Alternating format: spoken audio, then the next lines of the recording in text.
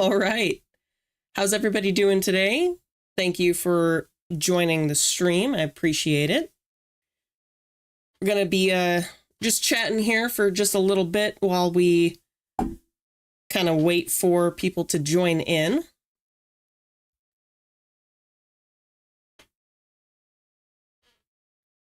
Hi, Bobby. Thanks for joining the stream. Glad to see you here. You're not late. You're super early for once. I appreciate that. Hi, Gold Rose. Thank you for joining the stream.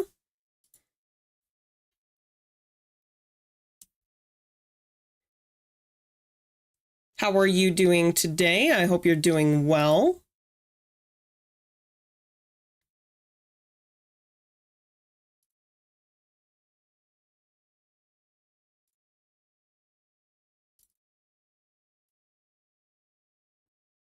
Been sitting here since... Oh my gosh, I dropped my phone. Sorry if that was loud. Been sitting here since 8, was chatting with Jet. All right, sounds wonderful. Hi, Brian. Thanks for joining the stream. Glad to see you. Hope you've been doing well today.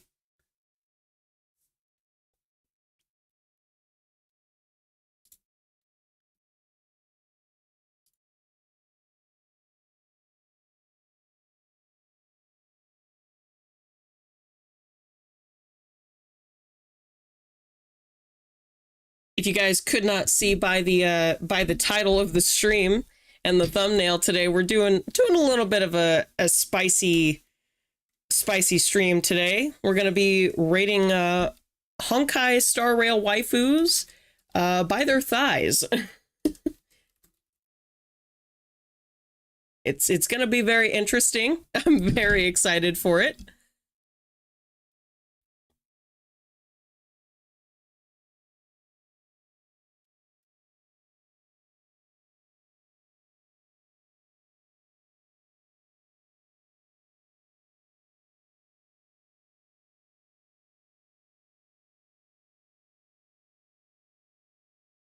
Oh my goodness, why?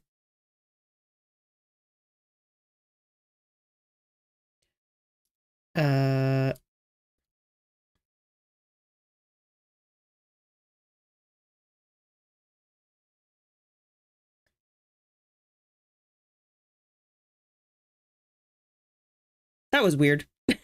Sorry about something. Perfect. You haven't played Honkai in a bit? I mean, this, honestly, I don't think this could be any better.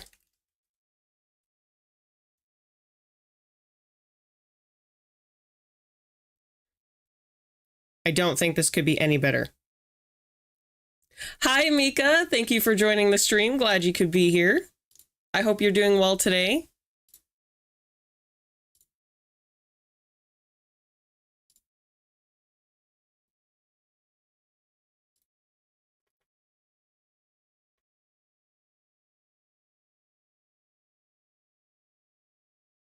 Yes, you're doing well. That's great. I'm glad to hear it. Apologize if I'm a little silent at the moment. Just kind of working on getting some things ready to go. I'm good. I'm good. I'm actually very excited to be doing a collaboration today. This is probably one of the first collabs. Well, not one of the first, but actually, I guess I should say this is the first collab that I'm doing with a VTuber who's from a different server than normal. So I'm very, very excited. Super happy to be joined by the marvelous C Hero or C plus Hero VTuber.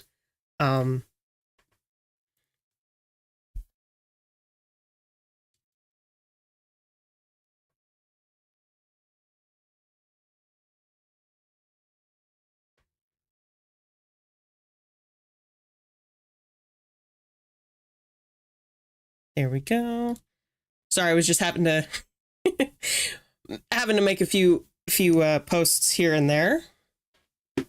I know, I know. I'm getting very popular. Also, if you would give me just a second, I have to grab my phone off the floor.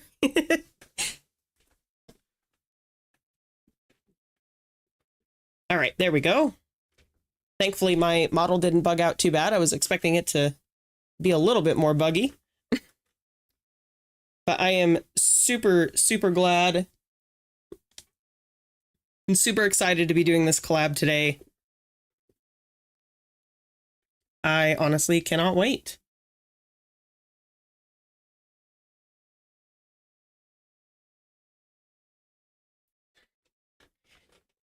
So, the plan for today is obviously we're doing a little bit of a little bit of a tier list special today, and then after the tier list, we'll be going straight into Honkai Star Rail, and we'll be summoning for the beautiful Argenti. He is he's a physical character, and if you all know me, which you should by now, I love physical characters, so I have to have him. Whether he's good or not, I don't care, because he's a physical unit and he's gorgeous. Enough said. It feels so weird to be doing a stream that's like not really much of a game. Yes, yeah, he's Argenti is out already. I know. It's I know, it's very shocking. Very shocking indeed. Was totally not expecting it, but I mean, hey, it works.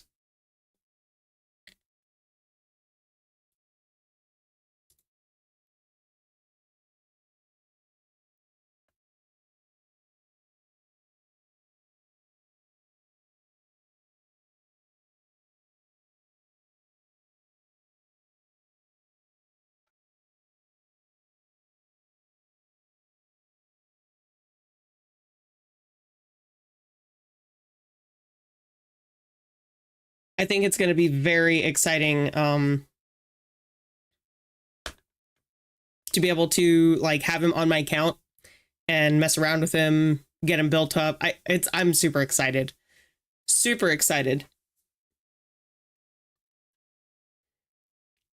I hope you all are as well, because my goodness, if you have not seen him or his trailer, they are fantastic.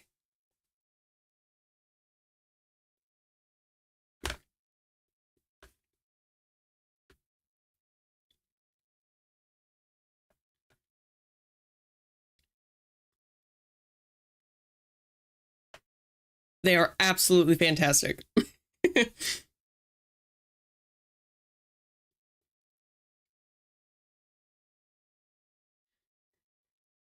So what's everybody up to today? Has everybody just got off work, out of school?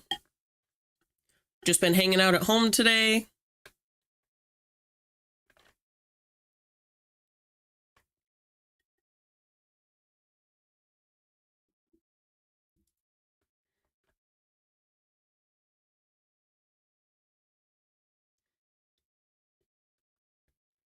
I probably should have some music on, but I lack any music currently. So this is going to be a very dull stream for a little bit here. I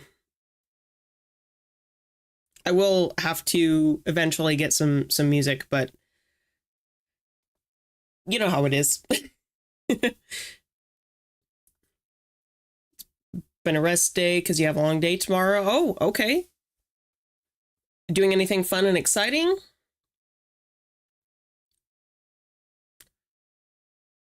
You're going to...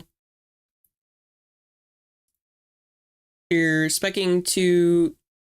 Oh, tank roll in World of Warcraft? Okay, that's cool. Cool. Very exciting.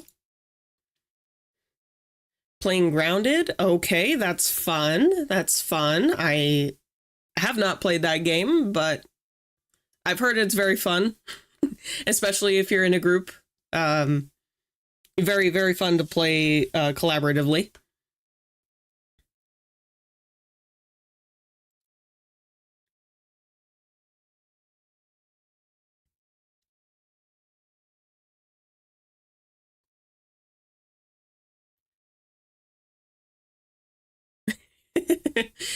We got early breakfast, art, volunteer, crochet. Ooh, okay.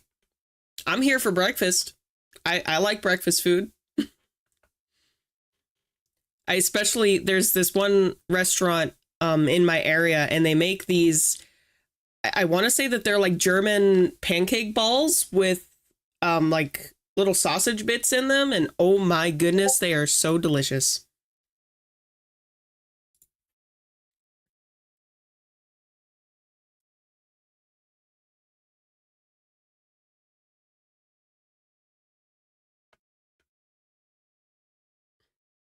Toss some McDonald's my way. No, I don't want McDonald's breakfast. No. I mean, it's not bad, but it's not my favorite. Big bugs, big spiders creep Jet out with them. I also don't think I'd appreciate giant spiders in my face. Especially when I am their size. I don't think I'd appreciate that either. Just upgrading Fiorina. Ooh, you'll have to let me know what her build looks like, because my build is pretty garbage.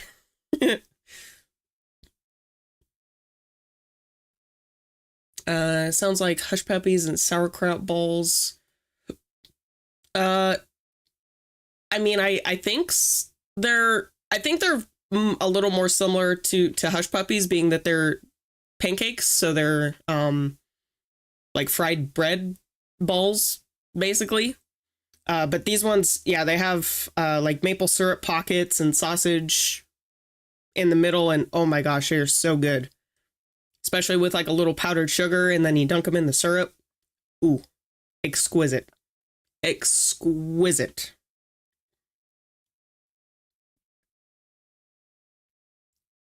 All right. I think we're just waiting on our collab partner. He should be ready in just a moment. And then we'll be switching over.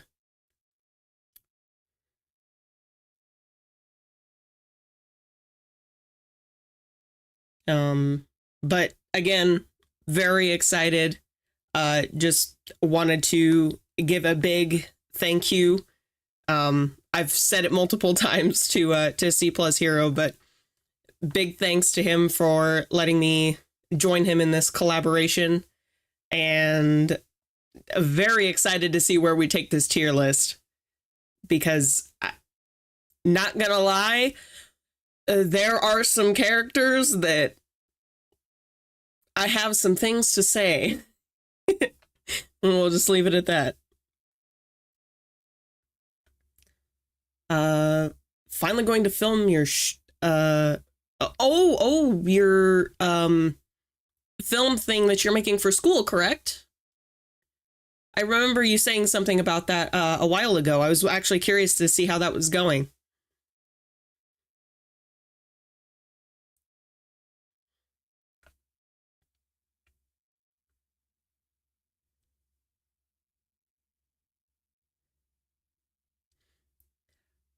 I hope that that's been going well, and I hope that if that's something that you get a grade on, I just know that you'll get a really good grade on it. I promise.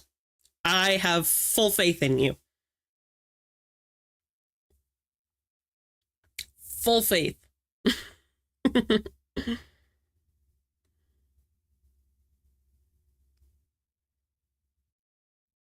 Gonna start filming Saturday between 9 and 5. Okay, not too bad. I mean, at least you don't have to get up too super early. But yeah, good luck. Definitely good luck. I know you got this. I know you got this. All right. Gonna be switching to the BRB screen, and we should be back up and running in just a moment.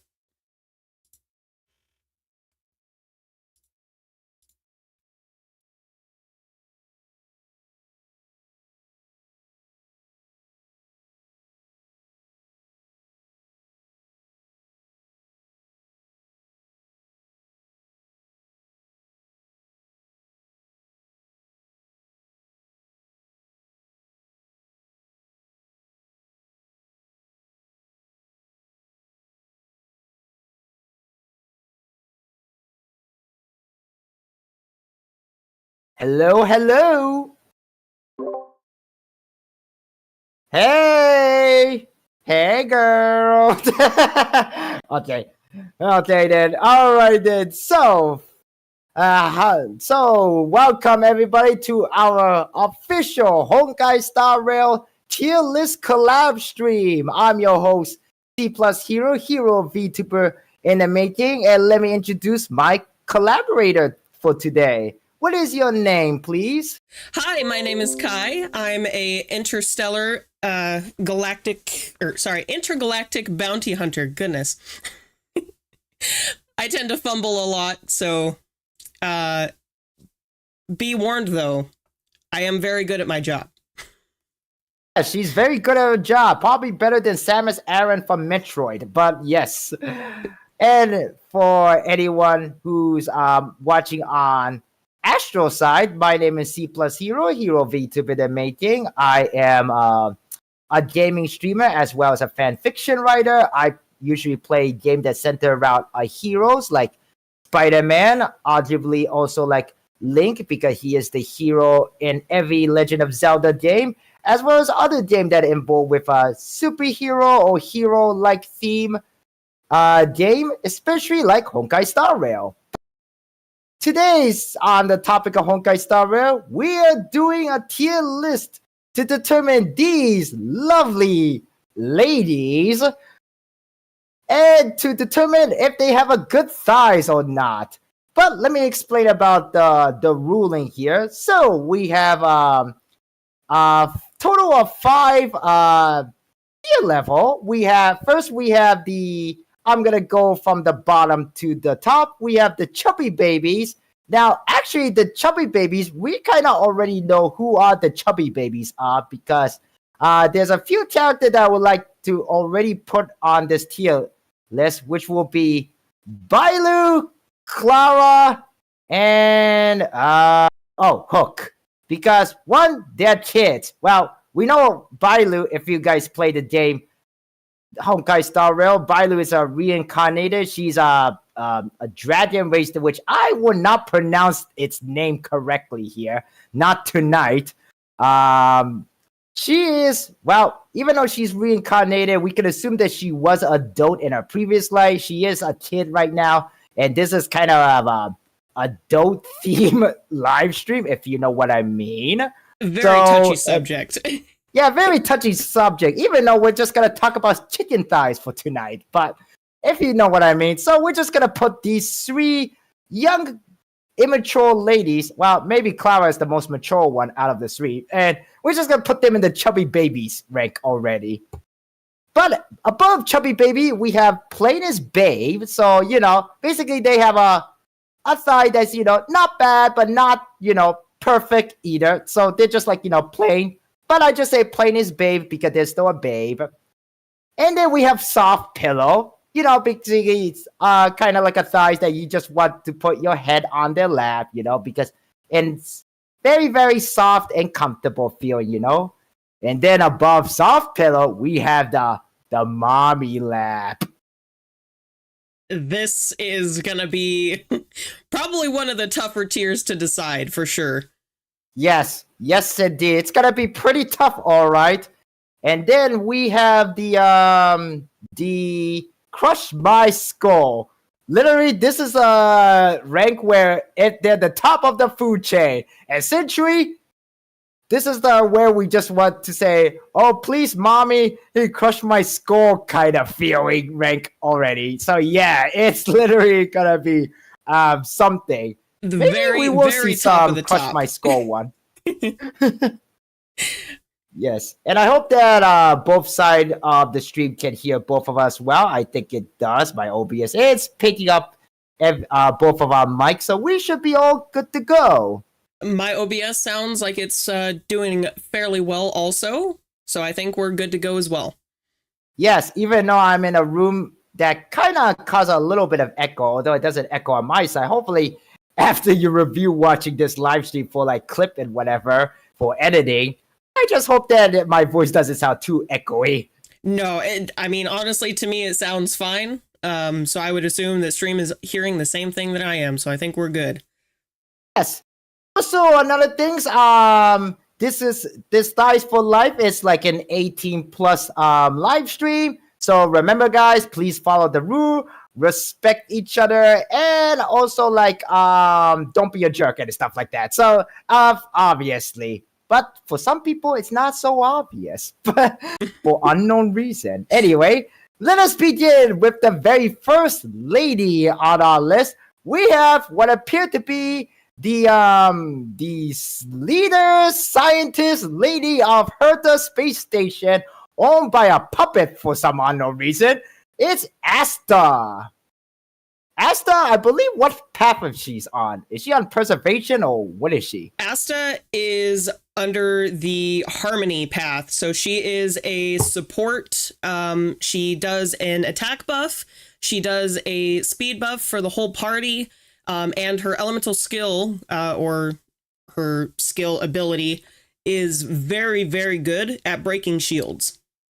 No, interesting. Yes, she does can boost your team with her ultimate. That is like their self-explanatory, their ultimate move that helps to affect the battlefield in the gameplay wise. And Asta is a very good supporter. And she is a fire type too, so she is pretty hot, no pun intended. And so, oh yes, and one more thing, she also gotta make everyone gotta go fast, Right. Well, so, I would like your opinion, Astro. What do you think where she lands on? To be honest, I think she's kind of like somewhere between Soft Pillow and Plain as Babe, to be honest. So she's definitely not a crush my skull type. Definitely not crush my skull type. I agree with the Soft Pillow. I think that Asta is kind of like the older sister who's like super protective and always willing to comfort you if you have a problem. So I feel like Soft Pillow is like perfect for that. Yeah. Thought she's kind of a soft pillow. I mean, look at her. I kind of want to like poke on her thigh, even though that is kind of like weird, but like yeah, but yes, so I think we both agreed that oh, and also for chat, I almost forgot, this is for both my chat and also Astro chat. If you guys have your own opinion, what you guys think, then you may also share your thought in that too. Just be respectful about each other's opinion. But I think both my collaborator, I agreed that we're gonna put Asta in the Soft Pillow. I definitely agree. I think Soft Pillow is a perfect spot for her. Yes, very perfect spot for her. Then next up, we have the Supreme Commander, or was it Supreme Chancellor? I don't remember which one was it. Was it Supreme Chancellor or Supreme Commander? Oh. No, it was Supreme Chancellor. Okay, she is the Supreme Chancellor of the first planet that you go to in the story mode of Honkai Star Rail. And she is the one that owns everybody's favorite Bronya. Now, as you guys all know, Bronya, she is a very cool lady, no pun intended, because she came from a little snowy planet, which kind of very fitting for the season, especially we're in the holiday season now, Christmas and all. But again, Astra, what does Bronya do in the game? Maybe you could give a little more explanation since you're more expert in the game. So Bronya is also of the Harmony Path. She is a buffer unit of sorts. So what she does, she definitely specializes in more of a hyper carry scenario. And what she does is her ultimate does a attack buff and a crit damage buff for your whole party. And then her skill is able to boost up any single unit in the turn order, basically to follow up right behind Bronya. So that way they're able to attack again or use, a healing skill or whatsoever. And on top of that, her skill also does an attack buff and it's also a cleanse for any debuffs that your character may have on them. Yes, Bronya is very, very well worth it. And what's very fortunate is that as you guys who play Honkai Star Rail, some of these characters are 5-star, 4-star, whatever, and some of them are limited character, meaning that they only run for a limited time. And once that time is over, you can never get them, and we'll never know when the rerun will happen. And fortunately for Bronya, when you're first starting out to play Honkai Star Rail for the first time, or many times as you wish, she is part of the standard banner or standard warp for what the game calls in their own language. And she is a very well worthy character to unlock. And might I add, sorry to interrupt you. I think she could be put into any teams overall for anyone, you know, if you want to finish off your enemy very fast, if you want to, you know, finish the fight as soon as possible. But when it comes to this tier list,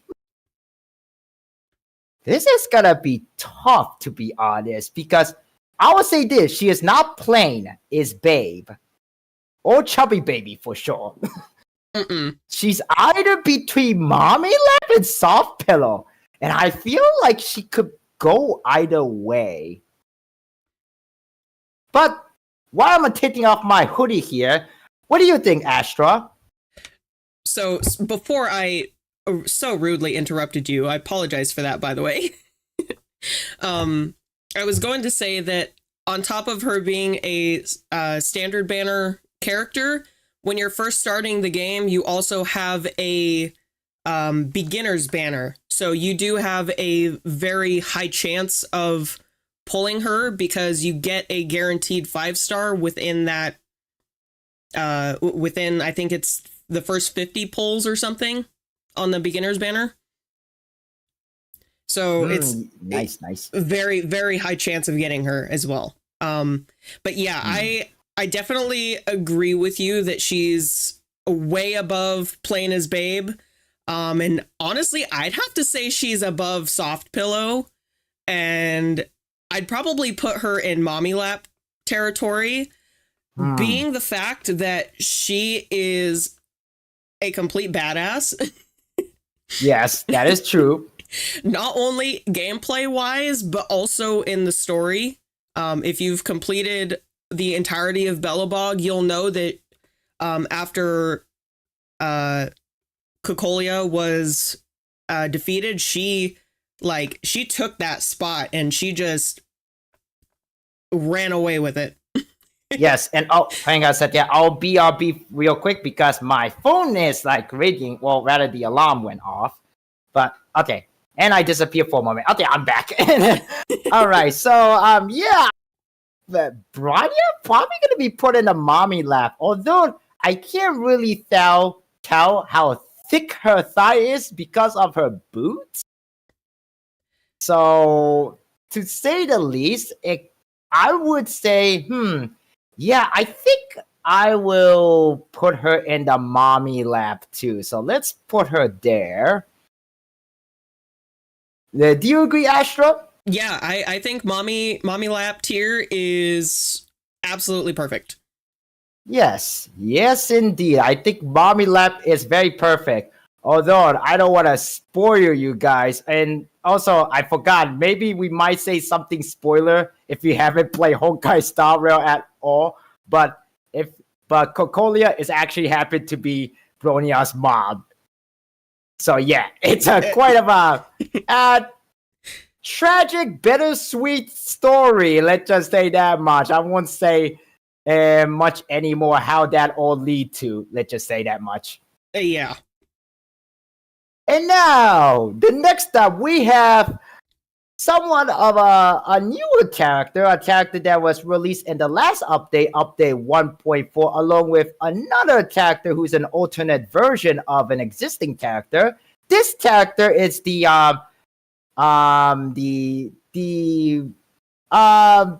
next in line for the general of Jinzhao Laofu. I've actually pronounced that name correctly. She is very pretty character. I think Astro made a video about it not too while ago, and she is a fortune teller, not like a fortune teller that you can find in a Chinese fortune cookie, or maybe that's what you could find. Her name is Fu Shan. And what does Fu Shan can do, Astro? I believe she is some quantum type. I believe that's what it's called. Yes, indeed. So she is a quantum preservation unit. So she is very good at self-sustaining. So normally with a preservation unit, you'd assume that they would create a shield for your character, but instead what she does a little bit differently than your other preservation units is that she just gives your characters a sort of a buff that reduces the damage that they take. And then she's also able to, if Fushuan goes below 50% of her own HP, she's able to heal herself up back to basically full health. And then for her ultimate ability, she basically just does a lot of quantum damage. For a preservation unit to do that much damage is pretty insane, in my opinion.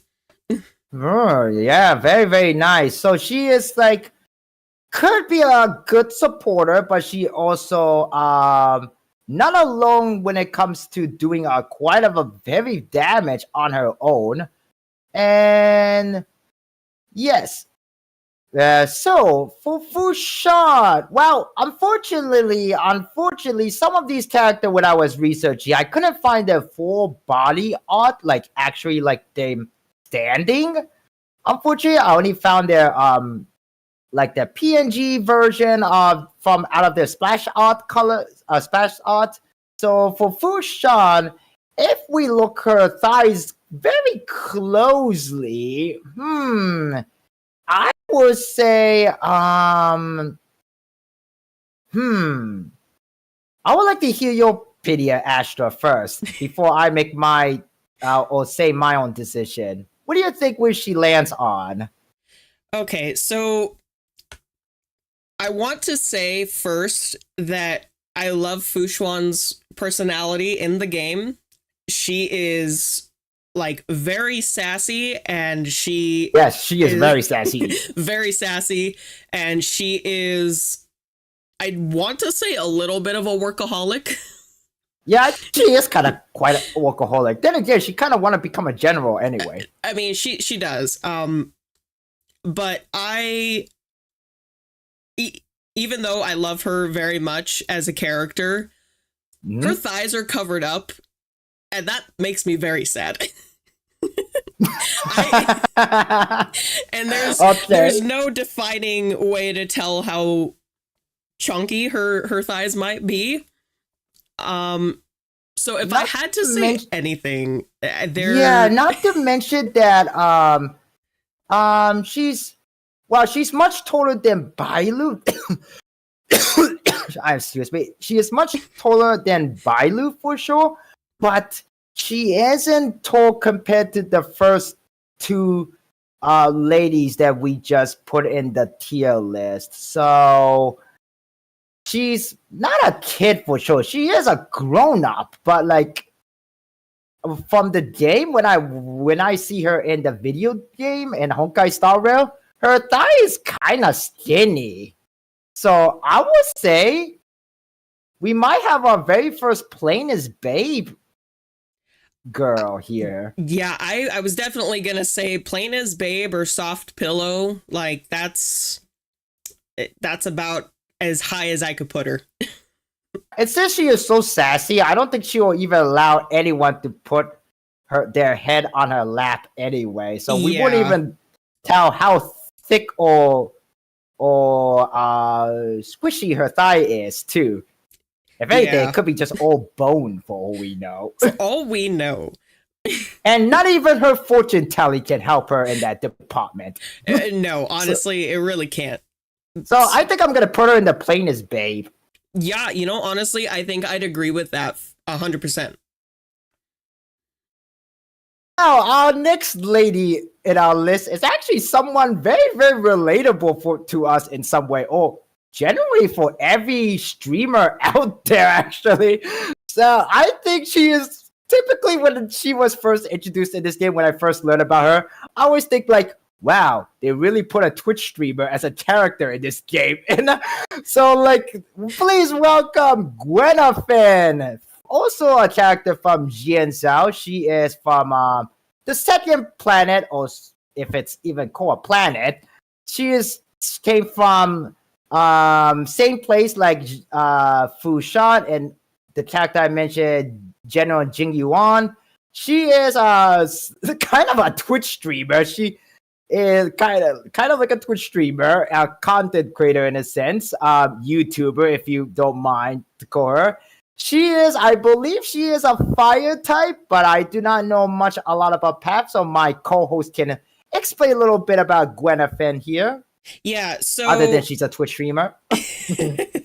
Yes, so Gwenafin is a fire type unit, and I forget the specific path that she is. Give me 1 second here. I believe she's a hunt unit. Oh, she's a nihility, my bad.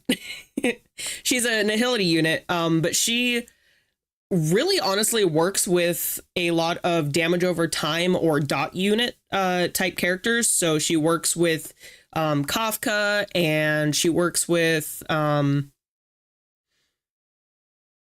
what's his name? Sampo.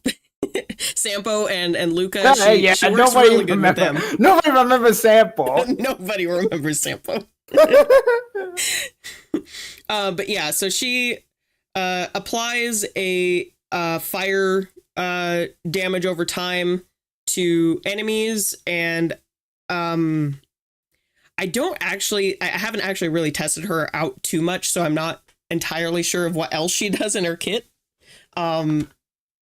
But I know that she works really well with damage over time teams. And I think she either extends the dots or she increases the damage that they do. Right. If I'm not mistaken. Right. Well, I do know that when she attacks, she throws out dynamite. Yes, that is like the only thing we need to worry about. Yeah, and why does she has a dynamite with her? Then again, I guess now, whenever she gets trolls, she can just throw dynamite at them. So she's a pretty good streamer. Although I don't know what kind of content she exactly make. I think she only just go for the whole thing for the attention, the clock thing. So she is that kind of typical streamer. I mean, literally. But yes, Gwenafin. So personally, I think she's a mommy lab. Just letting you guys all know. And just letting you guys also know that she's actually the very same side I put on my YouTube thumbnail here on my live stream. If you guys already noticed that. But for Gwenafin, yeah, I think she's kind of in the mommy lab along with Bronya. So, but what do you think? Any argument there, or do you agree or not agree? I mean, personally, I think she's more of a soft pillow tier, kind of like Asta, playing through the most recent event with the ghost hunting crew. Like, yes, she actually became a Ghostbuster. with her being like on the forefront of that, that does make her pretty badass. But I also think that she is like very similar to Asta in the way that she is like super supportive of everyone else that she is in the ghost hunting group with. And I feel like she'd again be kind of like the cool, fun sibling that, like, you know, would comfort you. But that's just my opinion. Right. Okay, guys. So I'm going to make up a rule here. I'm actually going to officially make up a rule here because I am the host of this live stream. And if you guys enjoy watching this live stream so far, please consider leaving us a like. Hit that subscriber if you're enjoying our content so far. And also check out our social too, you know. I have my social down in the video description below. I'm pretty sure Astra has her way of sharing her socials. She's also on Twitter as well as on Twitch too. So check her out as well. But yes, the rule that I'm making up here right now is that if Astra and I have somewhat of a disagreement where I say I think we should put Gwennifer in mommy lap and she say she should be in soft pillow, we're gonna let that our chat decide. So chat, vote away. Long live democracy. Where do you think Gwennifer fit in? Mommy lap or soft pillow? Or anywhere else do you guys think she should? Definitely not in the chubby babies for sure. Definitely or plain not. as babe. She's definitely above plain as babe. But I mean, look at her thighs. She has muscle. She's more muscular than Fushan. Yeah, let me. All right, chat. Go ahead. Go vote. What do you guys think? Gwennifer should be mommy lap or soft pillow? What do you guys all think? What does your chat say? Astra? I had a chatter say flip a coin for his vote. Flip a coin. All right, then. We're going to flip the damn coin then. Let me just BRB real quick because I'm going to change to a different web tab. So hang on a second. I don't want to see anything private stuff, you know? Actually, you know what? Yeah, flip a coin, right? Flip a coin. And no, this is nothing sauces going on my PC, okay? I just want to flip a coin. Okay. Let me go back to the scene. All right, then. All right, we're going to decide it by flip a coin. So, I know half of the coins only shown on my side, but you guys can clearly see the word heads on the coin. So, we're going to put mommy lap on the heads, and the tails will be the soft pillow. This will be for Gwennifer. Or Gwennifer. All right, you guys ready? I think I'm ready. 2, 3. It's tails. You win this round. All right. Astra. Gwennifer, go to soft pillow. Tails and never fails, baby. Okay. Next up, we have character that I actually mentioned a little bit a couple of minutes ago when we were ranking about or talking about Asta. This is Asta's boss. Now, we don't know exactly who she is in a sense, even though we kind of know who she is.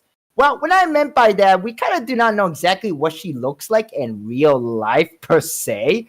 Because when you first meet this character, she is a literal puppet. And not just a puppet, there's multiple, clones of puppet of this character on the Herta space station. And that is the one and only Herta herself. Supposedly. But, so, I believe she is an ice type, and she is, very popular character because she actually became a meme itself, because in the Japanese version, her line when she uses her certain skill, she go kuru kuru, like something like that, and that line became into a meme of its own in the Honkai Star Rail community, and pretty much it also became into a merchandise from what I heard too. So it's a quite of a story of how a meme became into official merchandise. But I think Astra can explain a little bit more about this character lore and what she can do in the game. So explain away. Alrighty, so Herta is a ice type erudition unit, meaning that she is primarily for area of effect, so she can attack multiple enemies at the same time. Obviously, her normal attack is just a single target, but as far as her skill and her ultimate go, it's AoE. And then the way she also has a follow-up attack, and I believe it's based on the enemy's HP being 50% or less. Yeah, and that's when she go. Well, in the English version, she say time to swirl, but in the Japanese version, it's much funnier. She said go kuri kuru kuri or something like that. Yeah. Kuru kuru. Like it's very, very funny. It's very cute. It's very funny. It's very hilarious.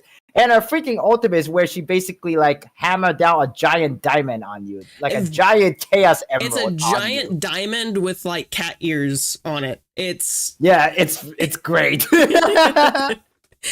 Yes. Okay, well, honestly, for her top, I think for her, I feel like she's kind of plain as babe because for once, this we kind of already know how chubby or unchubby or soft her thigh is because she's literally made a puppet. She uses her robot clone. And also, we don't even know if this is what she really looks like. right. I totally agree with that. Um, I don't know what material her puppet body is made out of, but if it's anything like plastic or wood, it's probably not very comfortable and it's probably not very warm either. Yeah, exactly. But she doesn't care because she's control all these her puppet clones from like remotely. So she's literally like a remote worker. Who knows? She could be just some little chubby guy wearing glasses, living under a mom's basement or something like that. For all we know. Yeah. So I definitely, Yeah. I agree with you. She's very I think plain. I'm gonna put her in the plainest babe.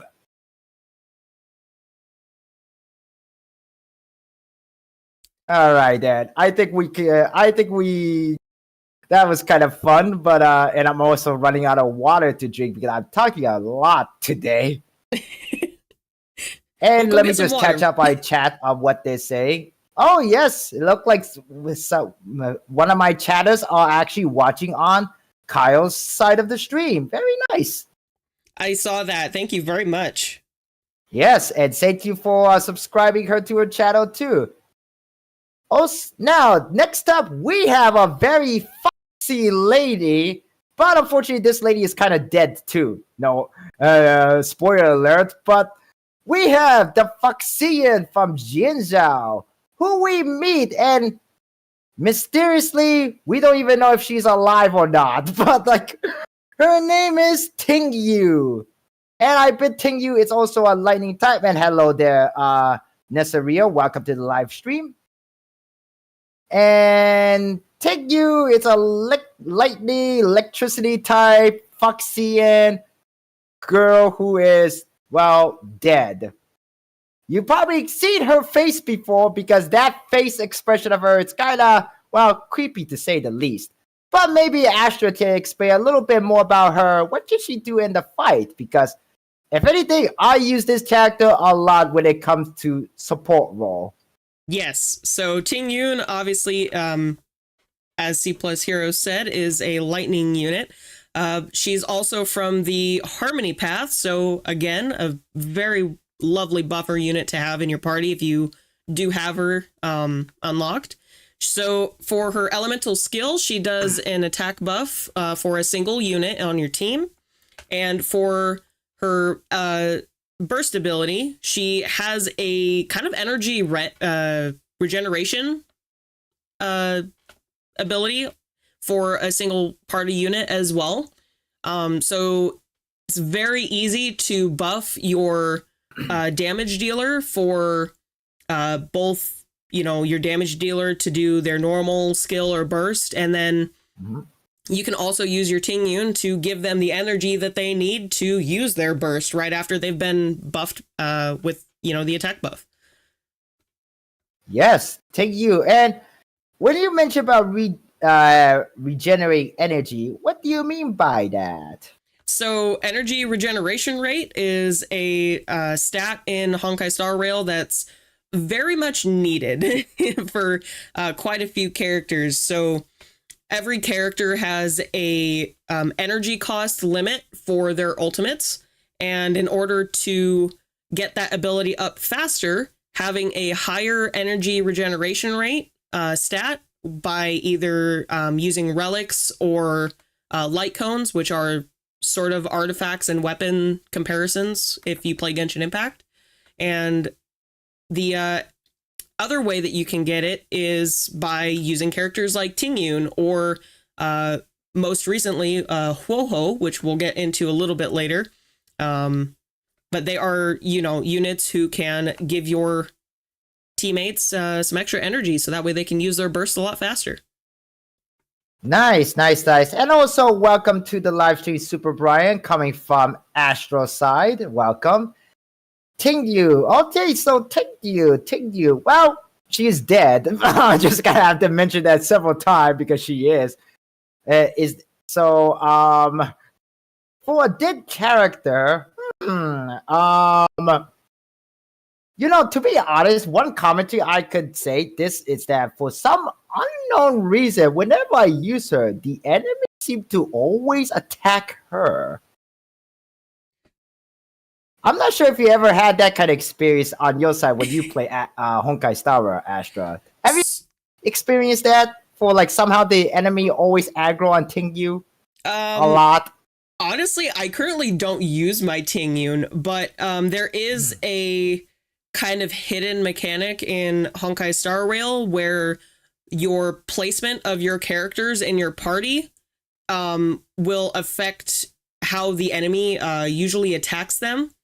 And it can also be implemented as a part of like your character's kit in the game as well.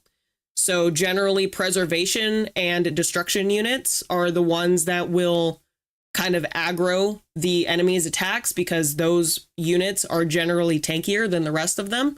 So if you have your buffer unit, for example, right next to your preservation or destruction unit, then those characters will more likely gain the aggro from the enemy. Yes. Yeah, there is a little bit of a hidden staff, and apparently, for some weird reason, you guys may experience that a lot of enemies seem to aggro on Tingyu whenever you use it. So just be careful of that. And Tingyu has a pretty low HP for her stats too, so her defense is so low that she gets kind of a paper thin. She's kind of a broken glass in a sense. So be careful when you're using Tingyu. She might gonna die more often than needed. So use those relic, use those orb, use whatever to help her HP, or at least keep her alive for a while. But for Tingyu in this context here, in this tier list, I kind of think she belonged to Soft Pillow. But what do you think, Astra? I agree. Being that she's a little dead, dead. she might be a little bit in between Soft Pillow and Plain, considering how IRL dead bodies work. Not gonna go into that today. But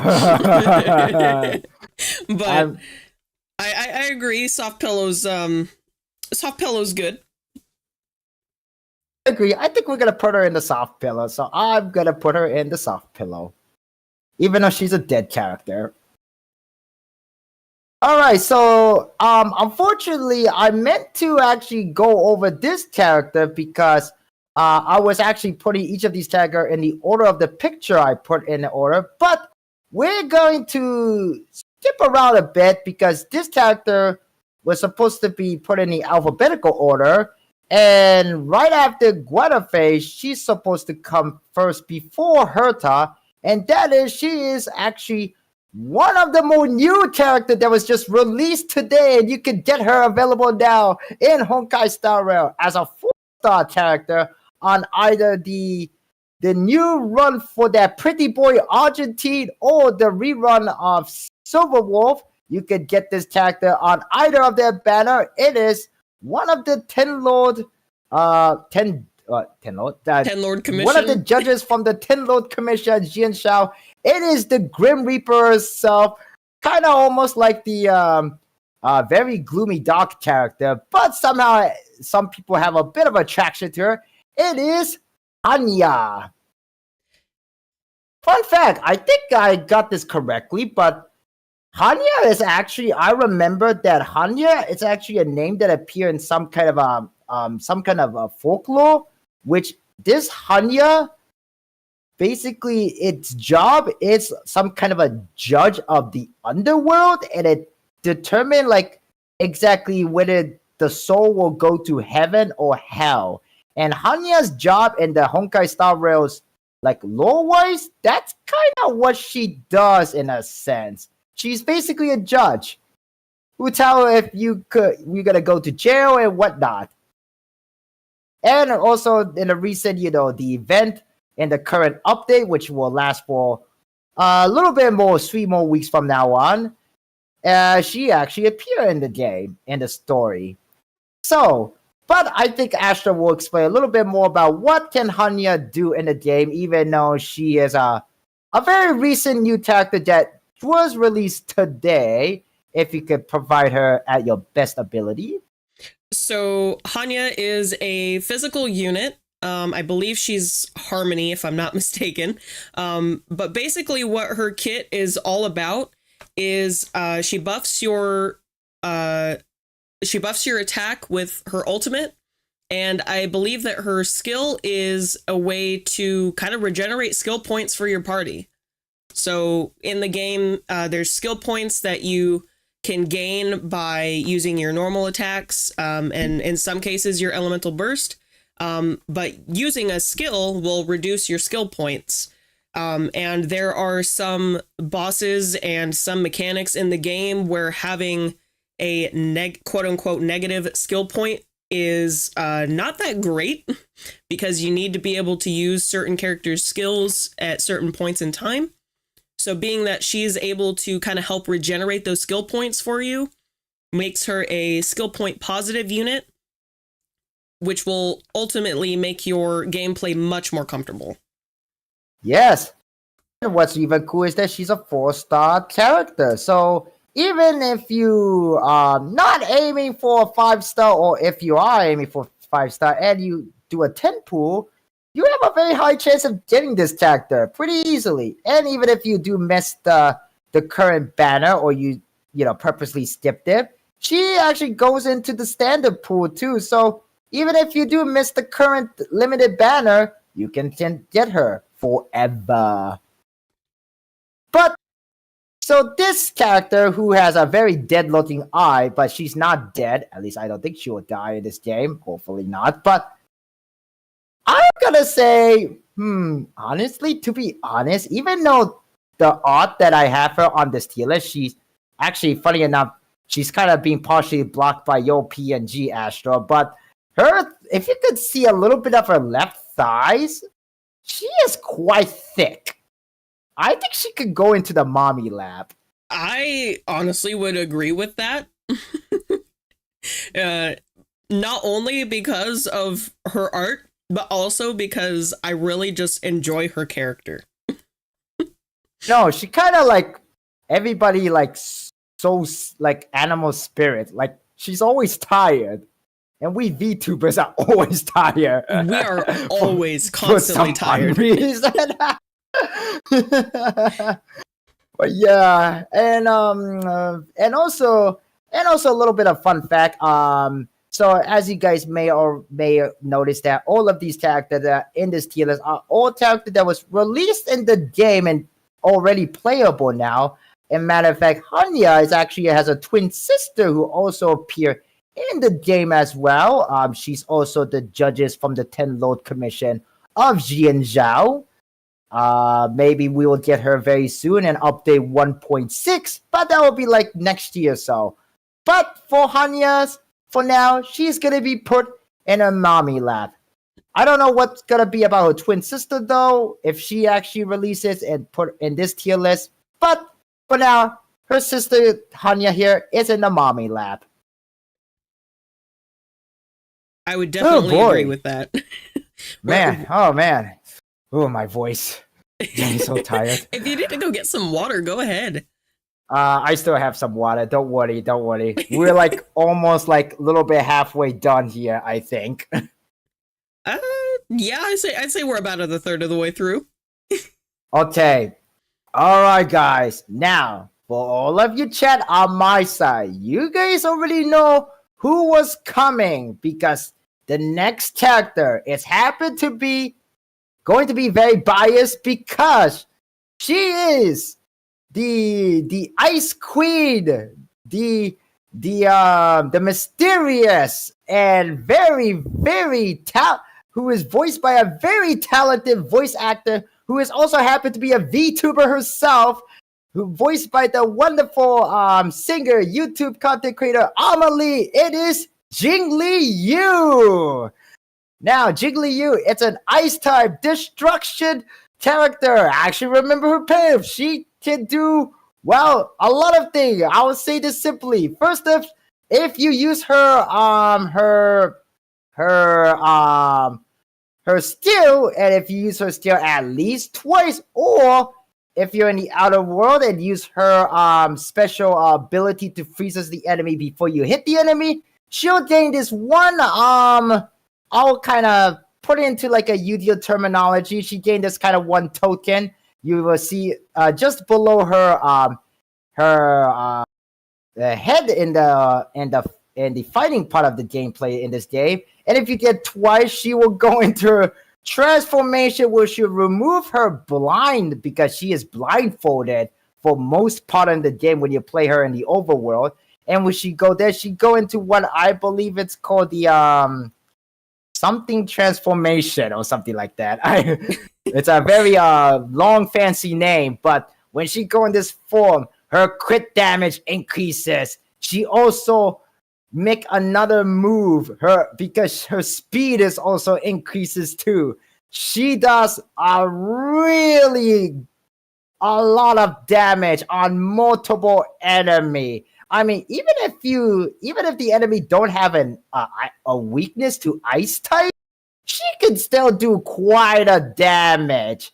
And partnering up with Tengu, as we mentioned, of what she does, yeah, Jiggly can be very overpowered. But I think Astra can explain a little bit more in more technical skills. So, Asta, if I made any mistake, you may explain what I said. Kind of what I said. I think I went pretty well over of how I gush over Jingli Yu because she's voiced by Amelie, and Amelie is my Oshi and all. But anyway. Yeah, no, honestly, I think you were pretty accurate. So basically, Jingli Yu has two different states, and when you she does obviously her skill, it's in the main state, and then when you use her burst, it alters the state of her skill to where she's able to dish out a lot more damage, and I believe she can attack a couple more enemies at a time. I think it's increases to 4, maybe. I could be wrong. It's been a while, and I don't have her on my account, so it's been a while since I play tested with her. But you basically got the gist of it. Yes, and she is voiced by a lovely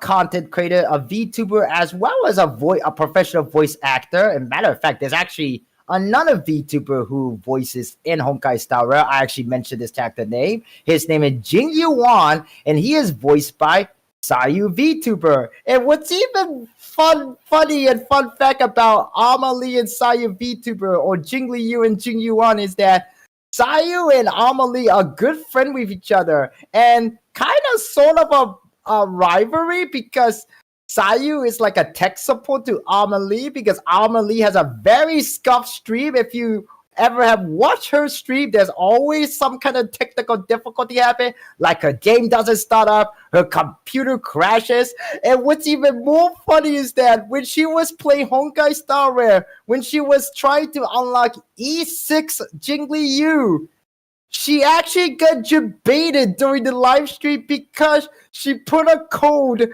that actually spelled debated, and she found out a little bit later on, and it was very, very hilarious that ever happened. They literally debated Jingli Yu when she was trying to unlock Jingli Yu. It was great.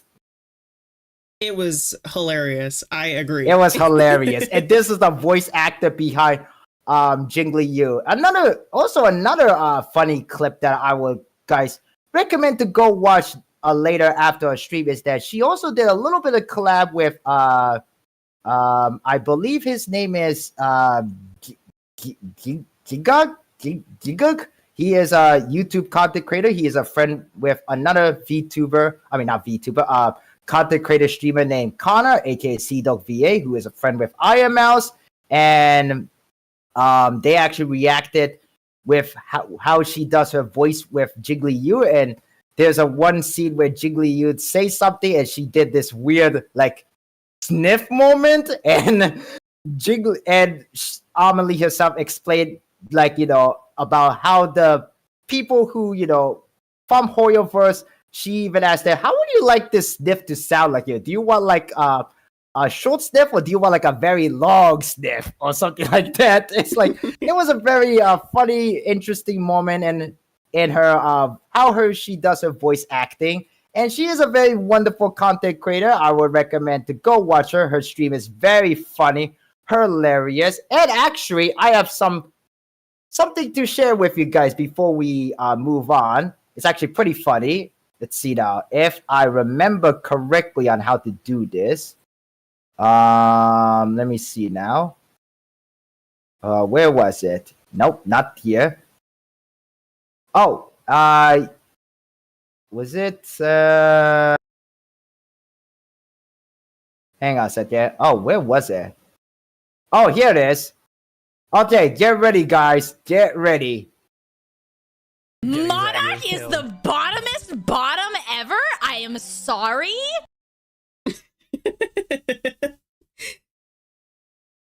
Also, if you guys know how good her voice acting is, listen to this. It's John Cena! Yes, she is apparently John Cena, guys. She is John Cena. But anyway, enough fooling around. So, where do you want to put Jiggly Yu? Honestly, I'm gonna be biased here. She's mommy. I can agree. I can agree with that.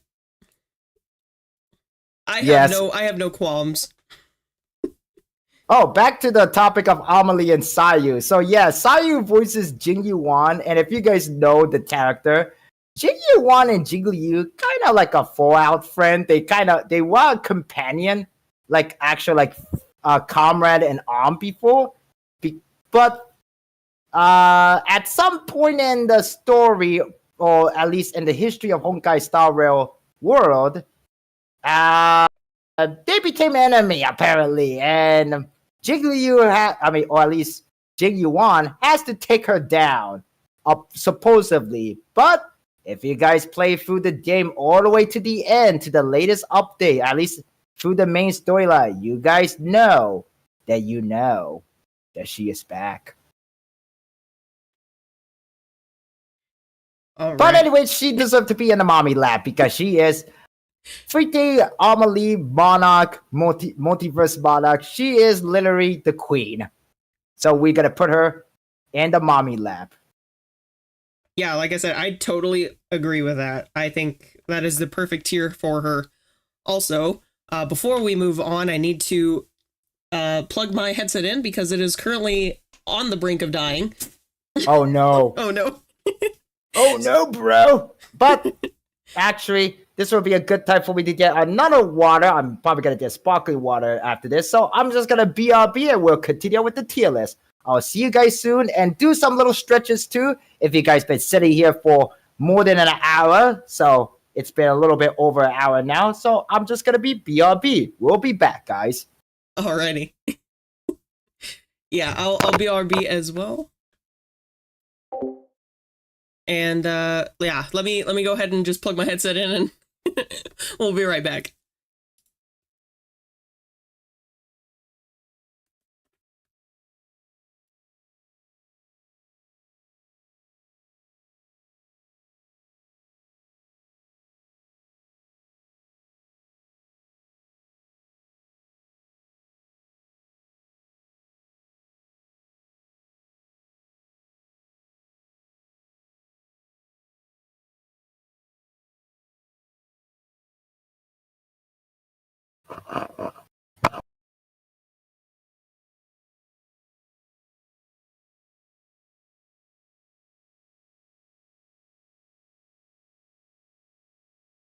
Okay, I am back.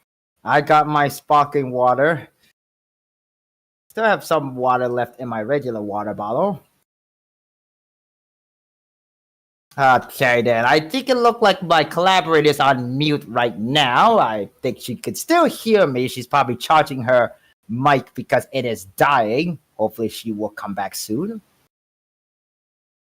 But yes, I don't think you guys are enjoying this tier list for a while. I think we're kind of making a pretty good content here, if you guys know what I mean. But yeah. And sorry for the bit of the bias with Jiggly Yu because I just love this character. She's like my favorite Honkai Star Rail character, definitely. Just because she's voiced by Amelie. Okay, we're just gonna chill here, wait for Astra as she as her PNG just look into our souls, just standing there menacingly.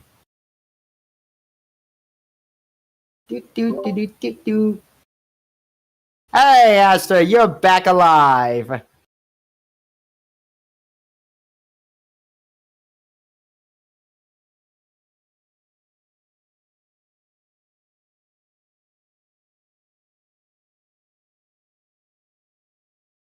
Oh man, okay. That's unfortunate, but hey, Ellie, it's better than nothing, right? But alright then. So next up we have this character.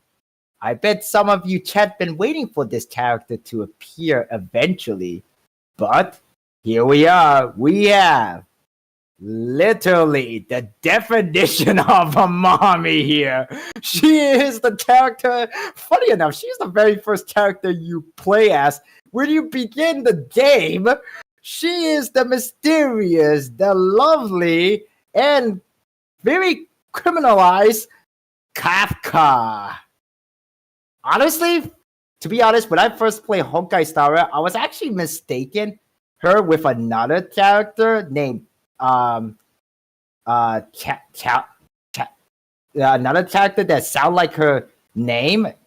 Who's happened to be a villain from Final Fantasy series, but that character it's way different than this Kafka. But yes, so what does Kafka can do other than she could go pew pew? So Kafka is a Nihility lightning unit, and she applies a lightning damage over time to enemies. She also has the lovely ability of, with her elemental skill, she can deal the damage over time pretty much instantly, and I believe she can do the same thing with her not with her elemental burst. I keep thinking Genshin terms.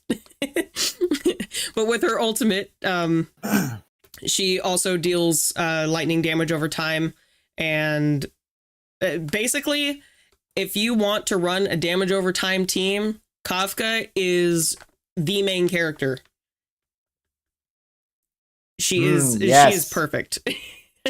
She is very perfect. Too bad she's a criminal though, but she has a very cool design. Wish I could show you guys her full body, but not in a weird way though. But funny enough, actually, fun fact, when I went to Anime NYC a couple weeks ago, I bought a fan art poster of her. So did my wife, but the fan art poster that I bought is one where she's sitting next to Makima from Chainsaw Man.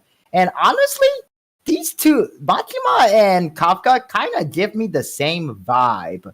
Like, I have no idea why. I think it's something to do with their charisma, maybe, but they both seem to kind of like same character, but I don't know. I just don't know why. I just feel they give me the same vibe, like almost like as if they're the same person. But anyway, Kafka here from Honkai Star Rail. Yeah, she's really cool. She's like the coolest lady that you just want to hang out and just want to be pampered by, literally. Yeah. Honestly, what do you think she is? Is she worthy for Crush My Skull? Because so far we don't have any character that can crush my skull, at least not yet. Honestly, I'd say that she is Crush My Skull tier. I am a little bit biased.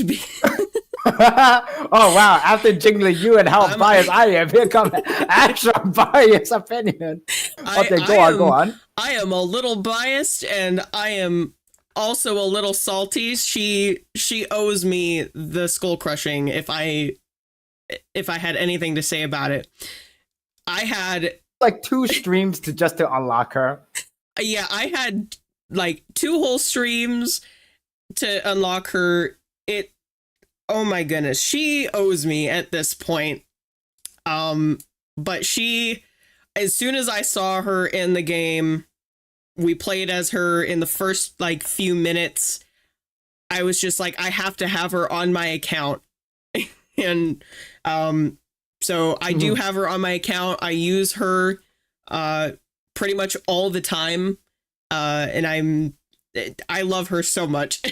She's like one of my favorite characters. I think a lot of people, at least most people who play Honkai Star Rail, like 5 months ago when this game first came out, everybody wanted Kafka. Yeah, everybody. Everybody wanted Kafka. Like, oh my god. Like, and because of her popularity, since then, her popularity just skyrocketed. I saw a lot of people wear cosplay. There's even a very cute short video, a TikTok or YouTube short video of this a literal mom who's dressed as Kafka, and she has a twin son and a daughter who is a literally cosplay as the Trailblazer. It was so perfect. It's so cute. But Kafka is very super popular. Like cosplay wise, fan art, it's just amazing.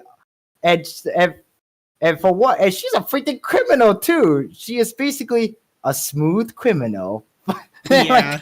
Anyway, yeah, I agree. I think she's definitely earned the title of Crush My Skull. She honestly could not put her in any other spot. But yeah, she could literally honestly, I think she deserved this spot. She literally little bit above mommy lap, even though she is kind of a mommy material character. Yeah. All right. But yes, okay then. And hang on a second. Let me just sorry guys, let me just move my browser up a bit because you kind of guys barely see Kafka thighs there above my wait, never mind. That's just on my side. Never mind. Okay, I'll move down a little bit, just a little bit. All right. Okay, let's continue on. And we're gonna move on to the next character. This character, I believe, was she a 5-star or 4-star character? I actually don't know. But one thing I know that she's one of the 3 siblings in the character that you kind of meet after you complete the main story on Belobog, the first planet you visit. Please welcome Lynx, or I like to call her Lynxie. That's actually an official nickname for her if you play through the story on Belobog in the game. But maybe Ashley can explain a little bit what she can do in the game too.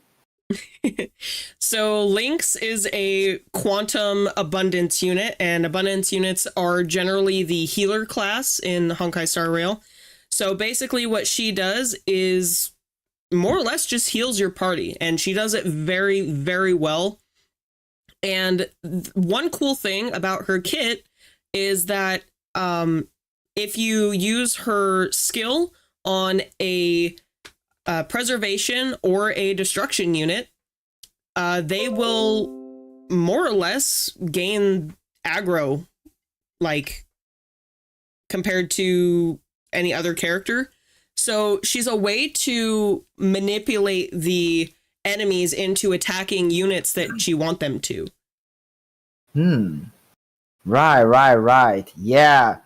I never unlocked Lynx because I actually do not know if she's a standard character or limited character. Is she standard or limited? I believe she's on the standard banner now as well. Oh, okay. So I could unlock her anytime at any moment then if I play. Okay, well, that's very cool.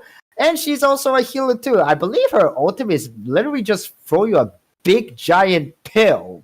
Like, kind of remind me of that one episode scene from SpongeBob SquarePants about Mr. Crab. Oh, yeah, I think I know the one that you're talking about. And hold on a second, let me just close my door to my room. It was opened by the force. Okay then. So Lynx or Lynxie. Honestly, she's plain as babe because while she is a full-grown woman, she really didn't grow a lot when it comes to height. Not saying that she looked like a child, although her older sibling kind of treat her like one. So, I think she's a plain as babe. What do you think, Astro?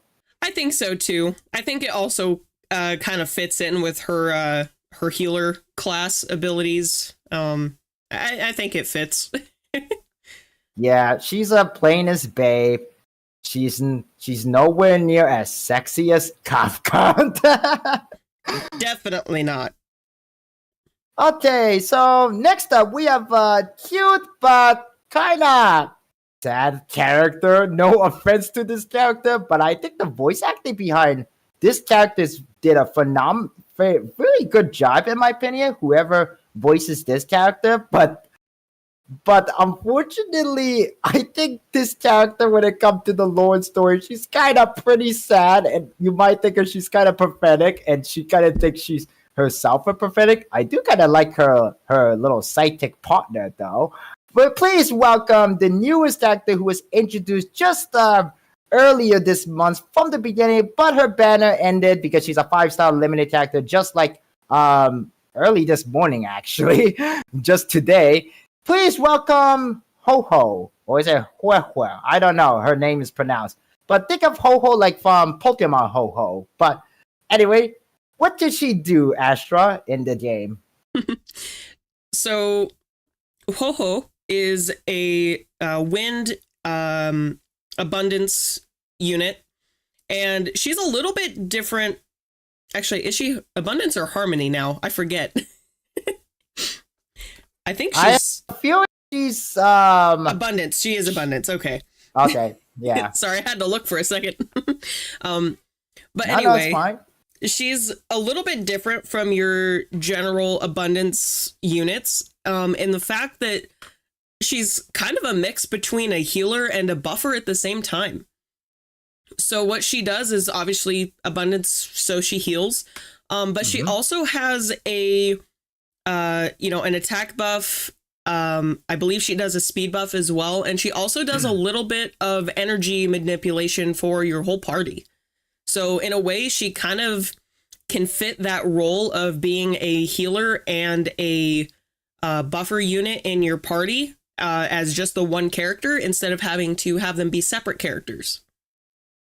Yes, not to mention she can also remove debuff on your party too. Yeah. She's basically like very good healer actually. She's probably like we're gonna go over this character next right after Ho Ho actually, funny enough. She's basically like basically like Bailu who could heal multiple character but also remove debuff like Natasha. So she's very good, and yet she is the most scary cat character in the game.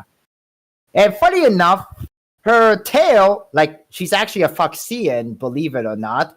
Yeah, and you all thought that all Foxia were as like sassy looking one or very attractive looking.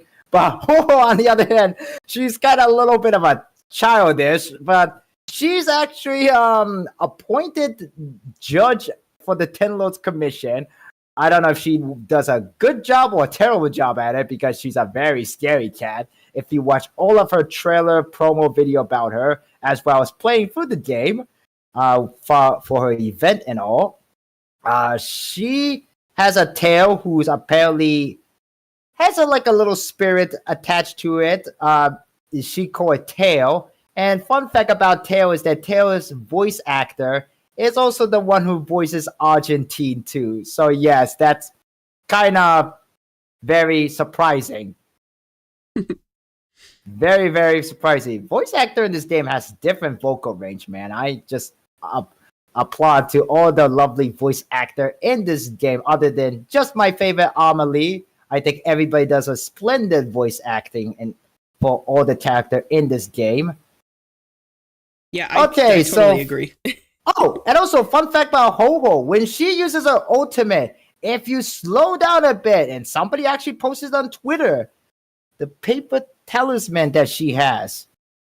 Some of her paper talisman is make a reference to anime. One of them actually saw a facial expression of Anya from Spy X Family, or Saitama face from One Punch Man. It's pretty cool references. I actually did not know that. I'll have to look into that later. Yes, now you know. The more you know. And it feels damn cold now because somebody came into my room. But like, anyway, honestly, I know Ho-Ho is not really a kid like Bailu, Clara, or Hook, but for once, I think Ho-Ho is a chubby babies. I feel like Toho is a chubby babies.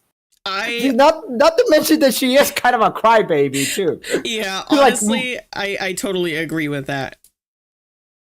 She is literal chubby baby. I don't know if her thigh is chubby, but she is kind of chubby baby.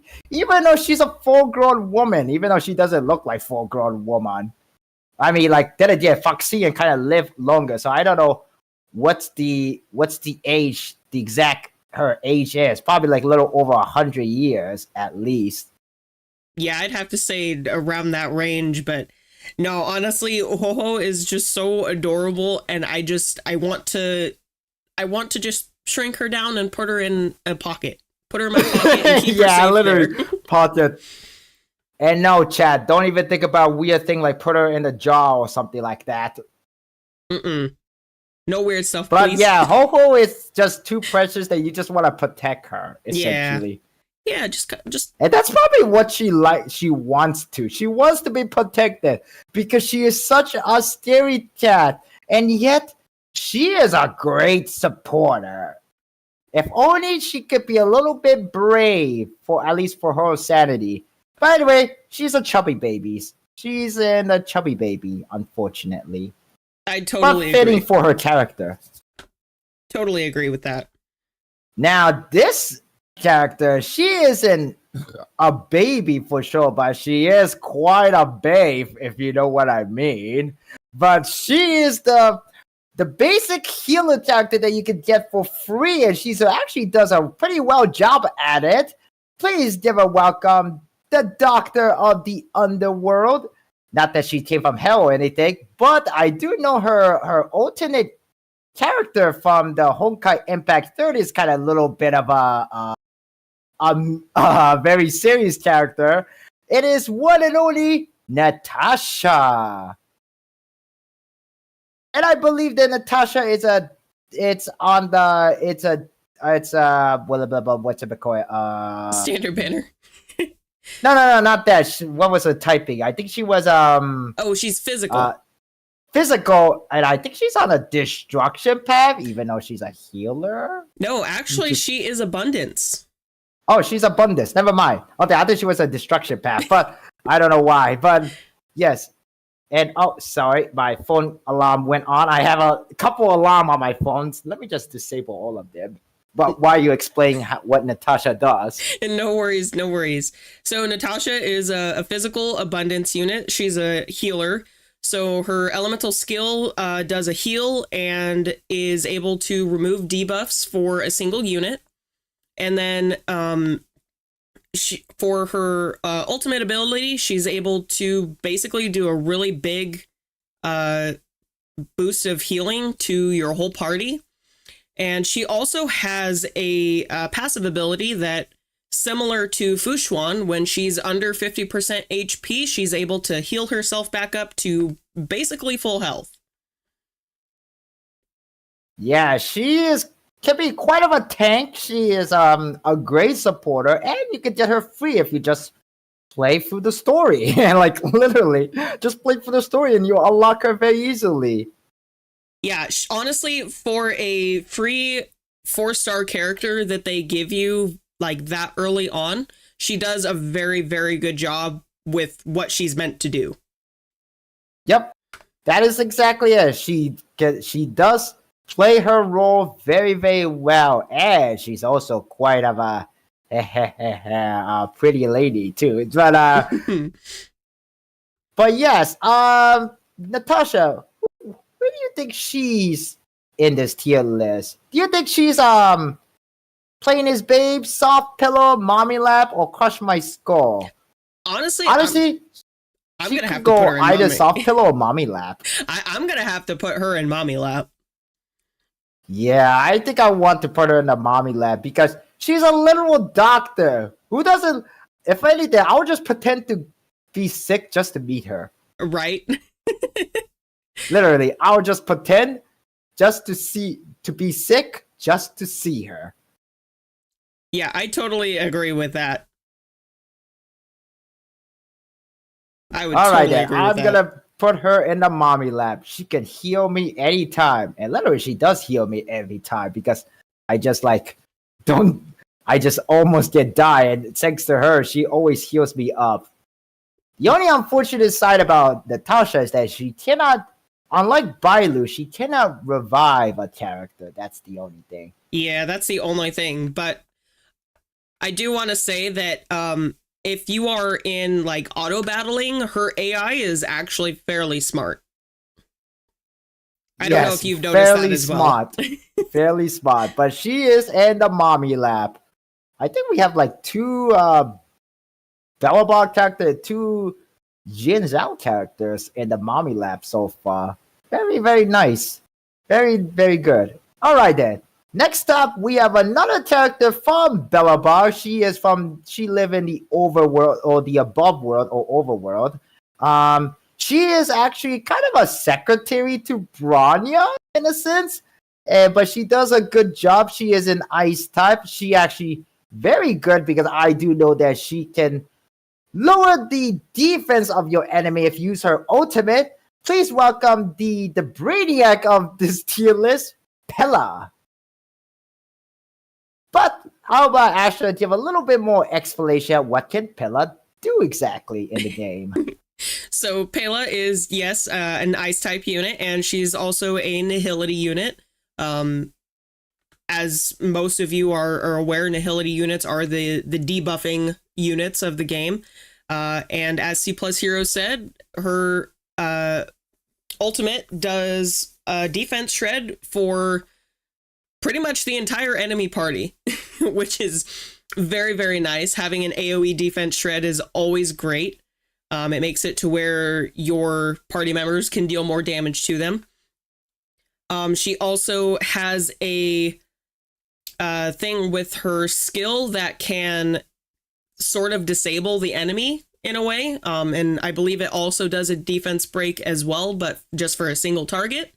But she is very skill point positive, since we were talking about that before.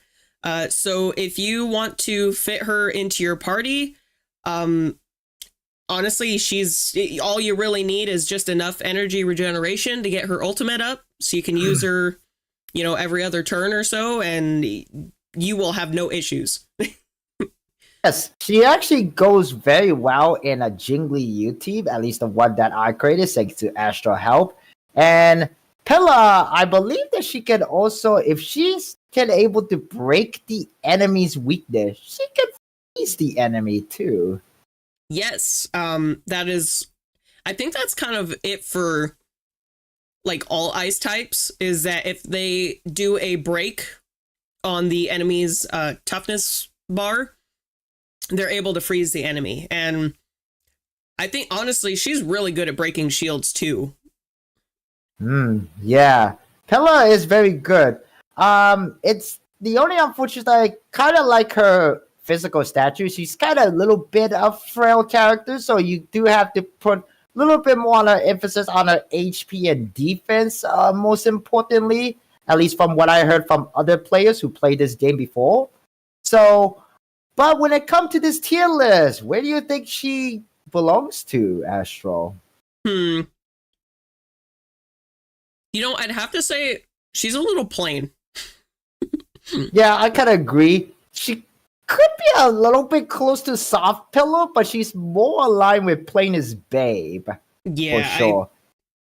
Well, at least her friend Linksy is not alone anymore. So, yep, we're going to put her in Plain as Babe. She is a Plain as Babe. We are really getting through these. I think we're about I think we're almost done. I think Yes, a lot of these we we're can almost speed. done. We're almost done. And now the next character. Unfortunately, I cannot pronounce her name correctly, so Astra might need to help me on this. But she is basically another very relatable character, unlike Gwenfei, who is very like a streamer just like us. This character, she's literally like another people's spirit animal, at least on the lazy side of things. She is basically a slacker in a sense, but she does well for her role, I think, in a more of a gambling area of the game. Her name is Q Kui, I think.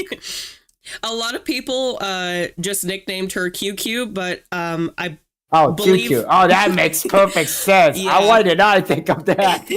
just to simplify it. But her name, I believe, is pronounced Qingchua.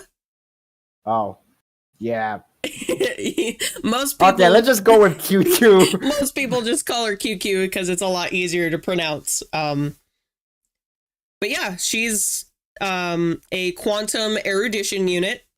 So if you're in need of a quantum DPS, you also get her for free. She's very easy to use. Being that she's AoE, she does attack pretty much all the enemies on field. There is there is a little bit of a weird thing. Being that she's a gambler and she plays, mahjong tiles and things like that. I kind of like to oh yeah. I do like to kind of equate her to a lot of us streamers who play gacha games, because her whole kit revolves around RNG. Yeah, that's a funny thing, actually. It's kind of really funny of how Hoyoverse seem to make character that's sort of relatable to the people who actually play the game in a sense. And Q-Dude's kind of like a great example of that. She's a literal gambler, both in the lore and her gameplay wise. Yeah, for sure. So basically her skill and her ultimate are pretty much just AoE, and her kit has a little bit of an RNG manipulation based on the jade tiles that she draws, whether she gets 4, I believe it's 4 matching ones, and then I can't remember exactly how it works because I haven't played with her in a little bit, but I never play with her. I've been meaning to raise mine up to a more usable level and do some more testing with her, but especially now that mine is at Eidolon 6. But okay, I mean, honestly, being that she's a free quantum DPS and most people either don't have Zila or are waiting for her rerun to come back around because they just missed it. She's a really great unit to get you kind of started off with that. Okay, yeah. Just a little bit of a gamble. She's a little bit of a gamble, like how most gacha players are. Anyway, so yes, so for QQ, she kind of lands in the plain as babe or soft pillow. Huh. Yeah. Honestly, I'd say she's a little plain. Really? Why do you think so? Mostly just because I think she'd be like too lazy and probably be asleep. And I don't want to try and wake her up by putting my head on her lap. Honestly, I think she kind of wants to sleep on Kafka lap, if you know what I mean. Yeah. She seems like the kind of person who would sleep on somebody else's lap. Yeah, okay. I guess we agree. We're gonna put her in the plainest babe then. Because honestly, that's kind of hilarious way to think about. Honestly, that's funny. But okay. Alright. Okay, so we're almost done actually. We've done most of it. I think like 80% or maybe close to 90%. But next up we have a very cool character who is opposite of Q2 when it comes to work ethic, maybe a little bit too opposite of Q2. She is the sort of like a very character who has a who could talk smack at you. She's basically, I don't want to say talk like a bitch, but like she's basically a really cool character, does a lot of damage. Her design is really cool. And she is actually the first 5-star limited character that you can unlock if you play this game since the beginning. And she actually did that. There was a rerun of her recently, like about a month ago. Please welcome Zilly. So I believe Zilly, it's a quantum nihili or something, or was it destruction? I don't know which Hunt, one was it. Actually, she is. It's a hunt. Yeah. Sela is a quantum hunt unit. Hunt units are the kind of single target focused DPSs of the game. What's kind of interesting about Sela, though, is if she is able to defeat an enemy, she immediately gets a second turn, which is honestly really nice. And back when the game first launched, there wasn't really, like, a lot of people didn't really see how erudition units could be super effective, or they needed a single target damage dealer for a certain half of like either for the what is the place in Heard of Space Station again? I forget. Hunt? No, the talking about the game modes. Oh geez, there's the Abyss equivalent on the Forgotten Hall. Yeah, Forgotten Hall, and then the place where you get the planar ornaments. Oh, you mean the simulated universe? Yes, thank you. Goodness. It slipped my brain today. But yeah, that's okay. Back when the game first started, people needed a single target damage dealer for simulated universe and for the Forgotten Hall, and Sela was kind of top tier with that, being that she was able to not only effectively deal with units single-handedly, but because she was able to get another turn, if you were fighting weak enough enemies, she could more or less act as an AoE unit, like cleaning through the trash mobs pretty quick. Yes, and kind of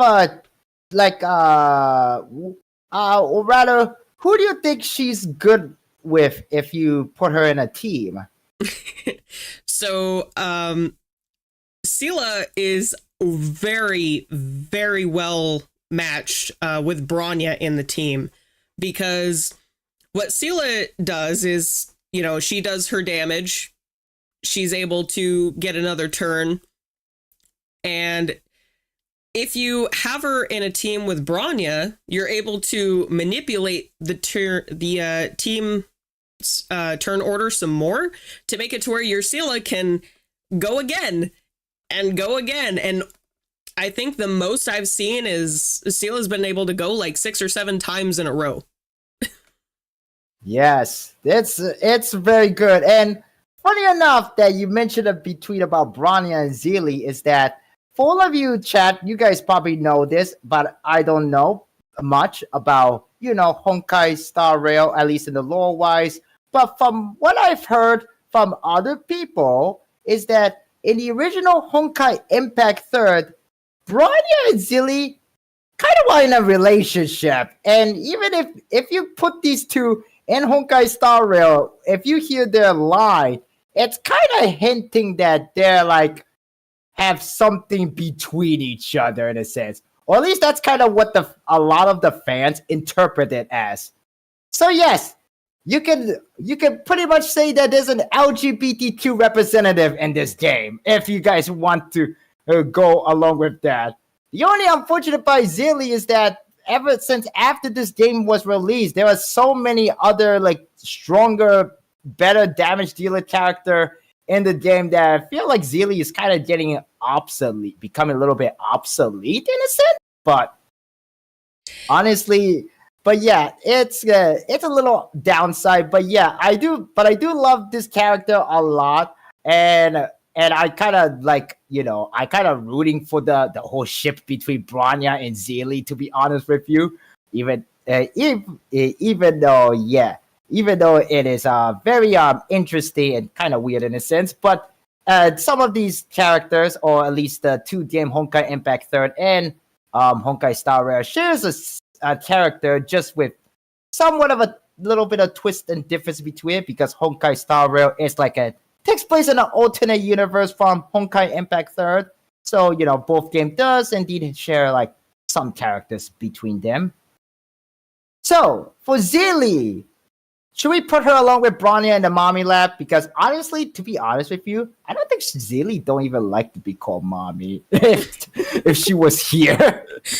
I mean, she may not like to be called that, but we can't have Bronya and Zilla not be in the same tier. We can't. Yes, we gotta have to aboard the ship. The ship cannot be sunk. And being that Zilla's pretty badass, I'd say that she's definitely not soft pillow category. Yes, although I think Zeely will be kind of jealous in the mommy lab, because I remember, I don't know what's the specific name for this particular meme, but there's a common meme where it's this guy who's on a date with a woman, but then he kind of turn around to look at this other woman that's walking by just in the front of the pictures of the meme. Yep, and I remember someone doing a Honkai Star Rail version where they put the woman on the front, the head of Jingli Yu, and it was no, actually it's a literal fan art version of it. It was Jingli Yu, Bronya, and Zeely, and Bronya was just looking at Jingli Yu like she's and Zeely was just mad, she was mad. Yeah. But yes, I think Zeely, even though she doesn't like to be called one, I think she should be put in a mommy lab. She should not make her little sweetheart Bronya alone.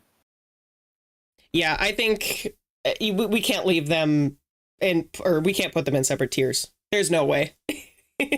Yes, we can. We cannot put them in a separate tier. It just will be too crude for us. Even though Zeely herself doesn't even want to be called mommy, at least character-wise, maybe. But come on, I think these two needs to be together, because it's just much happier that way, All right then. Okay, then, enough said. Let's move on to the next character. Speaking of, we mentioned a lot about Eurydice a lot, and we'll go over that path a little bit later. But let's welcome the rock star of the tier list, or rather the rock star of out of all these characters, because she literally could play rock and roll with her guitar, and she also have quite of a history with Bronya's mom, if we know, which I kind of find it surprised, because I was like, wait, this character is that old? And I was thinking that in that mind. But please welcome Serval. So what can Serval do anyway? I do know she is a lightning type unit. She is from Eurydice, but she is she does do damage a lot. Yeah, so Serval is a lightning erudition, as C Plus Hero said. Basically, she specializes in dealing lightning damage to the entire enemy team. So she's very AoE focused, as all erudition units are. And she does have a little bit of a kind of lightning damage over time. She can apply it. It's not her main focus of her kit. But she's very straightforward and easy to play around. And if you need a lightning damage dealer, a lot of people, no hate towards Jing Liu at all, but a lot of people just prefer Serval over, or not Jing Liu, Jing Yuan, sorry. But yeah, a lot of people. I was about to say, Astra. I was about to say Jing Yuan. I was getting ready to pull out my kitchen knife on you. Oh no, please don't do that. It was an honest mistake. Right, that's what they all say. But anyway, move. As you were saying, Yeah, so people really at the time of Jing Yuan's release, people just preferred Serval because not only was she a free 4-star unit that you are guaranteed to get throughout the game by just playing it, but being that she's so straightforward and easy to play, and there's no you don't need to do any manipulation in order for her kit to work. A lot of people just preferred her over Jing Yuan. Interesting. I did not know there was a little history about that back in the earlier update in the game's lifetime. But yeah, Survivor is a very cool character. I'm just surprised that she actually knows Branya mom. So I was like, just exactly how old is she? Well, that would be kind of rude for me to say because you should never question someone's age, especially to a woman. But Savas. So this rock and roll star, where should she be in this tier list? She's definitely above Plainest Babe. Is she a mommy lap? Is she a soft pillow? I actually want to hear your thoughts on this. This is kind of hard, actually. She's honestly, she could be like a rock star. She could be free, actually. She could literally be in the mommy lap. She could be the soft pillow. She could even go to the crush my skull. But honestly, I kind of prefer to listen to her music because I'm actually curious about what kind of music she make. Other than she loved to say like rock and roll and stuff like that. But but we gotta have to only pick one. Maybe Soft Pillow. She's definitely above Plainest Babe and Chubby Babies. Yeah, I can agree with Soft Pillow. A lot of people might argue for Mommy Lap, but being that she is the kind of older sister of the group, the Lando siblings. Yep. She, Jeppy, and Lixie. Yep. And I think Soft Pillow's a good tier. Soft Pillow seems to be kind of like the comforting older sister tier. That makes sense, I mean, like, how many times did Savat allow Lixie to sleep on her lap anyway? Even though if Lixie kind of continually argued, like, don't treat me like a kid, like, Yeah. kind of. But honestly, yeah, Savat is just a very supportive person, very supportive person, very free-minded too. And apparently she was a scientist, so she's also quite smart too. She isn't like, if you guys think she's a dummy mommy, she isn't a dummy mommy for sure. She could be a mommy, but she's not a dummy mommy because she was a scientist. Yeah, she is play for the story. Nowhere near Kafka tier. Nowhere near Kafka tier, unfortunately. But also, before I put her in the soft pillow, is there any your own thought about the current status of how the game is treating the Eurydition, whatever that path that Savar is on? Because a lot of people seem to think that Eurydition is becoming very, very, very underrated or like below underrated. So a lot of people seem to not like Eurydition because there's just not a lot of good character in that path from what I heard. So, and the Honkai Star community. Yeah, so in my opinion, it's not even that the erudition units are bad or that their kits are, mismatched or anything like that. I think it's just that right now the game state doesn't allow for erudition units to shine very much. Because mostly what happens is in cases like Simulated Universe and in the Forgotten Hall, you have your single target big boss monster, of course. But then the trash waves, there's not really many instances where you have 4 or 5, maybe even 6 trash wave units that you have to clear through. Most of the time, you have your boss unit, you have your 2 or 3 trash mobs, and then maybe the boss will spawn in 2 more.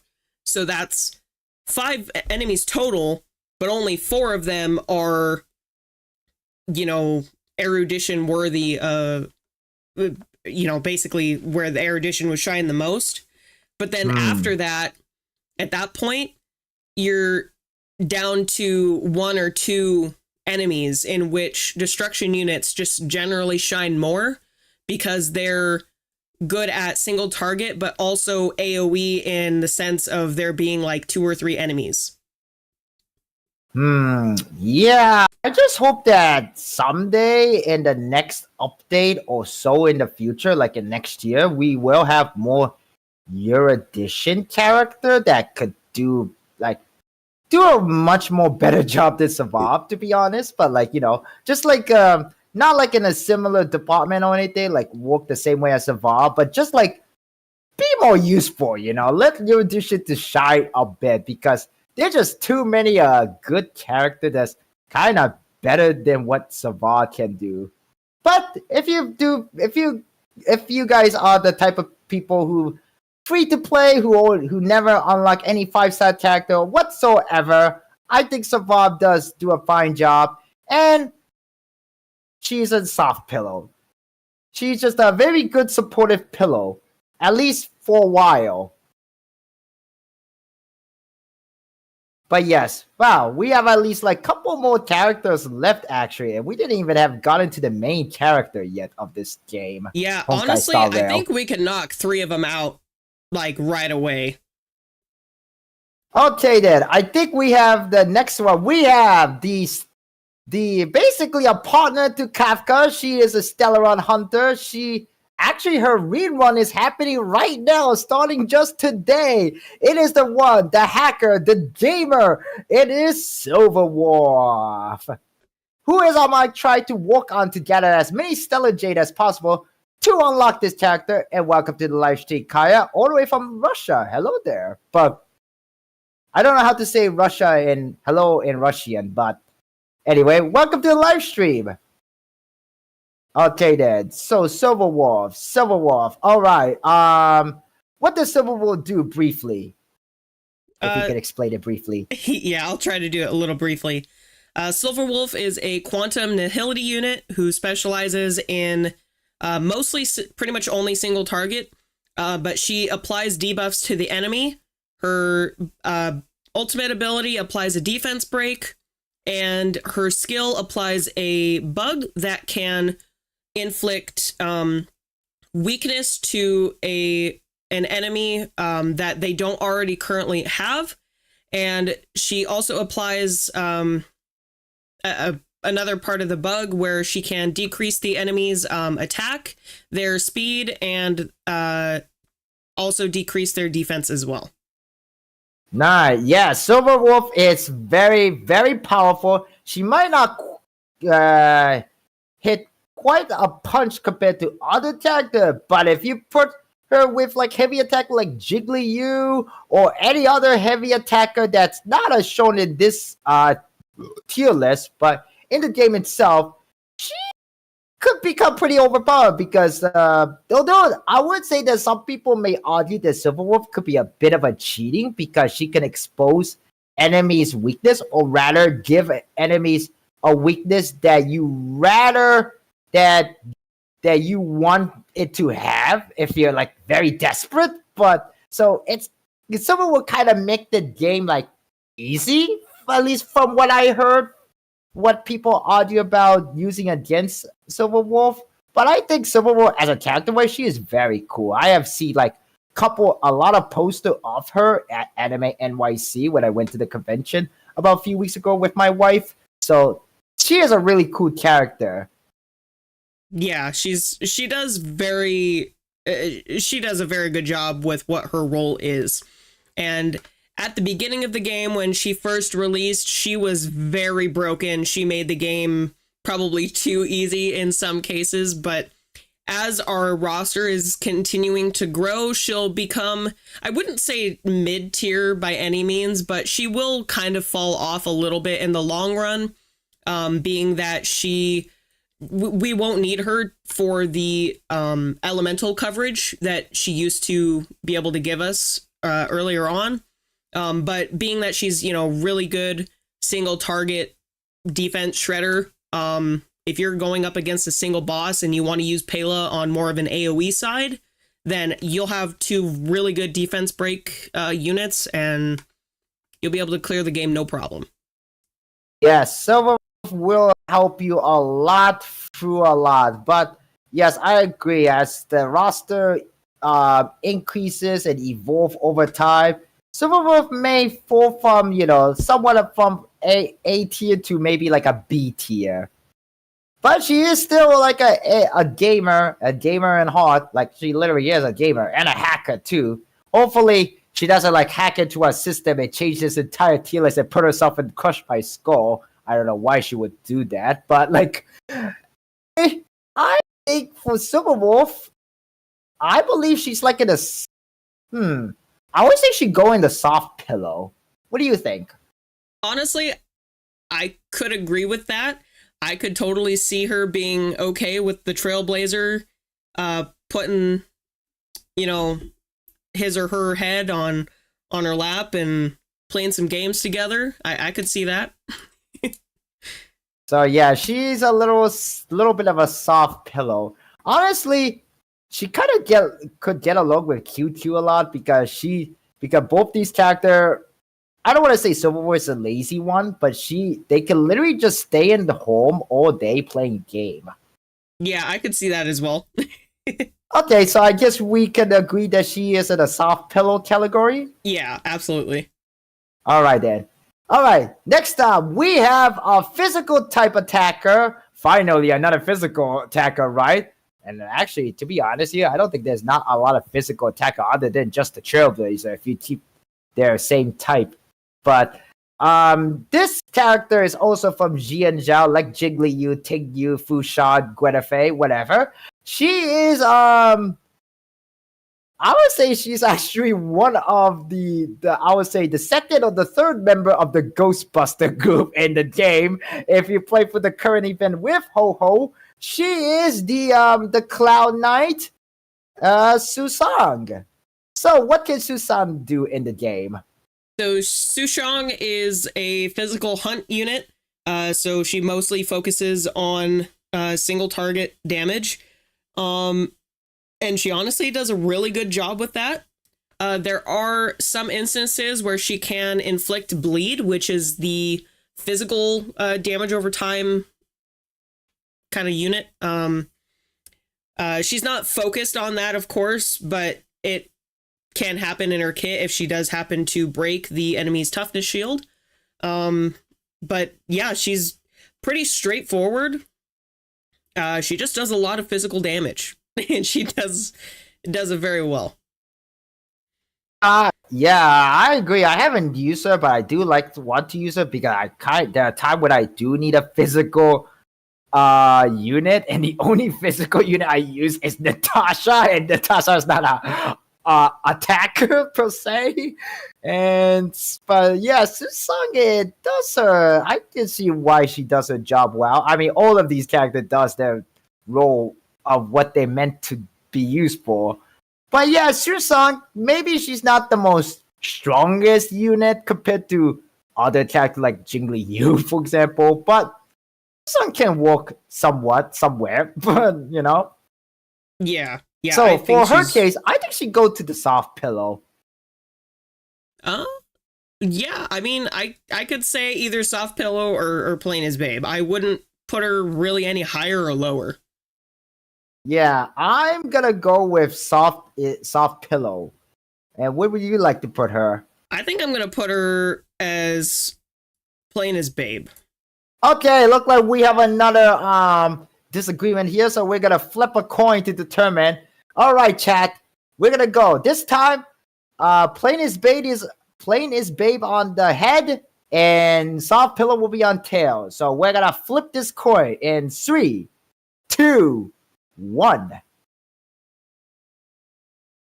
And it looked like this time I win. It's tail. Tail never fails. So Susan go to soft pillow. Alrighty. And okay, who the hell is this character? I can't remember who is this character. Who is this character? Wait, who is this? Did you put this picture, Astro? What picture? One that comes after Susang? No.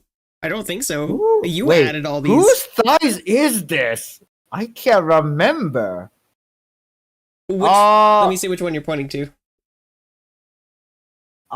Who is this character? Are you talking about Himiko?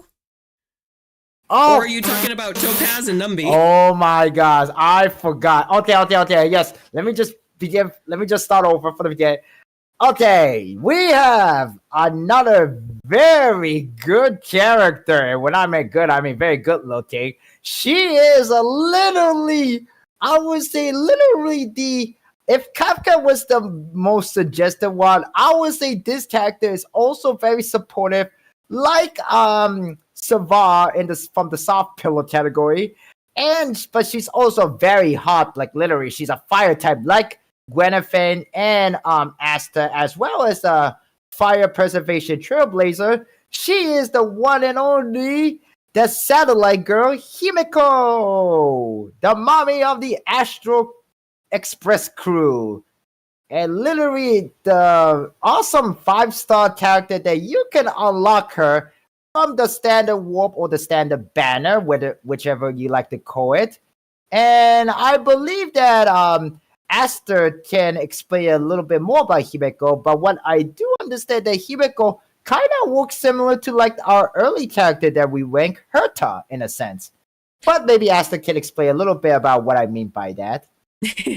Yeah, so Himiko is a fire erudition unit, and very similar to Herta is that her kit is based on follow-up attacks that are AoE, but her follow-up attacks are based off of the enemy's kind of elemental shield being broken versus the enemy's HP being 50% or less. But she's a very usable unit. I know that there are a lot of people who swear by Himiko and will never let her out of their party. And I know other people who would just prefer to run anybody else besides Himiko. So yeah, it's everybody's very just split. down. Everybody is literally down bad for Himeko. Yeah, like I said, as far as gameplay opinions go, people are very split, but I think just about everybody agrees that she is very hot. Like literally, I mean, she's a fire type. Yeah, literally. like Charmander. Anyway, yeah, Himeko is a very hot. Like if you start up the game, at least on the PlayStation 5 version of Honkai Star Rail, maybe also same thing on the PC. The first, actually no, it's on the PlayStation 5. The first thing you will see when you open up the game on the PlayStation 5 is literally the art of the Astros Crew Express, and Himeko just very good looking character, okay? There's no denying that. Like, she's a little good looking character. You wish you want to go on a dinner with her. I would say that maybe just try not to act like a jerk, or try to like impress yourself around her like forcefully, because I think she's the type of character who just rather just, more quiet, read a book, and, just enjoy a nice dinner or something. I don't know, maybe she like to go on McDonald's, or rather, I don't know, but like, she just rather go drink at a Starbucks cafe or whatever, drink some tea, warm, nice tea, read a book, sit down. And even if she does sit down a lot, you see what can she do with her ultimate. Like, that is the most, quite literally the hardest ultimate animation ever. She literally sit down with her leg crossed and her giant satellite just go pew pew at the enemy and blow up shit. Very, very cool ultimate. I think it's probably one of my favorites. I'm honestly kind of sad that I don't have her just because I want to see that ultimate like every time that I play the game. Yeah, fortunately, she's part of the standard pool, so and she's a 5-star. So there is a great chance that you can unlock her. I mean, if you just click enough Stellar Jade or save up your regular Star Rail passes, then you can able to unlock her. Yeah, for sure. So where do we All think right, we for want to put her? Himeko, there's no argument here, but she is definitely in the mommy lap, I would say. But what do you think, Astro? Is she in the honestly- mommy lap, or does she deserve to be in the Crush My Skull next to Kafka? Being that she's a coffee lover like myself, I almost want to just put her in the Crush My Skull category because anybody who likes coffee as much as I do deserves to be put up an extra tier, in my opinion. I kind of like. She's definitely can be in the mommy lap, but excuse me. I think I agree with you. For this, she goes with Crush My Skull. An interesting fact: there is a fun line between Kafka and Himeko. If you put Himeko with Kafka, or yeah, something like that. If you put Himeko with Kafka, Kafka will say something down the like that, suggesting some kind of things between them. But let's just say it's a very steamy lie. Let's just say that much. Then again, Kafka is kind of always suggestive around people. But anyway, but yeah, Himeko is definitely kind of like Crush My Skull, even though she's a very kind person who doesn't want to crush people's skull. I think she'd rather just obliterate people's skull with her laser beam from a satellite. Yeah. She'll literally fire her laser at you. Like literally. Yeah. Now, okay, so the next one, this character is actually one of the most recent characters that appear in the game. She is actually appear in the main story game after you complete the second planet that you visit in the game, and she's actually kind of part of a main storyline that's more of a filler episode because we still haven't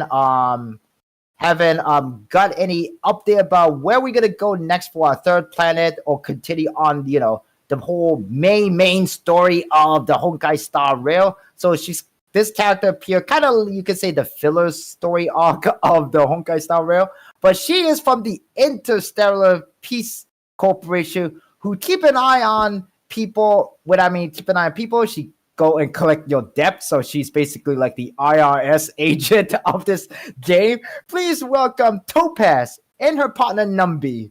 We don't want to forget about Numby. But Can't forget exactly about Numby. what does she do in this game, Astra? Since I have never unlocked Topaz before, but I did play a little bit of her in the test run, at least when it was available. Yeah, so Topaz and Numby are fire hunt units. Why she's hunt, I don't fully understand, but I think it's because because she is this game's version of IRS agent. She just wants to collect and hunt down everyone's debt. Yeah, I think that's why. Also for the fact that there's too many harmony units in this game that are just too good. But too many abundance. Yeah, but she basically is a support for anybody who does follow-up attacks. So Jing Yuan is kind of the main one that people talk about right now. But there's also Himeko and Herta. And basically, I mean, she can also be a kind of solo main DPS unit if you really want to invest in her that badly. I do. I'm a little bit biased in that way, but yeah, she does follow up attack damage, and honestly, it's pretty cool.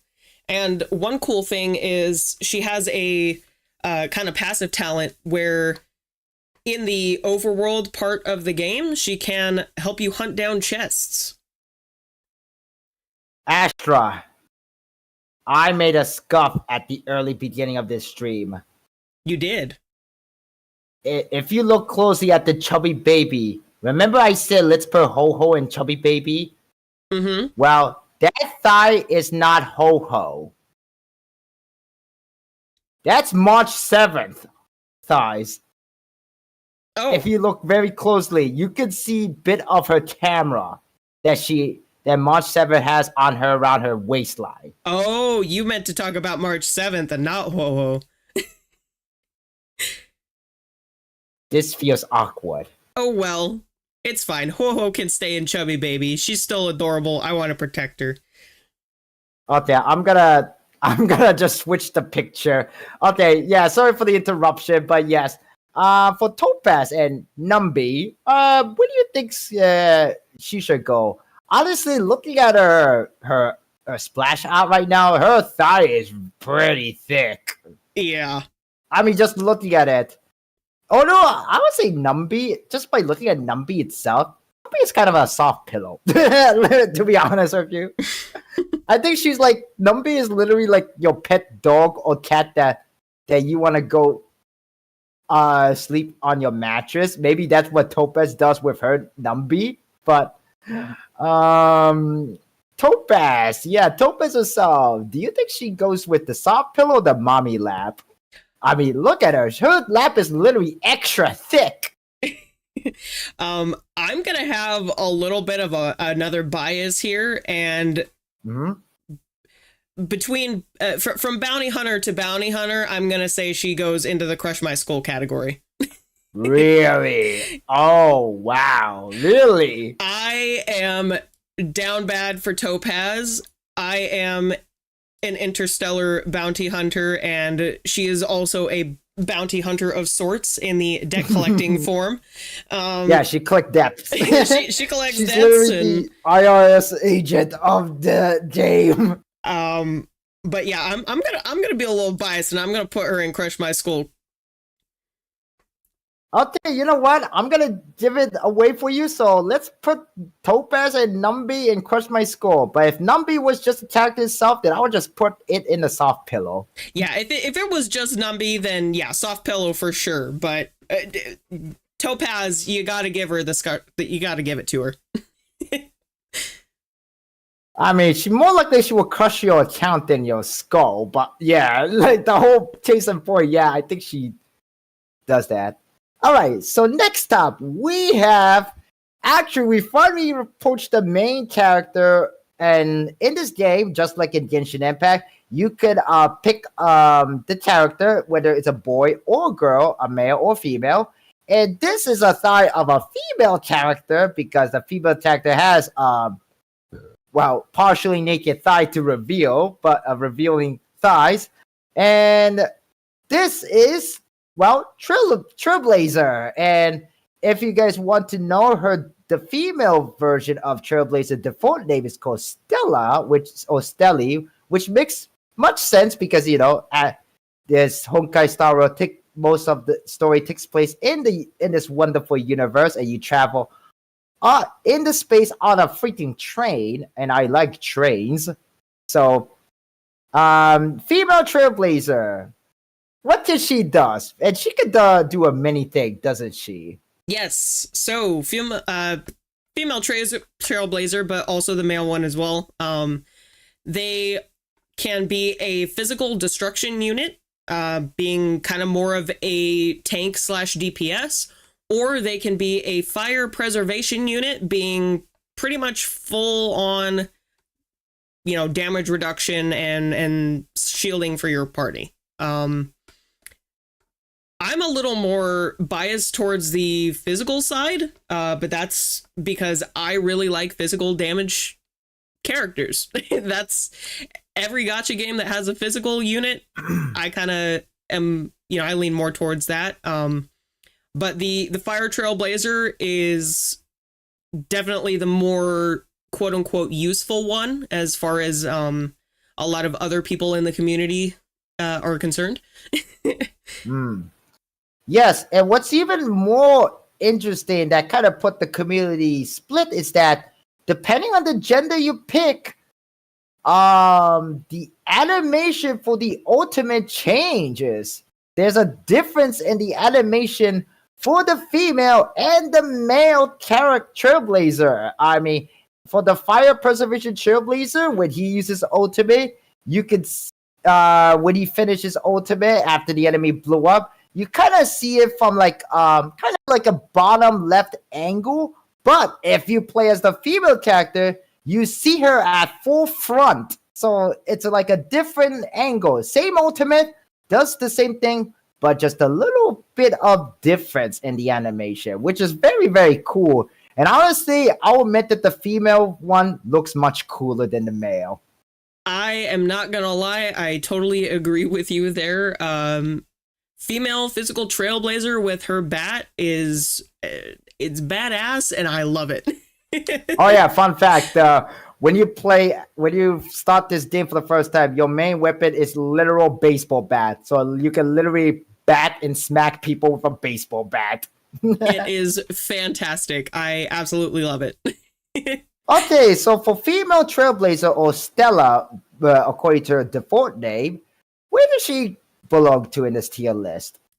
I want to say probably Soft Pillow. Okay. Either that or plain as Babe. As much as I love female Trailblazer and I do main her in one of my teams, I don't think she's anywhere near mommy material. Yeah, if anything, she want to be panthered by the mommy, the mommy material character, such as like Kafka there. Yeah, and definitely. Kafka is the one who you up. She's like, wakey, wakey, dear, and slap your faces like several times to wake you up. Yeah. Oh man, if after this, when I go edit this live stream VOD, I'm probably gonna put that comment sound effect that a lot of VTubers put in the Twitch stream, where it goes like, "Oh, go harder, daddy," or something like that. Oh, that would be. Oh, in this case, it's gonna be "Go harder, mommy," but I don't know if there's a sound effect for that. Oh, Maybe there I'll has search to be hard a enough sound to effect find for it. that. I'm pretty sure I'll find it very much. But anyway, yeah, I would say it either goes Soft Pillow, definitely. I feel like Trailblazer, the female Trailblazer Stella, she goes to the Soft Pillow. So I'm gonna put her in the Soft Pillow. Yeah, I think Soft Pillow's it's right in the middle. I think it fits pretty good. Okay, so next up we have another Foxy character, quite literally. She's also a Foxia like Ting Yu and Ho Ho. She is also from GNZL. She is actually one of the first character you meet her, but she also is the last character you meet her in a sense too, after you go through the main story on GNZL, which is kind of a little bit sad. Please welcome the sort of the leader of the Skyfaring Commission. It is Yukong. And Yukong is also I believe she's also a 4-star character. She's an imaginary character. Not say that she's good with imagination. No, not that kind of imagination, but like although I don't want you chat to hear your own little imagination with Yukong, because I don't want to hear your dirty imagination. But Yukong, yes. You could actually get her kind of freely if you complete the main story on GNZL, as well as go through the Forgotten Hole of the GNZL section. So if you complete level 1 of the Forgotten Hole for GNZL section, so at least that's what the game explained you how to unlock Yukong. But what can Yukong do exactly in this game? So Yukong is an imaginary harmony unit. So basically she's another buffer in the sense of being able to buff not only your attack and crit damage, very similarly to Bronya, but she has no turn manipulation or energy regeneration like Tingyun. She's pretty much just strictly gonna buff your attack and your crit damage for a single unit. And she also does a little pretty decent amount of damage on her elemental, or sorry, not her elemental burst, but her ultimate ability. And if you're in need of an imaginary unit, being that she's free and the imaginary units are very few and far between, she's not a bad option by any means, but she does take a little bit of extra work to make her a little more functional. Right. Yeah, I kind of agree. And I agree that there's not that many imaginary unit out there other than Welt. I know, and Welt is a dude, but he's a 5-star standard character. So you kind of need to unlock him or pull him from the standard pool to get him, and he's a really good imaginary character and kind of the only imaginary damage dealer that I know of that can do pretty good damage. But Yukong is, very interesting. I mean, her art is Her art is exquisite. Yeah, exquisite to be say the nice thing. Although I kind of am curious about what's up with her when she mentioned about her daughter, and I kind of thought is Tingyu her daughter? No, I think it was her daughter that was, or either her daughter, her sister, or her friend, and they died on the one of the Starfleet ships in a battle, and you very briefly get to have an experience with that character's ghost in the most recent event in the ghost hunting event. Oh wow, that's quite sad. That's very quite sad and kind of a little spoiler, but that's okay. That is all okay. Maybe I should have put a spoiler warning in the title too. But well, anyway, whatever. Yeah, Yukong is a very foxy character. Honestly, unlike Tingyu, who is soft pillow, because Yukong is kind of a little bit of a, okay, this might sound really messed up, but because it's 18 plus, I guess it's fine. She's kind of considered to be a myth. I think because she is way more mature, I definitely think she is mommy material. Yeah, she's literally is a mommy material, and she was a mom. Yeah. I don't know about any further, any higher than that. I don't think she's quite Crush My Skull tier, but I think mommy tier would probably be where I'd put her. I don't know about you. Yep. She is going into the mommy lap. All right. Okay, so now we came up to the character who I've very much mistaken for Ho-Ho, although it's kind of very fitting because this character is kind of a little bit of a scatterbrain, but a very fun, lovable character with a very mysterious past that we do not know of. And I have a theory that she might be gonna play a big important role in the next story update for this game, maybe an update 2.0 for all we know next year. Please welcome the Ice Bow Archer, March 7th. And no, that is literally her name. She's literally named after the date that the Astro Express crew founded her. And a block of ice floating in space. That's actually her origin. And we don't know much about her. Which makes her a very interesting character when it comes to story plot, if there's gonna be anything about her. I mean, first with Trailblazer, then Dun Hong, and I'm pretty sure we're gonna know more about March Supper and her mysterious past in some big story update in the future, eventually. Oh, for sure. But yeah, what can March 7th do in the game anyway, if you're playing her in a game? March 7th is an ice preservation unit, so she has a shield that she can apply to your party with her skill. She does it to a single target, but if you have a good enough skill point manipulation, you can ultimately be able to apply her single target shield to just about everybody in your party. Her shield also has a mechanic where it, very similar to Lynx's skill, it will attract an aggro from the enemies to whoever has the shield on. At the beginning of the game, people really liked to pair her with Clara in order to more easily proc Clara's kind of follow-up attack and stuff like that. And then her ultimate ability is an AoE, pretty much really good at shredding through the enemy's elemental shield, but it also applies a freeze. Yeah, March 7 is pretty good. I mean, she did save me once when I was running through the world number 3, which I finally defeated Jeffy in that with Jingly Yu and her. March 7, because I kind of needed somebody to protect me. But like, March 7, yeah. Excuse me. March 7 is not a bad character. She's actually one of the earlier character you can get her, along with Dun Hong, and she does her job or whatever she could do.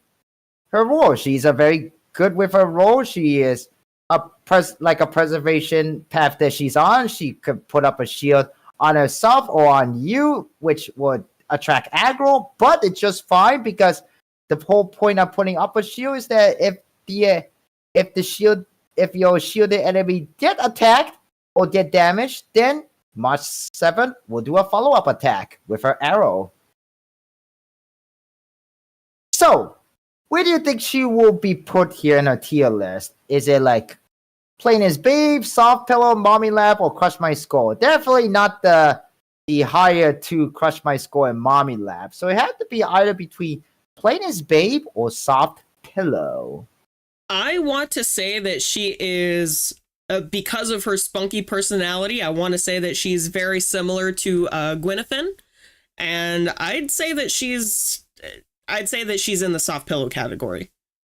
Yes, I would say she's in the Soft Pillow category too, because March 7 is cute, and I would say there was a lot of merchandise and poster, at least along with the Astro Express and Honkai Star Rail character. When I was at the convention a couple of weeks ago with my wife, and yes, she is a very spunky, cool character. I would say that cosplay-wise, maybe is a little difficult because how would you find a camera these days now, since everybody uses a freaking smartphone, right? Yeah. But yes, I think March 7 can go in the Soft Pillow. Okay. Oh, look at that. The Soft Pillow is now has 2 rows now because I know. Yeah, there's a more Soft Pillow character than Mommy Lab, Plays Babe. But since I kind of skipped these characters, let's make an honorable mention to the chubby baby, since I kind of skipped them and they kind of be a little anxious. So first, let's go over with the very first chubby baby in here. She is a reincarnated character. She is who knows how old she is, probably over 1,000 years old for now. And she's also a half dragon, because there's apparently a half dragon race in this game. And she is the miracle doctor, supposedly, but who always run away from her job. She's just I'm eating out. I'm out of here kind of meme character. She is the one and only Bailu. So what can Bailu do anyway? Not just as a healer. I mean, she is probably one of a very good healer, because she can literally revive your fallen character, right? Yeah, so Bailu is a lightning abundance unit. Very good at her job of healing and reviving your characters. She does, and I believe, does she do a cleanse on her skill as well? No, she does. She not. doesn't? Okay. I didn't think she did. But yeah, basically, if you need a healer who does her job really well at healing, and if you're going against a tougher stage where you think you might need a revive, she's there for you. Yeah, she's the only unfortunate side is that she doesn't do really well in the attacking department, which makes sense because she's a healer, but her basic attack just kind of sucks. It's a little whip of a tail. It might give a shock to the enemy. That's another a status effect that you could do other than just bleed, shock. Yeah. So, but yeah, Bailu is not really strong when it comes to attack. Let's just say that much. And then the next character we have, she's a very sweet character, I would say. Very lovable, very I don't know if she considered to be a sad character because we don't even know much about her, where she came from, because she is orphanage, but please welcome the very kind and sweet character who is a friend to all robots in the world. It is Clara. So what did Clara do exactly in this game? Other than that, she basically gets feet for free. Like literally, she's barefooted. Yeah, so Clara is a physical destruction unit who kind of focuses on follow-up attacks. So if she is targeted for an attack, her robot guardian Svarog will deal follow-up attack to the enemy. And a lot of people really were hoping to get her in the early game because she was basically a better version of the Trailblazer at the time when the game first came out. So people were really hoping to get Clara and again pair her with March 7th to kind of manipulate the enemy into getting dealt a lot of follow-up attacks. Nice. I don't actually hear a lot about today right now, at least part of I'm actually part of the Amelie's Discord. She actually has a forum for all the game, and one is for Honkai Star Rail, and I don't hear a lot of people say if they even using Clara at all. I don't hear a lot about Clara nowadays. At least because, I just joined playing this game since update 1.4. So yeah, with being that Topaz and Numby came out, and with Topaz and Numby being a follow-up attack kind of buffer, she will also fit into that team as well. So I have heard a few people, still playing Clara, and I know that there's plenty of people who have played her since launch and, will probably continue to use her, but she's good at what she does. Yeah, she does good what she does. And also, she is just one of the characters that you just want to hug her and protect her at all costs. Because, she doesn't really need so much protection because she has a really huge robot guardian just protecting her beside her. Oh, yeah. Now, next but not the least, it is the literal snot-nosed brat of this entire tier list. And she has a very explosive personality for sure.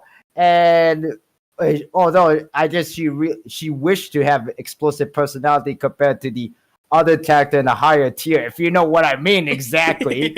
But yeah. Please welcome the one and only, the great leader of the Mo organization. It is Hook. Not Captain Hook or the movie Hook, but literal Hook. That's her name.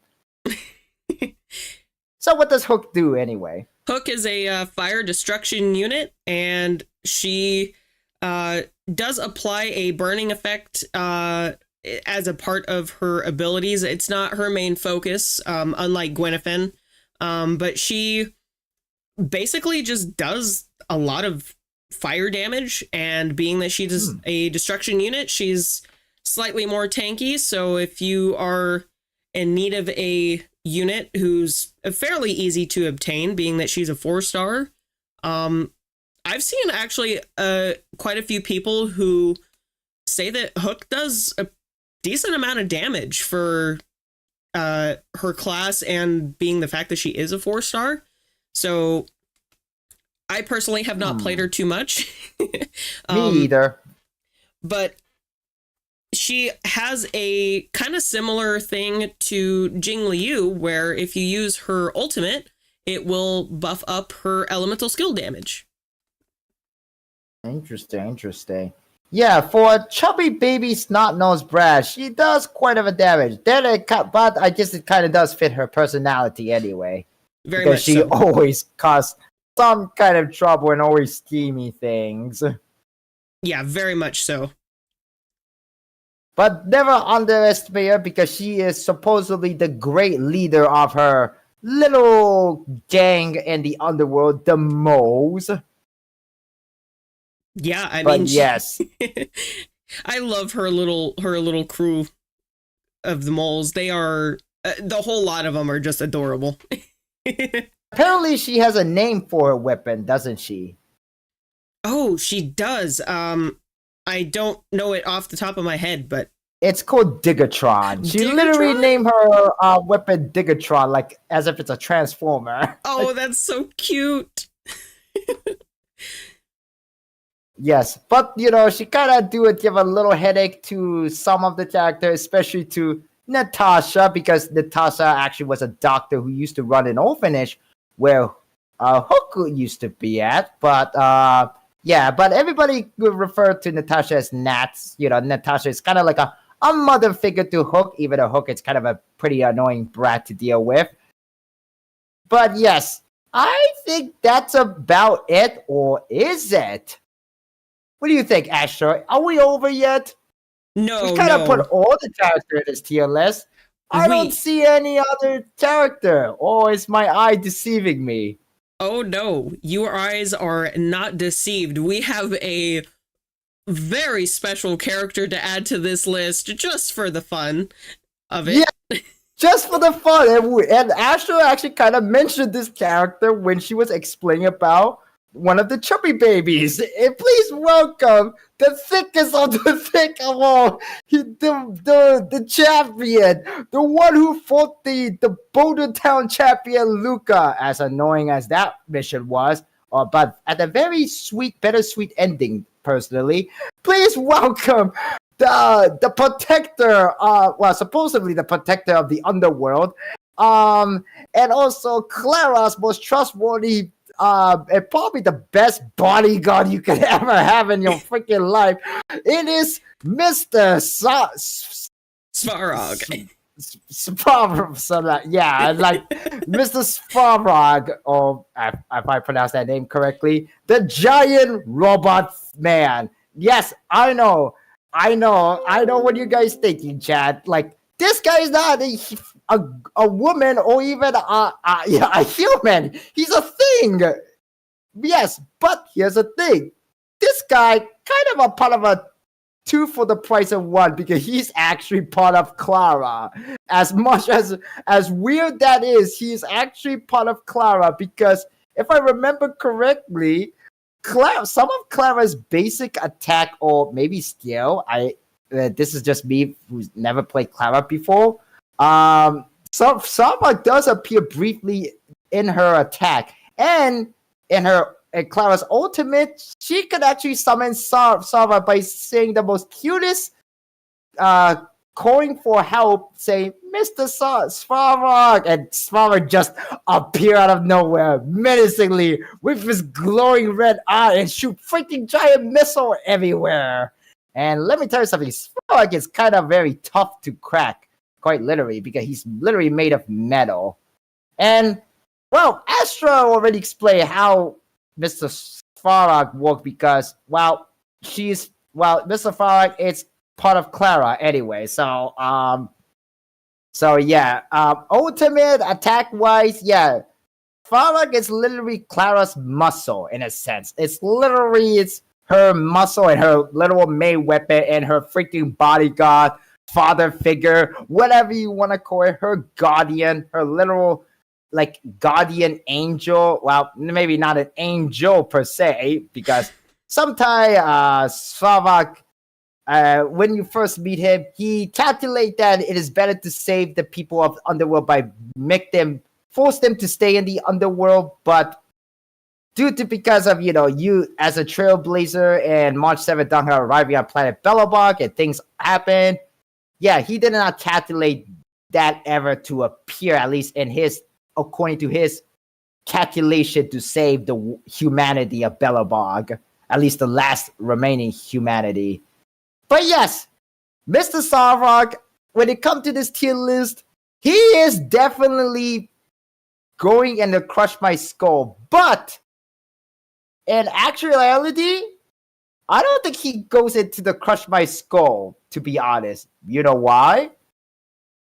Oh, why is Because that? he has his own tier. I'm gonna put him as this in my chat seeing this site. So it oh wait, what the heck? It did not save. What the hell? Oh yes, it did. Let me start over. Oh, it did save. I guess again. Hold on, chat. Hold on, guys. Hold on. Maybe I gotta have to refresh it, but I'm afraid what will happen if I do. Let me just try it once. No. What the heck? It did not work. What?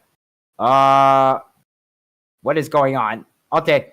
Okay, well, I don't know what just happened, but I meant to put Sarvok in his own little tier list. I was gonna put like the tier list death because he literally can, other than just crushing your skull, he can literally just obliterate you. So I thought it would be fitting to put him in his own tier list just call it death. Because that's what he is. He's a literal death. I honestly totally agree with that. But somehow tier list is not working well for unknown reasons. So I'm just gonna put him in the Crush My Skull. But he literally could be put in his own tier list called death. Because he literally could just death. Like he's literal death. There's no denying it.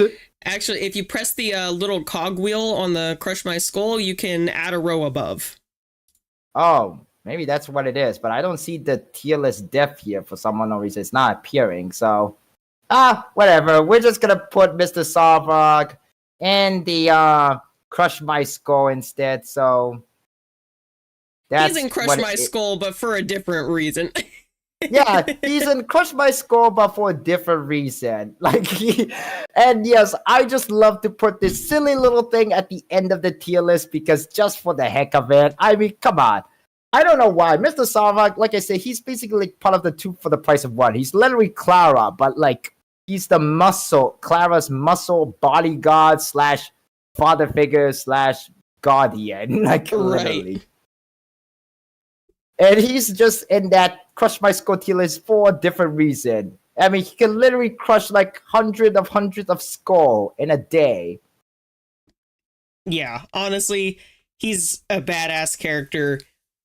I would put him in Crush My Skull or his own tier for sure. Although I know Clara is referring Sarvok as Mr. Sarvok because he has a very muscular look to his design, so that makes him like more masculine. But honestly, we don't even know what his Sarvok's real gender is, so he could literally be a woman for all we know. I mean, he could not have a gender at all. I mean, he is a robot. I mean, yeah, he is a robot, but you know, he is literally Crush My Skull because he is super extra thick, much thicker than everybody else here. But we put him in that list just for a different reason, literally. But yeah, that's about it. This is the tier list. I am going to save this later and post it on Twitter later, or maybe I could just literally share it directly on Twitter by clicking on share on Twitter already. But I'm definitely gonna download this tier list as a PNG picture for future references because honestly this was a very fun stream and I am glad that my collaborator here Astro joined in the stream even though this stream was meant to be done by just myself actually. Yeah, and I wanted to give you just a big thanks again for letting me co-host this with you, and I had a lot of fun. Yes, also yes, and I actually very much had so much fun that I think I kind of want to do this tier list again sometime in the future. Maybe we can add more character into this. Maybe we can also include the guys who know. But honestly, that will be kind of a little bit difficult because the guys' design isn't as much revealing compared to the females here. Let's just say that much.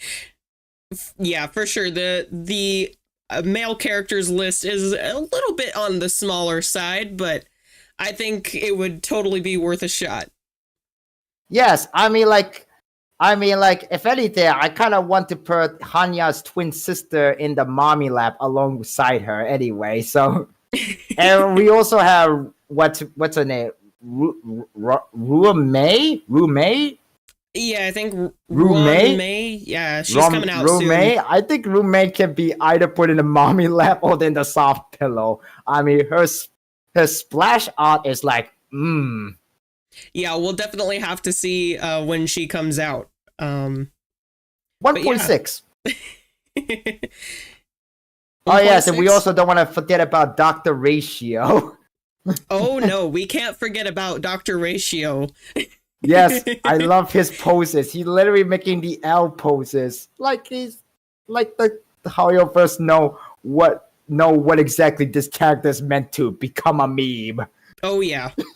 I cannot wait to see all the meme material. Once his kit is, fully released and voice lines and such. Oh man, that's gonna be a fun day. It's gonna be a fun day. But I hope that you guys, the chat, had a lot of fun alongside us. And if you did, please consider giving this stream and also Astro's side of her stream a like. And if you do enjoy our content, hit that subscribe button. If you haven't yet, hit that notification bell so you'll be notified when we go live again on our own term or another collab someday in the future, as well as own content. I know that I'm definitely gonna make a highlight video for this, whether if I'm gonna do it myself or hire somebody for me. But I think I definitely want to do it on myself because honestly, this stream itself was a little too spicy for sure. Plus, it'll be great practice for in the future. Yes, it's a great practice in the future, even though I have done a tier list before in the past, actually. So this is not my first rodeo, but this is my first rodeo when it comes to doing a tier list stream with somebody else, actually. And this was very, very fun. And I just want to say thank you to Astro for just joining in, not on the last minute, but deciding this to be what the stream came to be in the first place. And I had a lot of fun in this. And I also learned a lot about each of these characters a little bit too. So this stream is kind of a little bit educational too. Like Honkai Star Rail 101. Just explaining what each of these characters do. Yeah, for sure. Like I said, I had a lot of fun. And I cannot wait for the next collaboration that we do. Yes. What will be the next collaboration about? Maybe it could be Honkai Star Rail. But maybe if Astro has an idea, maybe we could do a thigh tier list for Genshin Impact. Who knows? And there are quite a lot of thick character in Genshin Impact too. There are indeed. Yes, and no, Chad, don't try to go burst. Don't let although I'm pretty sure some of you already went burst while we were doing this tier list anyway. Yeah.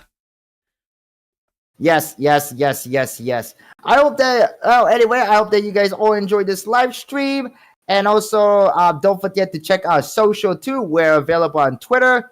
We're also on YouTube. I'm mainly on YouTube. I know Astro also has a Twitch channel, so go and give her a follow on her Twitch as well if you want.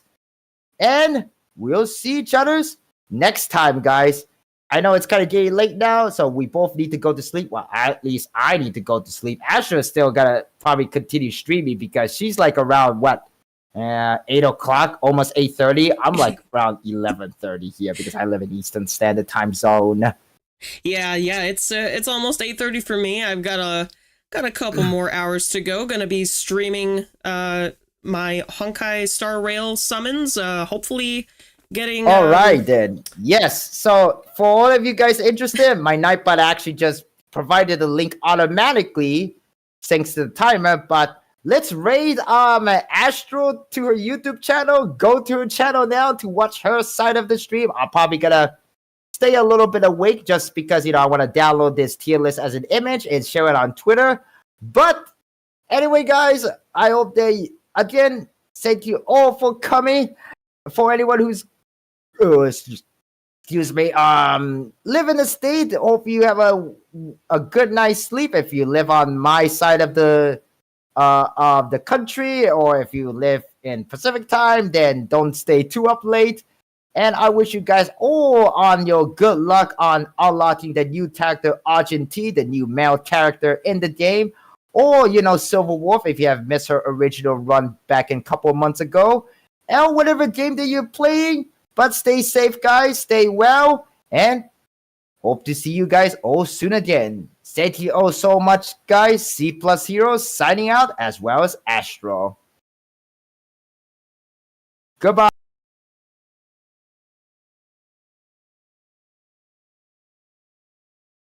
Yeah, goodbye, everybody. I hope you all have a wonderful rest of your night if you're going to bed, and I hope to see you guys over on my side for some more Honkai Star Rail.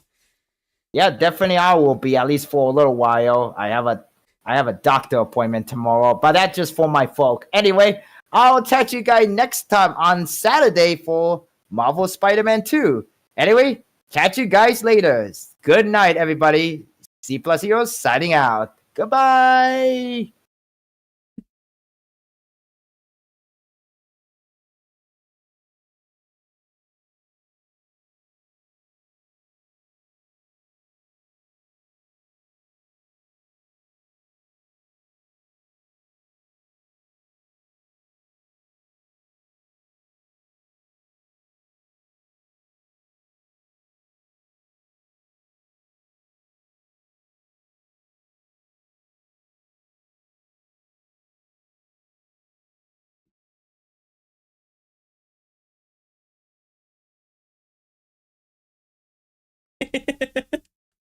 Oh, that's perfect.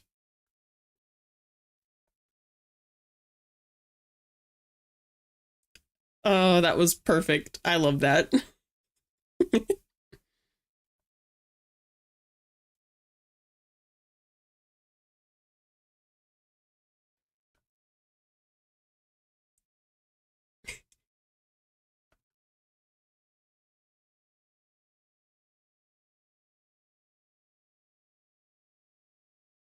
Yeah, that was a really fun stream. Thanks again for being influenced by my wanting to do a collaboration.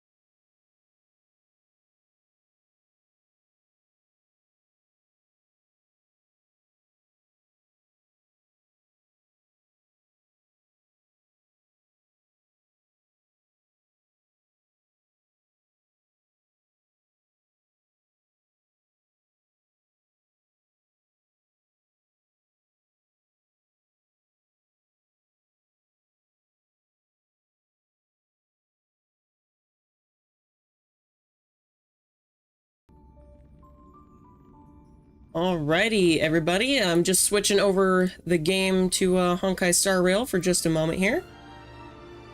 And there we go. Alrighty. Thank you all for being so very kind and welcoming to C Plus Hero for, doing a little collaboration with me. And I hope you guys enjoyed listening to him. Apologies if things were a little chaotic, but that's usually how the VTuber experience goes. But yeah, so we're gonna pretty much get straight into it, doing a little bit more Honkai Star Rail content since I didn't get a chance to yesterday. We have the lovely, the beautiful Argenti, and I'm fairly close to another 5-star, and I have a guaranteed Argenti because I did miss out on Ho-Ho, so this is going to be very fun, and I'm super excited to be able to summon for him. But before we do that, we have a little bit of a trial run that we need to do.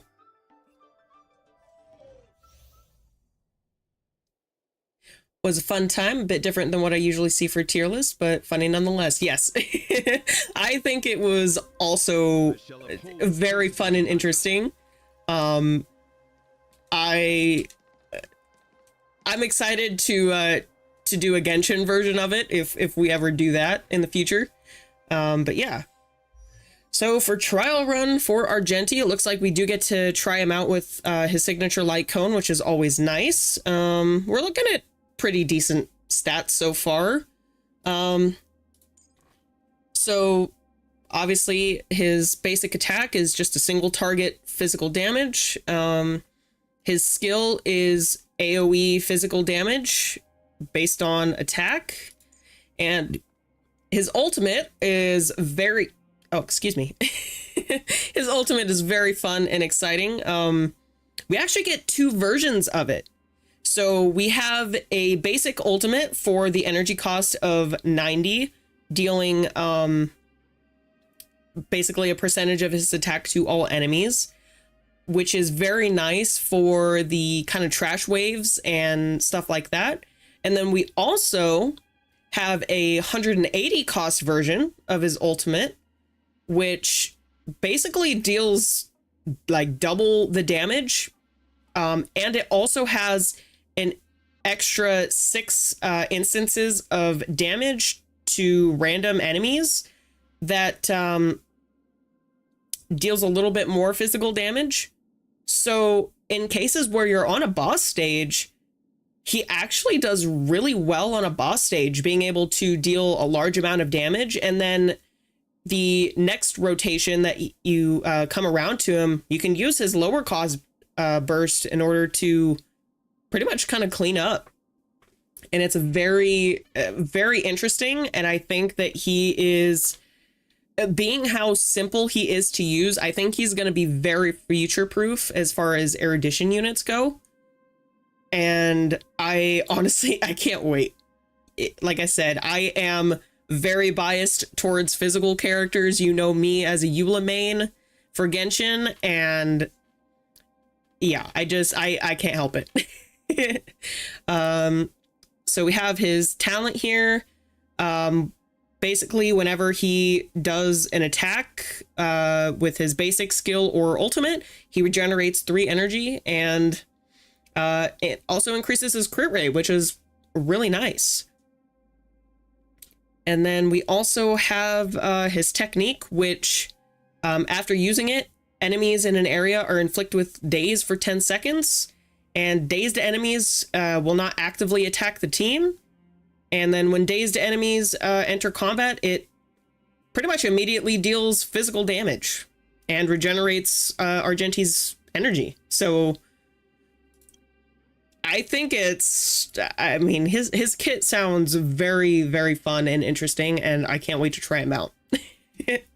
Yes, I do have a type. Just checking out his signature light cone real quick. It increases the wearer's crit damage by 36% at S1, which is very nice. Very nice.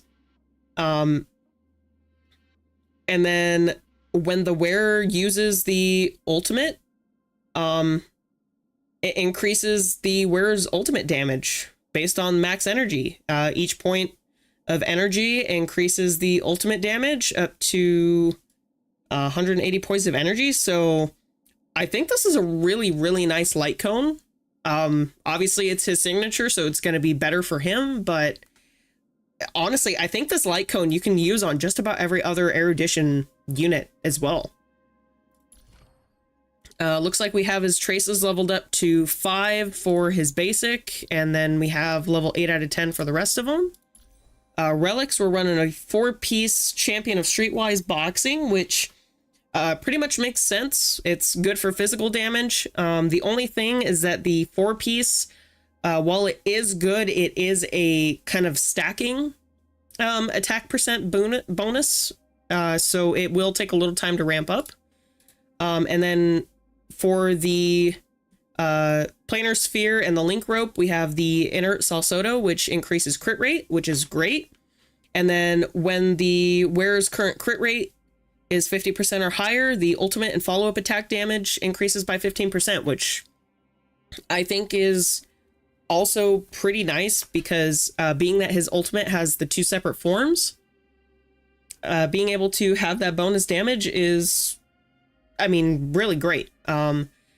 I wish it would, I kind of wish it was ultimate and like skill, but there is another set similar to this one that boosts the normal and skill damage. So, and then there was also the most recent set that does a 2-piece attack, and then based on the speed that your character has, you get just a kind of percentage a damage boost, which I think is also very nice.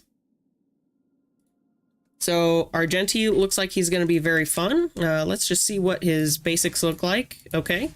Just does a slash with his spear there. Does a little twirl to put it away. Glory above all. Ooh. Okay. Glory above all. I like that little emblem, and he points his spear up to the sky. I like that. Okay. So let's do this. We'll daze him and attack the enemy and see what we get here. Perfect. So dazed enemies, they were attacked, so the weakness bar went down. Very fancy, yes. So we're going to skill on Argenti here. My oath is to a solitary rose. And let's go ahead and just do AoE. So it looks like we can attack all 5 enemies, which is very nice.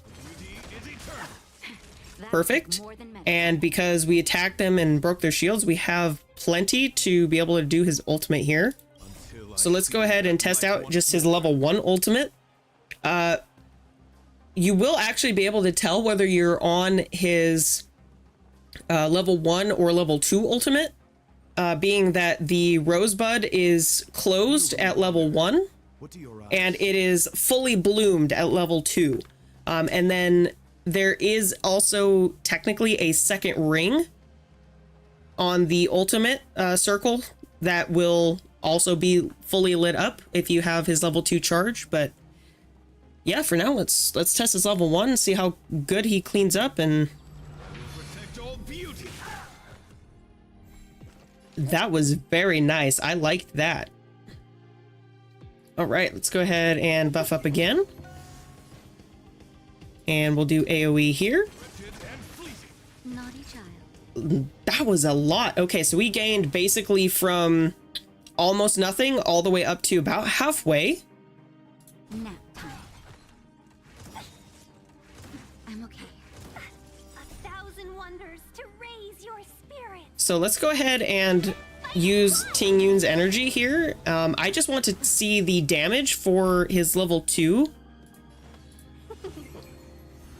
Guiding light. I do wish that you could kind of choose.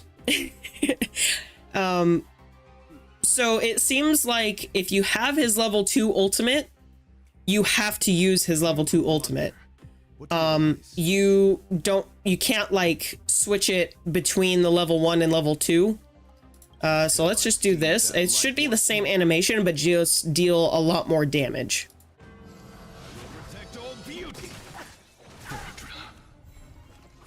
That was really nice. Okay, so we're just gonna do a single attack here because I don't have any skill points. Let's go ahead and heal our Ting Yun up here. Better late than never. And then let's just do a single attack, okay? Just a little. We're gonna heal up a little bit here. My gratitude is yours. Welcome, C Plus Hero. Thanks for joining the chat for even just a short amount of time. Much appreciated. So let's go ahead and we'll just do a single attack here.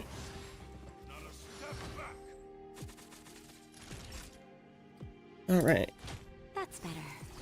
My oath is to a solitary rose. Perfect. So let's go ahead and do a AoE attack here. And fleeting.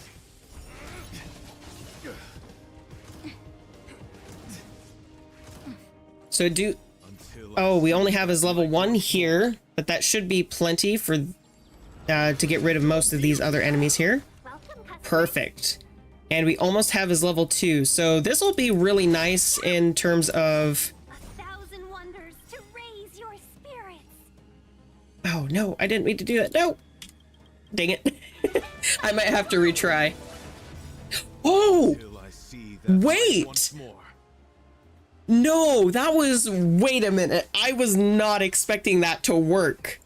I was not expecting that to work. Okay. So in the instance that you accidentally press Argenti's ultimate at a level 1, I seek.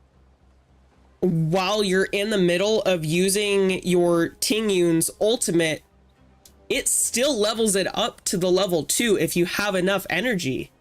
That is amazing. So that way you can just like kind of flow right into it and not have to worry about it. That is cool. Okay. Protect all beauty. That is really cool. That is huge. I was not expecting it to still work that way. I was expecting it to be only just the level 1 ultimate and not boosted up to the level 2. That is something that I did not see other people talk about. That is very cool. Okay. Looks like we can also do Silver Run's trial run here just to get a couple more of the gems.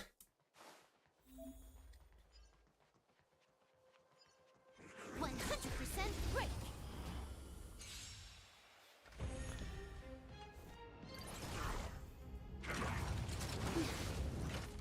All right, so this should be fairly easy. So let's go ahead and we'll use the skill to implant, looks like quantum weakness on that. That's not too bad. We'll just do AoE here. And single. And we'll do a normal attack. Perfect. This combat needs So now we're going to defense break. Let's make it Yeah, don't forget to play the trial for the free gems. We always need the free gems here. So I'm actually going to do just a single attack here. And I'll also do another single attack here. And now we're going to impair and hopefully we get a physical. time for a fun. Perfect. We got physical weakness. That's what we need. So I'm going to do the skill so I can break the shield more. I'm also going to do this here. And it looks like enemies already dead. All right. And then I also just really quickly wanted to test out Hanya because she's also physical, which is great. I love that. So I honestly could run a mono physical team if I really wanted to. I could totally do it, and I think it would work out very well. So we'll read about her kit here in just a moment. Yield.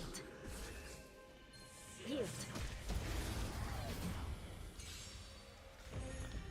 So what we did with her technique is attack an enemy and apply a burden to them, equivalent to that applied by the skill to a random enemy.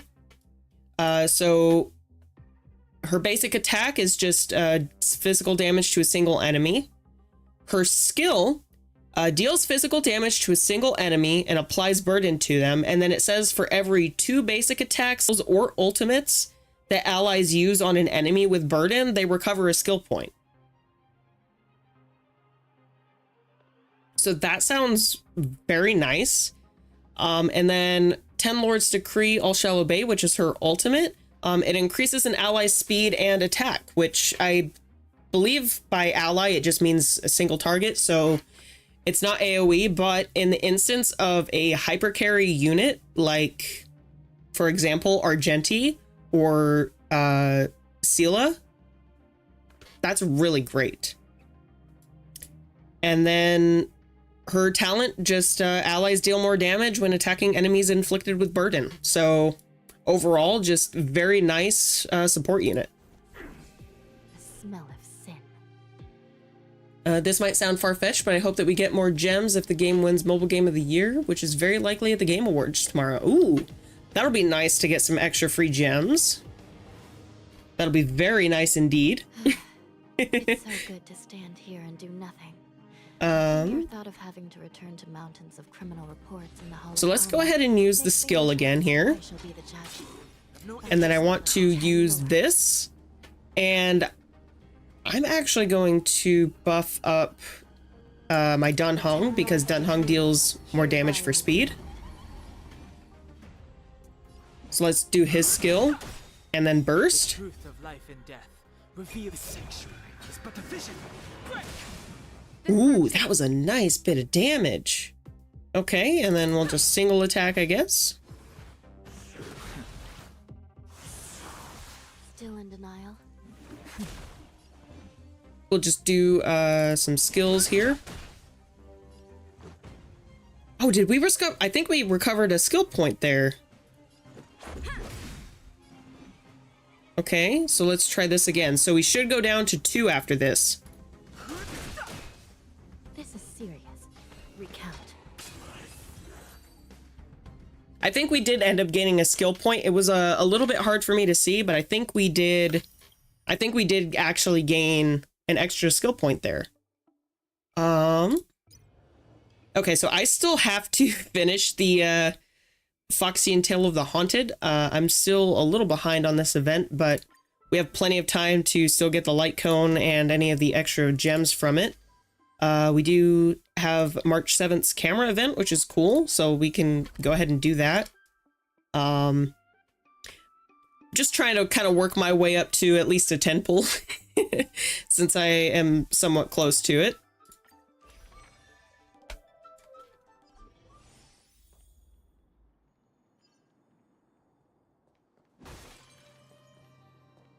Oh, looks like we gotta go, I think, up. Yeah, here we go. Taking a picture of...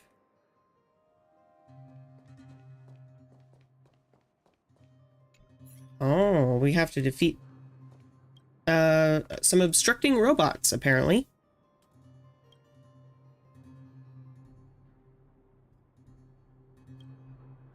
TV gone, boring, boring. Cool. Only just begun the event, going to beat the eyeball ghost thing. Yes. All right. Perfect. Targets found. Here we go.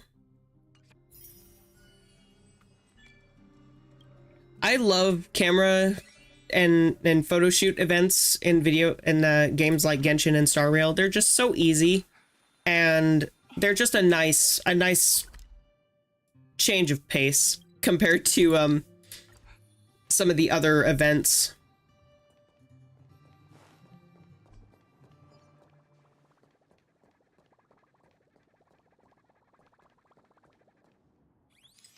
There's a couple trotters on the slide, which is very cute.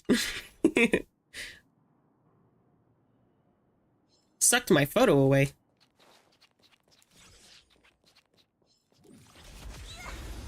Perfect. Together as one. Time for a buzz. This is double speed.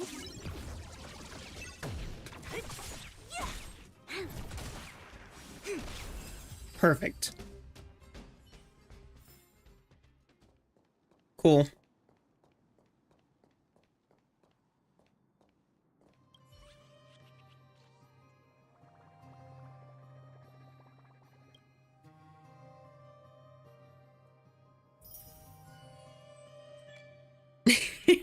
That's cute. It actually captured the trotters on the slide. Oh, you missed the trotter? Oh no.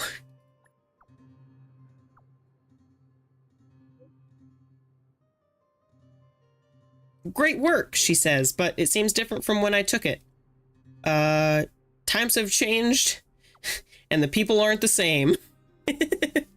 You sound so sentimental. Oh yeah, my collection over here is also almost done. There are just 2 photos left. I'll leave them to you. Awesome. Oh, can we... Oh, we have to wait 4 more hours. Oh no. Oh well. No worries. Let's, what is this one? Take part in martial exhibition and feel the charm of ancient Belabogian martial arts. Ooh, okay, okay. I think this is, yeah, this is mostly just like a combat event, so it should be fairly quick to clear through that. But what are we got a few summons here. Let's see, can I exchange any of these? Looks like I can get 6 from here. Oh, I forgot about these free passes here. And then I can get 4 from here, so we have a 10 pull. We are looking good. So let's go ahead and check pity really quick. We're hoping that if we don't get Argenti in this pull, we at least can get a Hanya. My Asta is at Eidolon 6, but my Lynx could use a few more Eidolons, so I'd be totally happy either way. If I'm not mistaken, so that's 30, we're at 33 pity. How do you check the pity? Ah, yeah, so the pity, you'll want to go over here to the view details. It should be the button next to the character trial. And that's the button that you want to press. And they are in groups of 5. So super easy to count. All right, here's a 10 pull. Here we go. It doesn't look like we get Argenti in this pull, but we do have him guaranteed. So I'll have to do a lot of off-camera farming for that after today. But yeah, ooh, got a Dan Hong. My Dan Hong is actually Eidolon 6 too, so it's kind of cool. Since he was the first one, we might get another 4-star. Hopefully. If we're lucky.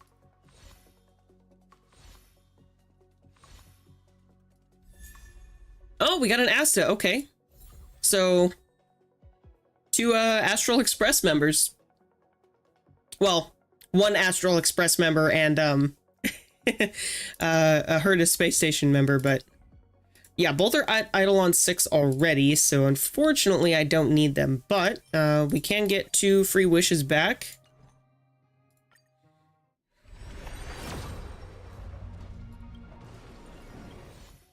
And I'm pretty sure these are both going to be 3 stars unless we get lucky here. I'm just going to wait for this one just to make sure. Ah, yep, it's a blue. I figured it was going to be. If I can get enough Stellar Jade, I do want to go for his light cone. I don't know if I will quite have enough, but I really, really want to try. Just because I think that this light cone can be at least fairly future-proof. There's some erudition characters that I'd like to test it on, so it's worth a shot. Definitely worth a shot.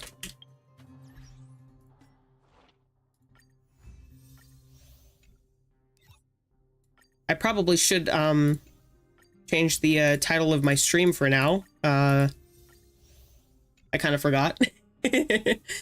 Let's see if there's a way that I can change that here.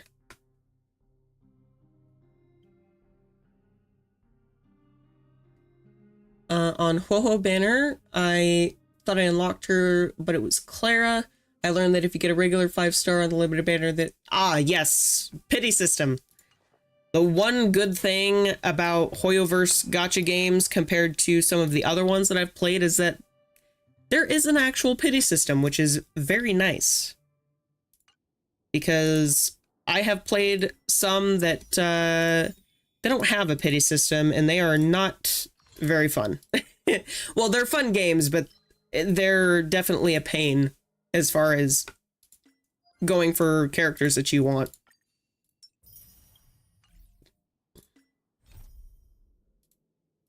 I have so many missions to catch up on. So many.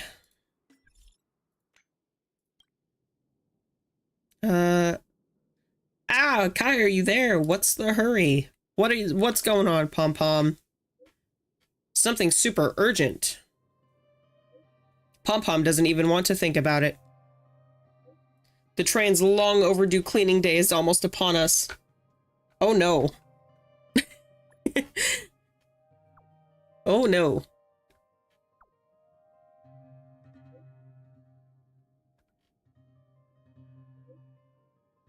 Not really. I get it now. So you want me to come back and help you with the cleaning? Not really, but if you're willing to lend a hand, that would be great. We're on our way to the nearest Washtopia. Come back and see me when you have time. Cool. I'll make sure that I don't have time.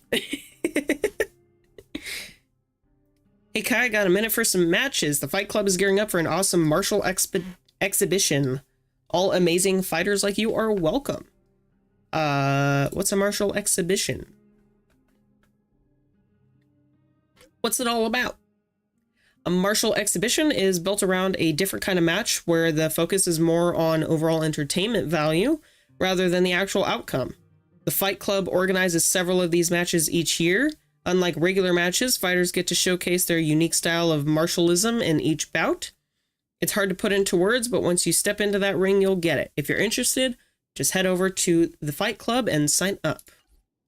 Well, I think I might just do that.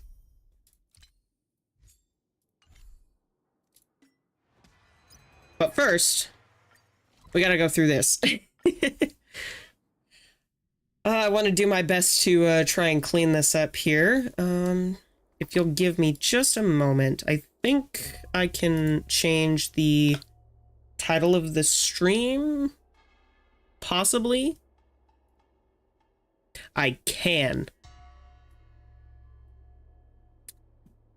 Perfect. I'm not gonna worry about that right now, but we'll have to deal with it later, of course.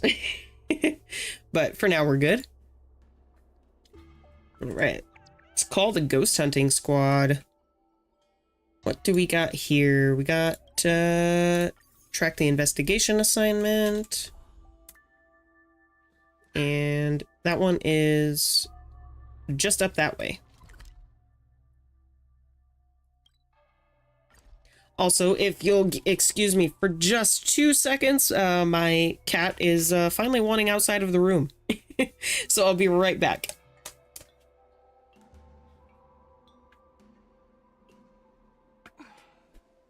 Wanna spar?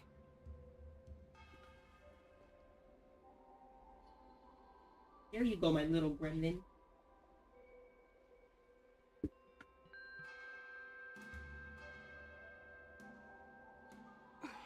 All right. Wanna spar? There we go. One of these days I'll have to post a picture of my little gremlin on my Twitter, because he's cute, but he's a menace sometimes.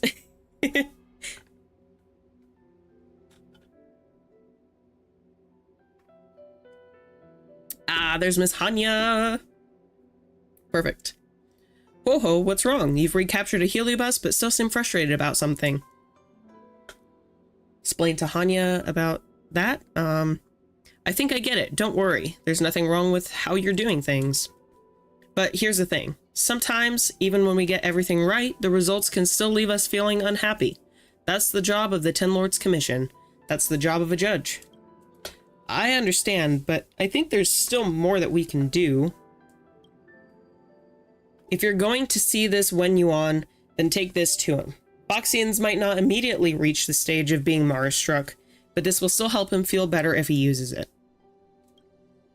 You didn't do anything wrong. It's just what's right is very hard to accept.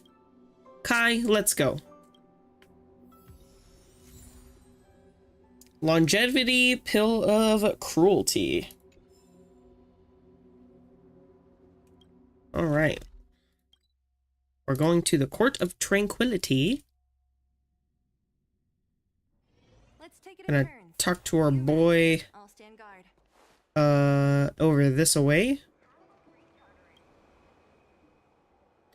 Roshui. I remember you. You're from the Ten Lords Commission. Why have you come back here? I want to help you. Save it. Haven't you already helped me enough? Take this medicine here and you'll feel much better. Is this longevity pill of cruelty? No thanks. I lost what I'd barely regained, but still managed to hold on to things. Now if even the very pain of losing her is taken away from me, I'm afraid I really would break down. I bear this pain now, and I can still feel her and remember her. It's how she can always be with me and never leave me. Girl, I blame you not, nor do I hate you, because you didn't do anything wrong. It's just, I don't really want to talk to you. If there's nothing else, please go. Oh boy. Excuse me. Kai, no matter what, we have made our choice. Now is not the best time for regret. Remember, Gwenfin asked us to post up to the Ghostly Grove. Could you please do that?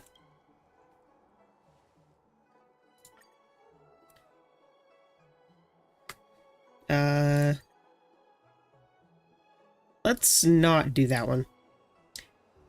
Breaking news. Deceptive familiarity. Known faces, unknown hearts. Or how to scoops. Trans-dimensional love. This heartwarming love story will make you swoon. Let's do that one.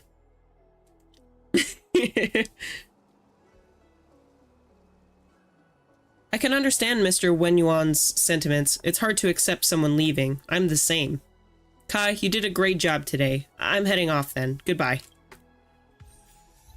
Hail fire. Oh.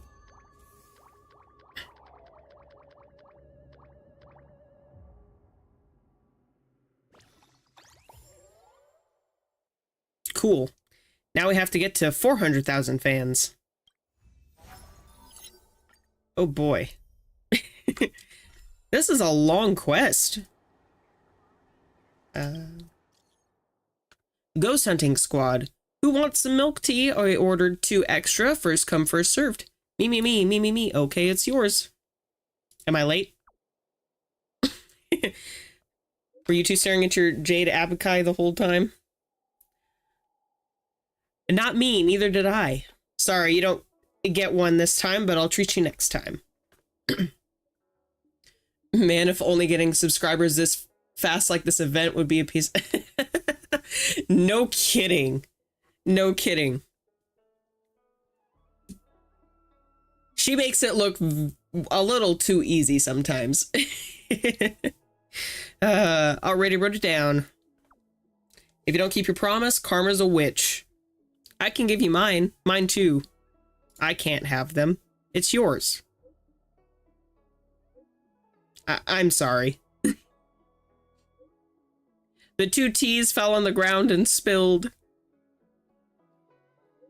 Don't worry about giving each other the tea. I'll treat you all. Yay! Pom-pom, happy dance. All right.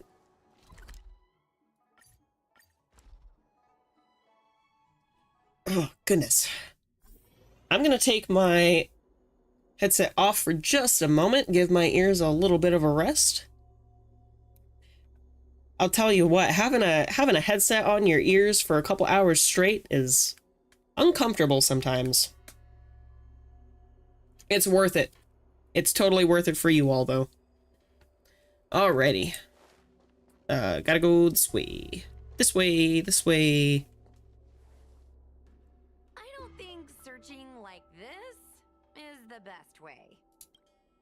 Diner haunted. Evil spirit breaks into restaurant and eats double its body weight in food.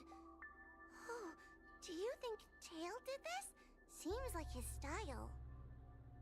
Sounds like a very hungry criminal came up with a very poor excuse.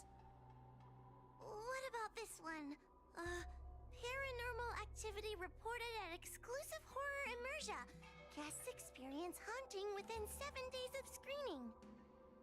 It reminds me of when I used to watch horror immersion to train my courage. Whenever there was a suspenseful moment, Tail would jump up and scare me. Guys, I feel like this is just some sort of prank. Or a marketing stunt to boost ticket sales.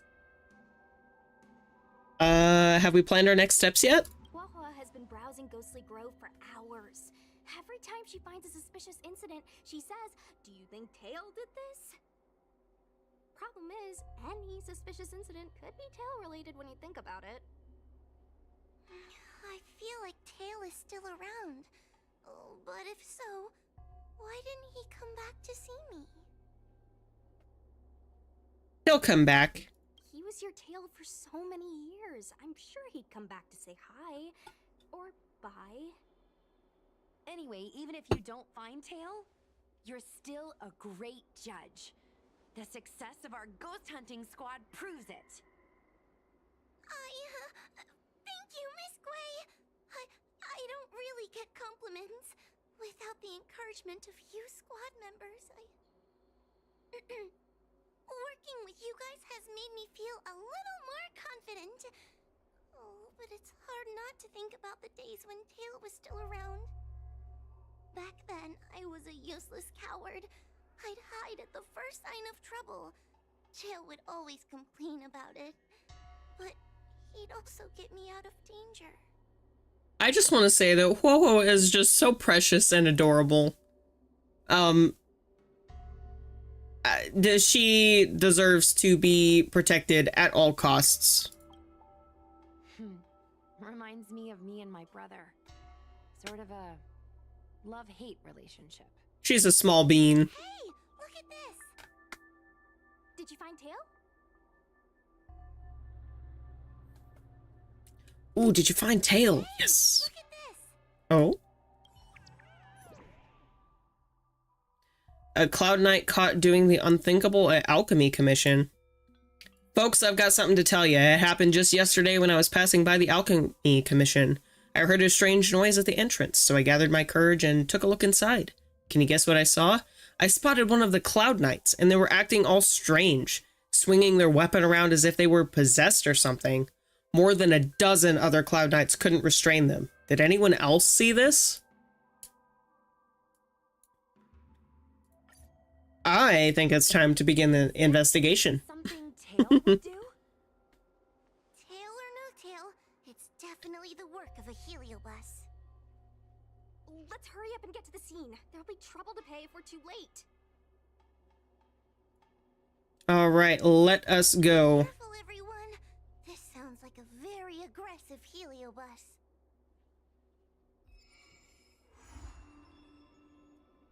All right. I have to be at least like halfway or almost done with this event. I've been kind of working on it a little bit off camera, trying to get through it before it goes away. Hey, calm down. I just learned a new technique. I'll use it to end your life.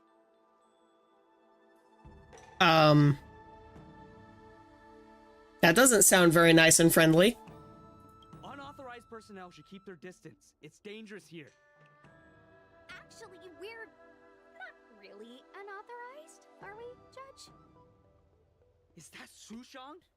And a judge? Why are the Ten Lords Commission here? It's a very long story, so let's deal with the problem at hand first. Mr. Cloud Knight, sir, the Ten Lords Commission will handle this. Thank you for your cooperation. Understood. Please, take mercy on him. Don't worry, this sort of thing is our specialty. See shit like this. Time for a buzz.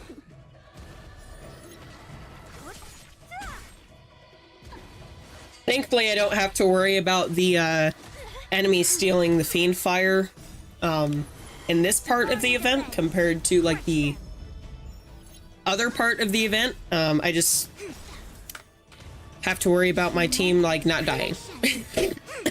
Oh, excuse me. I have no idea where that cough came from. Judge Huahua, is he all right? All right, thank you again, C Plus Hero, for the collab, and thanks for watching the stream for a little bit. I hope you have a wonderful rest of your night, and talk to you later. His life isn't in danger, but his hands and feet are spasming, and his speech is incoherent. I think he's experiencing a delusion that he can't snap out of. I feel like I've been drained of my strength. Mr. Cloud Knight, sir, are you okay? Can you answer a few questions for me? Do you remember what happened to you? I think so. Let me think for a moment. I received a report today about an infestation of abominations here at the Alchemy Commission. The captain sent me to clear it out. What happened after that was like a dream? I can't explain it. My weapon suddenly started talking to me. Oh? It taught me fighting techniques, which moves to avoid, which moves to use, which stances to adopt to retain balance. Then it told me to relax and let it take control against the enemy. That sounds just like Heliobus. I followed its instructions. To my surprise, it felt like my combat skills had greatly improved. Still, it told me I was incompetent, like a piece of rotten wood. It wanted to find a new apprentice to carry forward the art. It was only then that I realized there was a sword-wielding child beside me, staring right at me. A sword-wielding child? That, sounds a little strange. Lots of children grow up learning to use a sword on the Waifu, but for a child to be walking around with one... I sure hope we're not thinking of the same person. I realized the boy was the general's retainer, Yin Shing. I knew it. When I heard my sword say the name, I was in disbelief. And then, for some reason, I just attacked Yin Shing.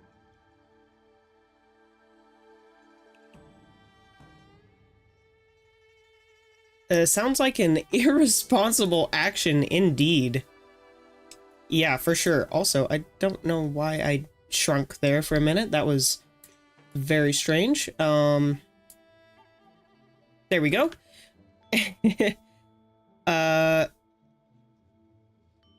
It seems like you both came out unscathed. He must have spared me. The funny thing is that I didn't even see him move. I just fell straight to the ground. What happened next was even more outlandish. Yin Shing looked like he was talking to the sword in his hand. He turned around and left without looking back. And my weapon never spoke again. Not good. I'll take care of the Cloud Knight. You go after Yin Shing. Oh no, hopefully Yanxing didn't get possessed, because that would not be good at all. That would not be good at all.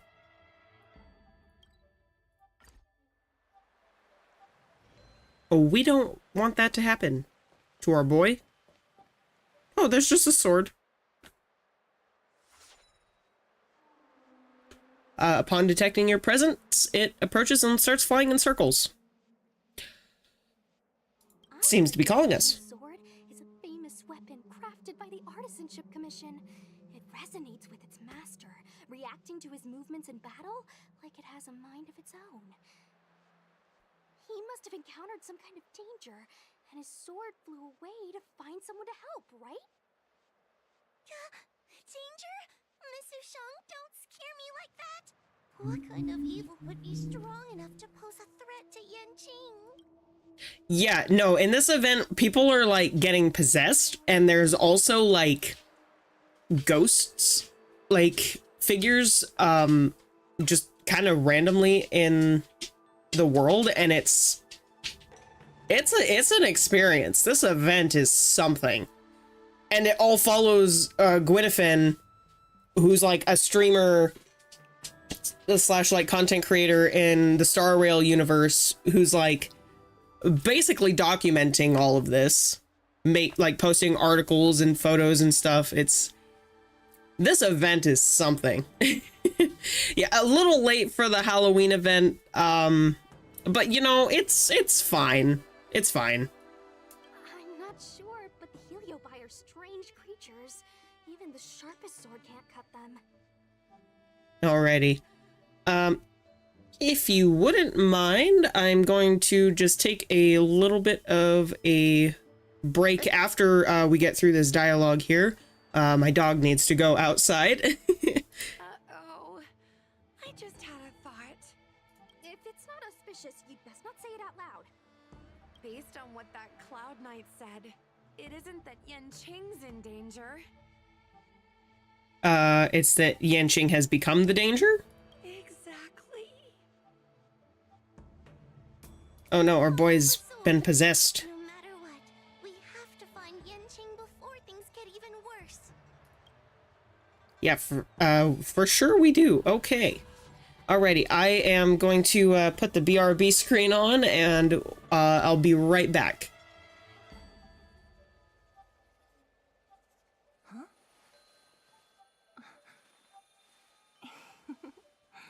Go.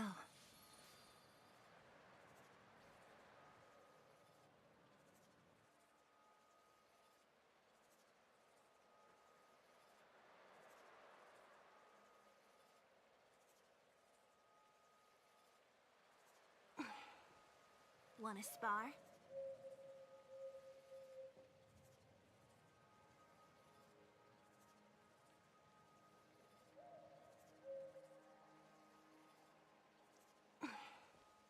Wanna spar?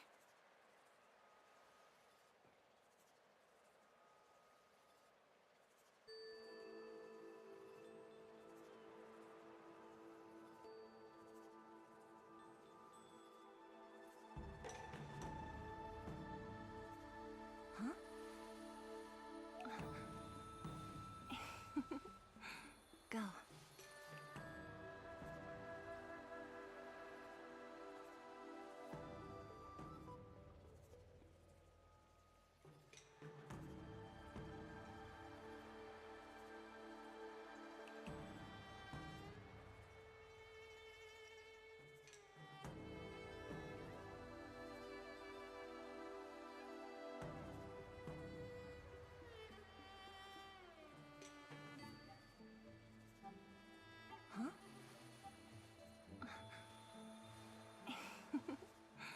Go.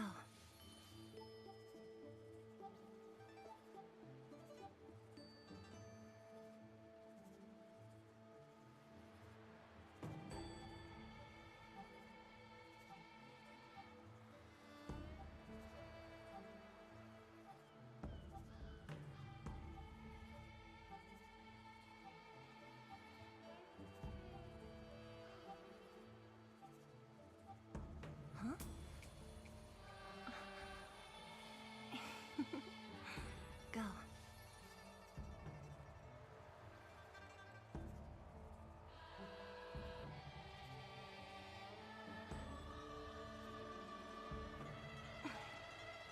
Wanna spar?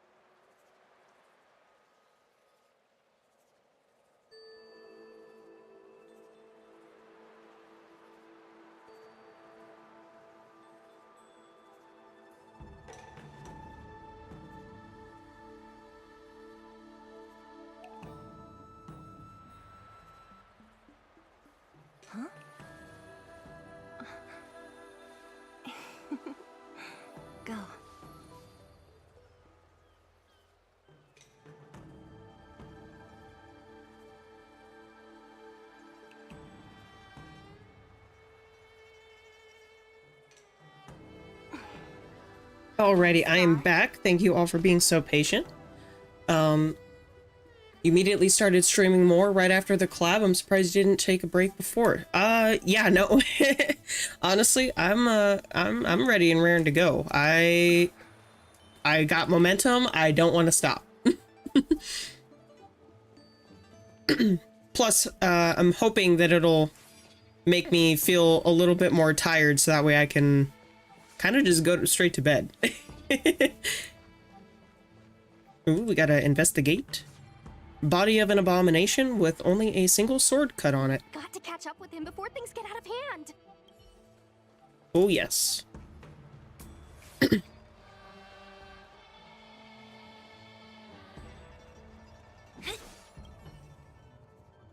The eyes of the slain beast still contained a hint of astonishment, as if seemingly unable to believe the speed of which humans were capable.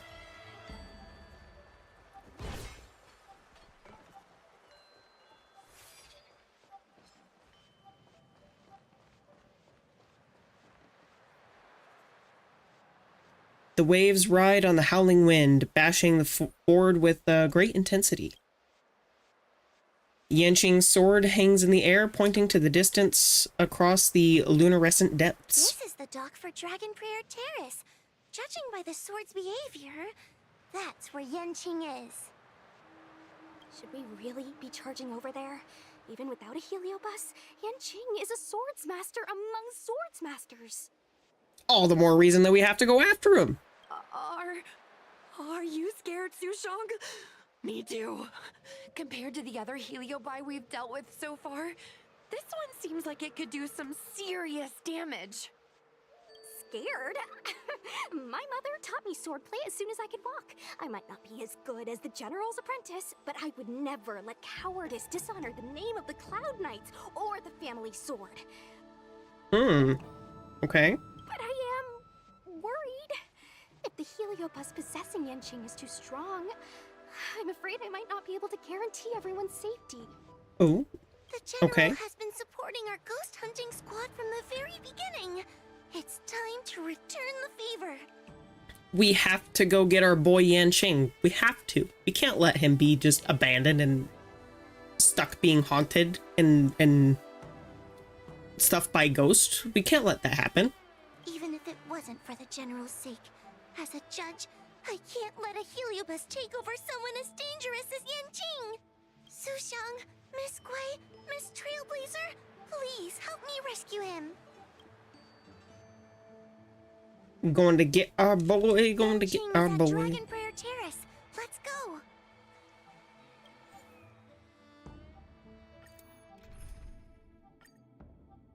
See, I could use my Kafka team there.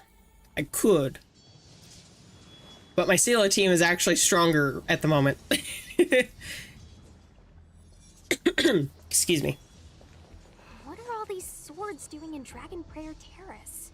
It must be a heliobus illusion. Shouldn't we ring the harmonic chime and see if we can talk to Yanqing inside the illusion? Illusion? Since each of you can see it, wouldn't that mean you'd fallen into the illusion as well? Don't be alarmed. To me, this sword formation is a precious arsenal. When I gaze upon any one, 1,000 sword fights dance before my eyes. The swordplay far exceeding anything I have learned. And better yet, they welcome those who wish to pursue higher realms with open arms. The general sent us to bring you back. The General? You lie! I've already finished my assignment at the Alchemy Commission. I have no further orders. This is my own time. I came here to learn from Master Apira. To learn from these swords. Apira? That heliobus's name is Apira? Correct. Master Apira promised to show me the flaws in my swordplay, and had to take it to the next level. That's why I brought them to Dragon Prayer Terrace, where I suffered my most serious setback. I think this is a load of bull. I don't know about y'all, but I think this is a load of bull. Yanqing, you're possessed, my boy, and we're coming to save you. Young one, with me, everything will be different. Whether it be Imbibitor Lunae, the Stellaron Hunters, or that woman, your accomplishments will exceed them. You will be matchless, without limits. Matchless without limits. You're just in time. A bunch of The barnacles. swords have taught me something already. I'd like to see how sharp my skills have become.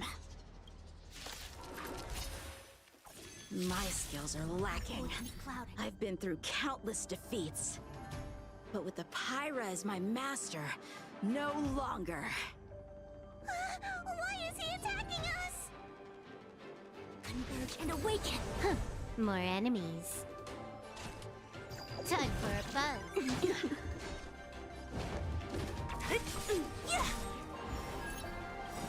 No matter. I'll free you from your disappear among the sea of butterflies. Illusions of the past.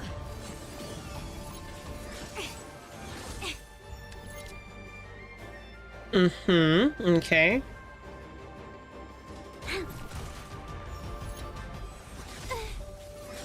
This combat needs optimizing. This is double speed.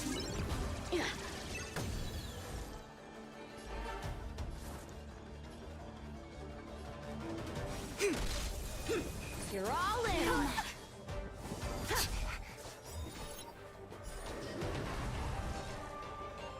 They have been imprisoned.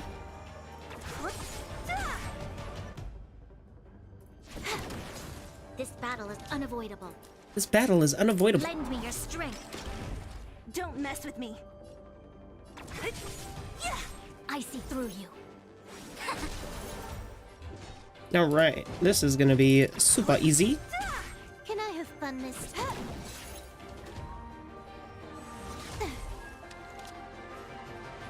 Now we're just gonna break these, get them out of here. Cool. Punish evil.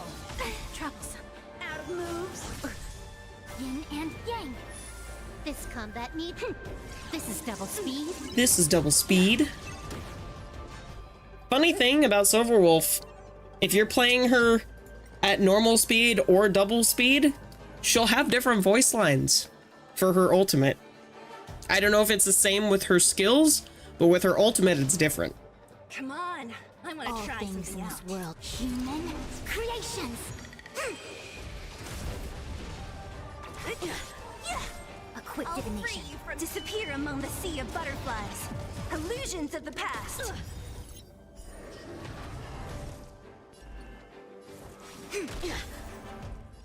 Time for a buzz. There's a quantum weakness. Must be fought with sincerity of heart and mind. Lieutenant Yanqing, snap out of it. We don't want to fight you. Yeah, we don't want to fight you. To fight you, and we're just getting started. Cut through the ranks. Silverwolf still has your favorite looking ultimate. I can agree. She has a very cool ultimate. Then, why not hack them down right here? Hack them down? I thought we were just sparring. The laws of the battlefield are no different from the laws of the universe. Life for victory, and death for defeat. Swordsmanship is the art of victory, and only the victorious swords can be passed on. Swords defeated are buried among the barren wastelands. Oh.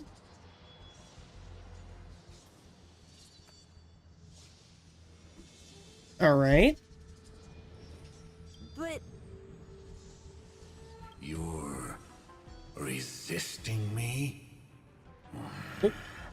Rid yourself of these needless notions of clemency. How can you move forward without casting these distractions aside? Raise your sword.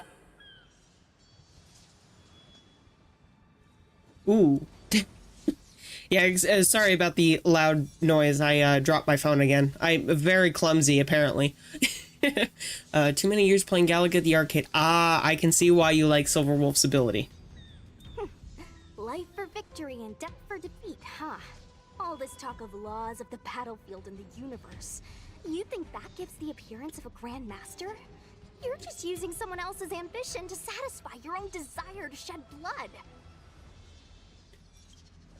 This Xuanyuan sword in my hand has been passed down through my family for generations. When my mother gave it to me, she said, the bread may bake, but the hearth remains. And for a long time, I had no idea what she was talking about.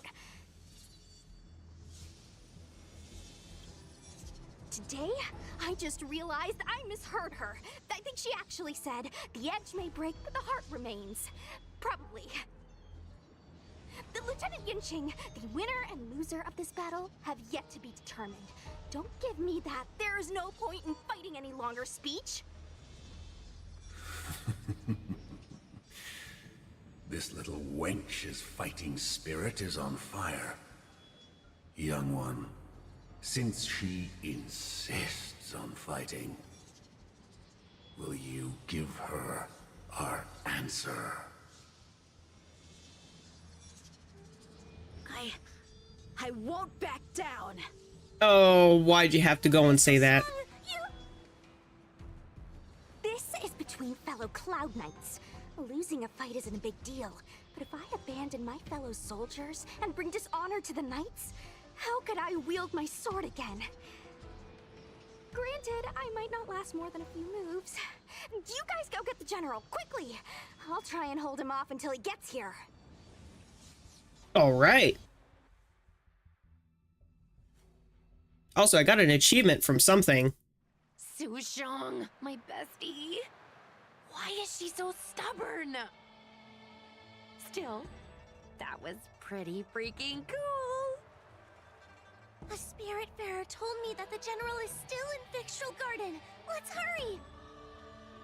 I think the only one that can break Yanqing's illusion is Jing Yuan himself. Mm-hmm.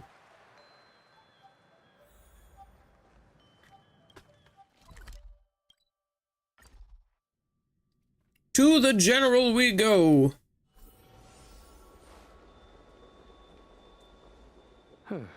Is something the matter?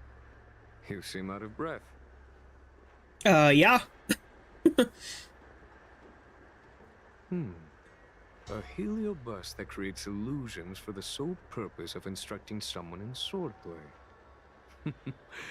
I wouldn't mind learning a few tricks from them myself. Unfortunately, it sounds like this one is a little too aggressive to be a decent sparring partner. This is not an adversary that someone as young as Yanqing is equipped to deal with. Yeah, come and get your boy. Come and get your boy. I can understand your sense of urgency. But before I leave, I have a question for Cirrus, who has been listening this whole time. I trust you are familiar with Apira. Naturally. Among the Heliobi, Pyra manifests the courage and warring spirit of Ignomar. They are the most aggressive of all the fragments. But who is this sword master? Who is Yanqing? My apprentice. Oh, no wonder I smell a hint of sadness in you.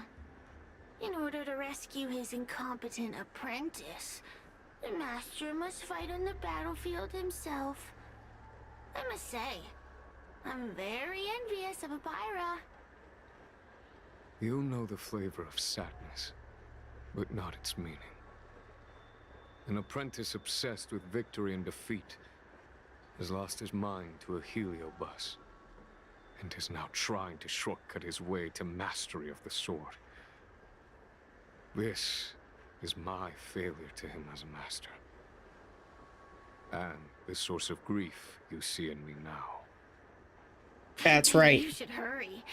Apira has an insatiable bloodlust.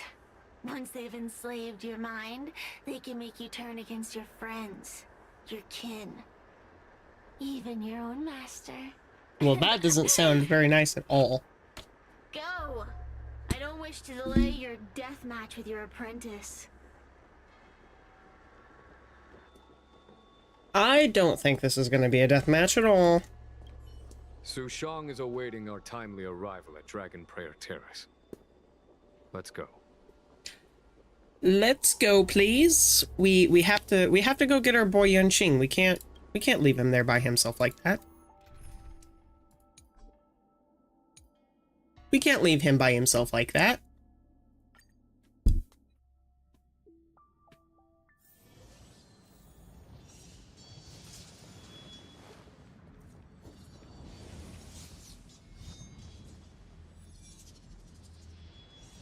Cough, cough. Oh, one-sided fight. Is that the best you can do? And I was thinking I'd be done for the moment you drew your sword. It sounds I didn't think I would last this long. accurate. I'm not half as bad as I thought. Good job, Su Shang. You're hesitating again. You're always hesitating. Your opponent is no match for you. Yet they have managed to fend you off for this long. As a swordsman, have you not any pride? Do you want to repeat the disaster you suffered at Dragon Prayer Terrace? I mean, no, but like, you're kind of being Time to finish a meanie. Only blood can cleanse the shame of the sword. He won't do it. He won't. General. Young one, your old teacher has arrived. Under his tutelage, you never experienced true failure. But after suffering your first major setback, your confidence in your swordsmanship has been faltering. Faltering. You worry that the general is disappointed in you.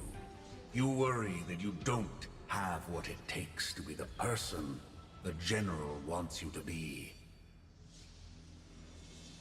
Now, show him what I have taught you. He'll be very proud of your progress. Tell him that with your sword, you will bring victory to the Xianzhou. With my sword. Oh boy, don't do it. Ching would never draw his sword on me to prove himself. I have confidence in him. This confidence is not a belief that he will win every contest. It is a belief that he will one day break free from the paradigm of victory and defeat, and realize his true reason for wielding the sword. The pleasure of swordsmanship, the saving of life, and the dispatchment of enemies. Hell yeah. This truth must be discovered by himself. No one can teach it to him. Now is the time for him to take that step. It is indeed. Break free from victory and defeat? Those are just empty words to comfort the dead and the defeated. Think of your crushing defeat at Dragon Prayer Terrace. Think of how you felt then, teetering on the brink of death. Man, this Heliobi is kind of an asshole, like, not gonna lie. You wouldn't be standing here. I normally don't Victory and defeat. swear in my videos, but goodness, this guy. Now is the time to break all your chains. Draw your sword. This guy's being a big meanie ghosty goo. Draw your sword.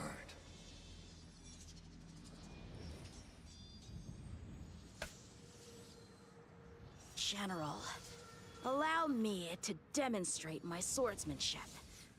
I hereby challenge you.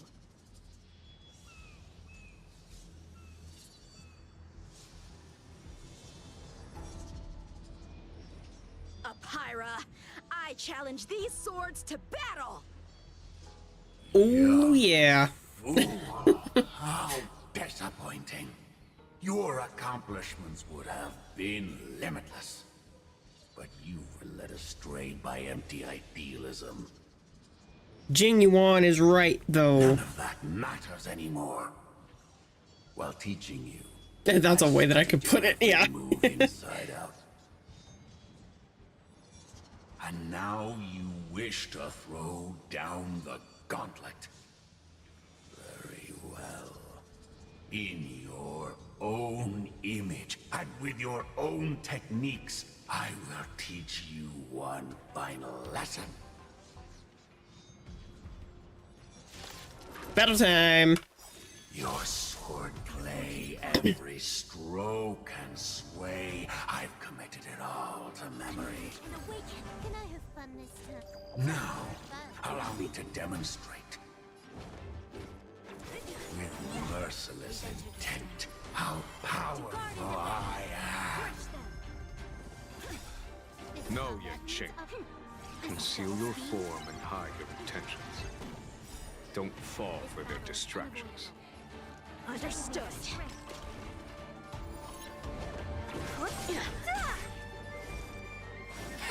All right. Disappear among the sea of butterflies. Illusions of the past. Ooh, that was a big hit. There's always a weakness. Lend me your strength. I see through you. More enemies. Don't mess with me. Lend me your strength. What a headache. They've entered the storm. To guard and defend. Crush them. This is going by so much easier. I failed. You did fail. The Heliobus failed. One stroke of luck. One victory. Impressive. I am bested. Ew, it's about time we got this guy into the gourd. Put him in the gourd.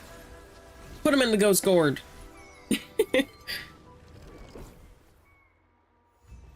Challenge complete. General. I know what you wish to say, Yanqing. We can move past the melodrama. Then, to the rest of you, thank you for bringing me out of that daze. Especially you, Miss Sushang. Why does everyone that gets heliobust love to apologize for it? You're the victim here. They're the ones stirring up chaos. Indeed. It should be me thanking you for holding back during our battle. The Heliobus looked like a jawbreaker. It's due to a sudden skill improvement. Oh my goodness, I'm not, I can't unsee it now. I can't unsee it now. Thank you for that. You've made this game like just slightly more funny than it already is. I appreciate that. All right. She went toe-to-toe with the General Star pupil. I'd be pretty pleased with myself, too. We're gonna need to get you You're welcome. front-page news story for this one. Heck, let's get some billboards. So, you've made it your daily mission to tease me, huh? With respect to this incident, what is your plan for posting on the Waifus' Ghostly Grove? Since it concerns the seat of divine foresight, I am hoping you could. Keep it on the down low.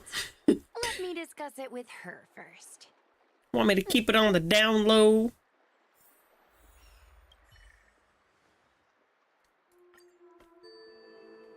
Breaking news, you won't believe this, fiction becomes real life. Artisanship Commission unveils new tech that will change Cloud Knights forever.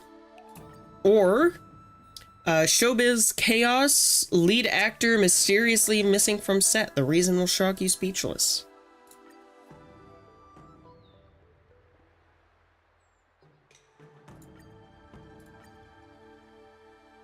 Let's do this one. I think this one would be really fun. Is everyone okay with this? Thanks for covering for me. I'm so embarrassed. I don't think it really matters which one you choose. We should hurry back and lock up Hyra in the evil binding matrix. They're a dangerous one. I'm afraid they might escape. Well then, Yan Qing and I will take our leave now. All right, let's get out of here. Let's get out of here. Beautiful. Oh wait, we're not even going over to the thing. Okay, we're going over this way. Okay. We're not going to the spot that I thought that we were going to.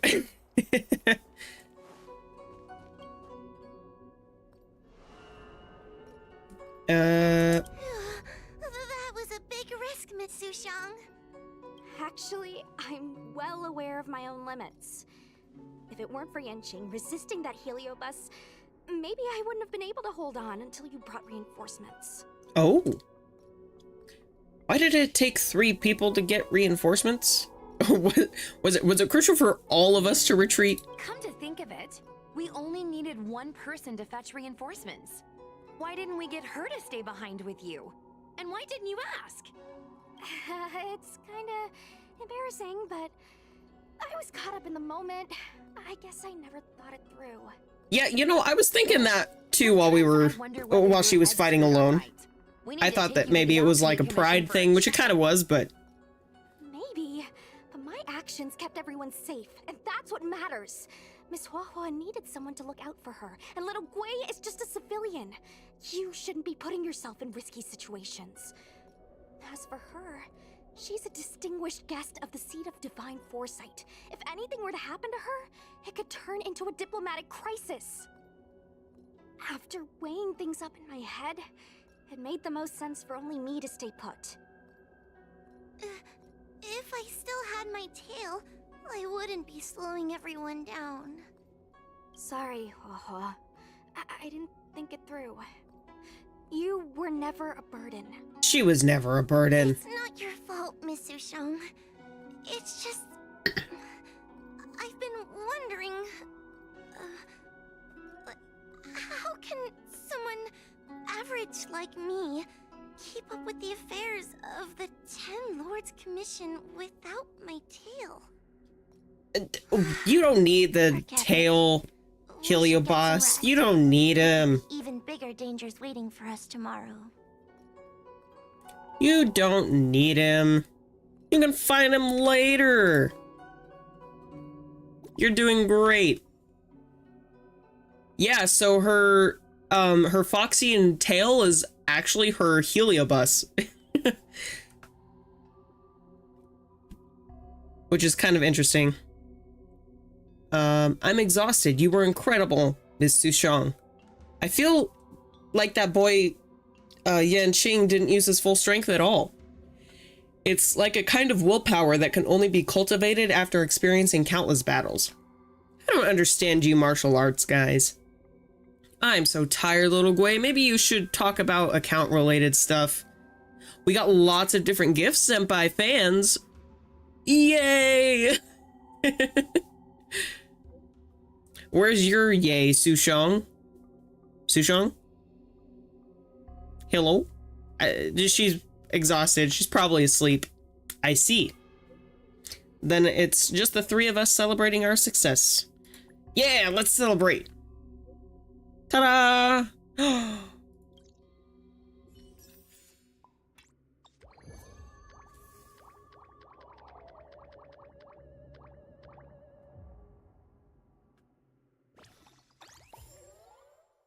Whoa, we jumped up a lot.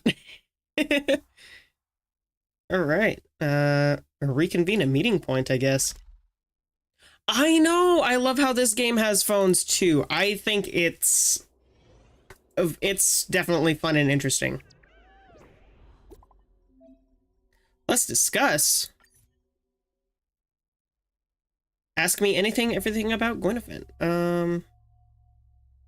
Estimated fan count upon completion. Okay. Ooh, it looks like we can collect another light cone superimposition. And we can collect some gems here. Perfect. Subscription plan. It looks like we can level this up a couple times as well. You actually get a pretty decent amount of gems from this. And oh, that's so cute. You got a little phone wallpaper. Oh, that's so cute. That's Ho-Ho's tail. Excuse me.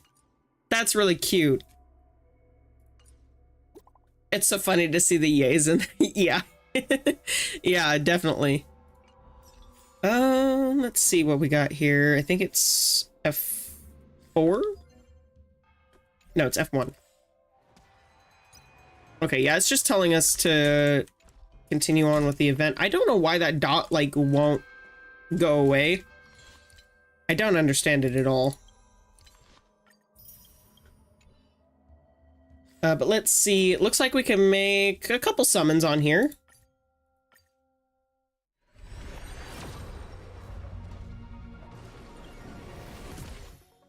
They're probably not going to be anything too exciting, but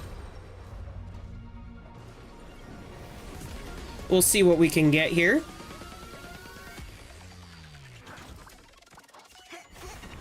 Looks like we just got a blue this time. I really hope that I can get at least one copy of Hanya, if nothing else. Ooh, actually, we have a standard warp. Okay. What do we get from here?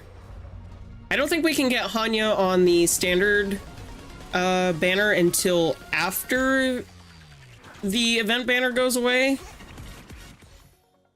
If I'm not mistaken. I think that's usually how it works in most gacha games, is the featured characters run on the limited banner first, and then any of the 4 stars move to the standard banner. But yeah, I'm super excited to get him.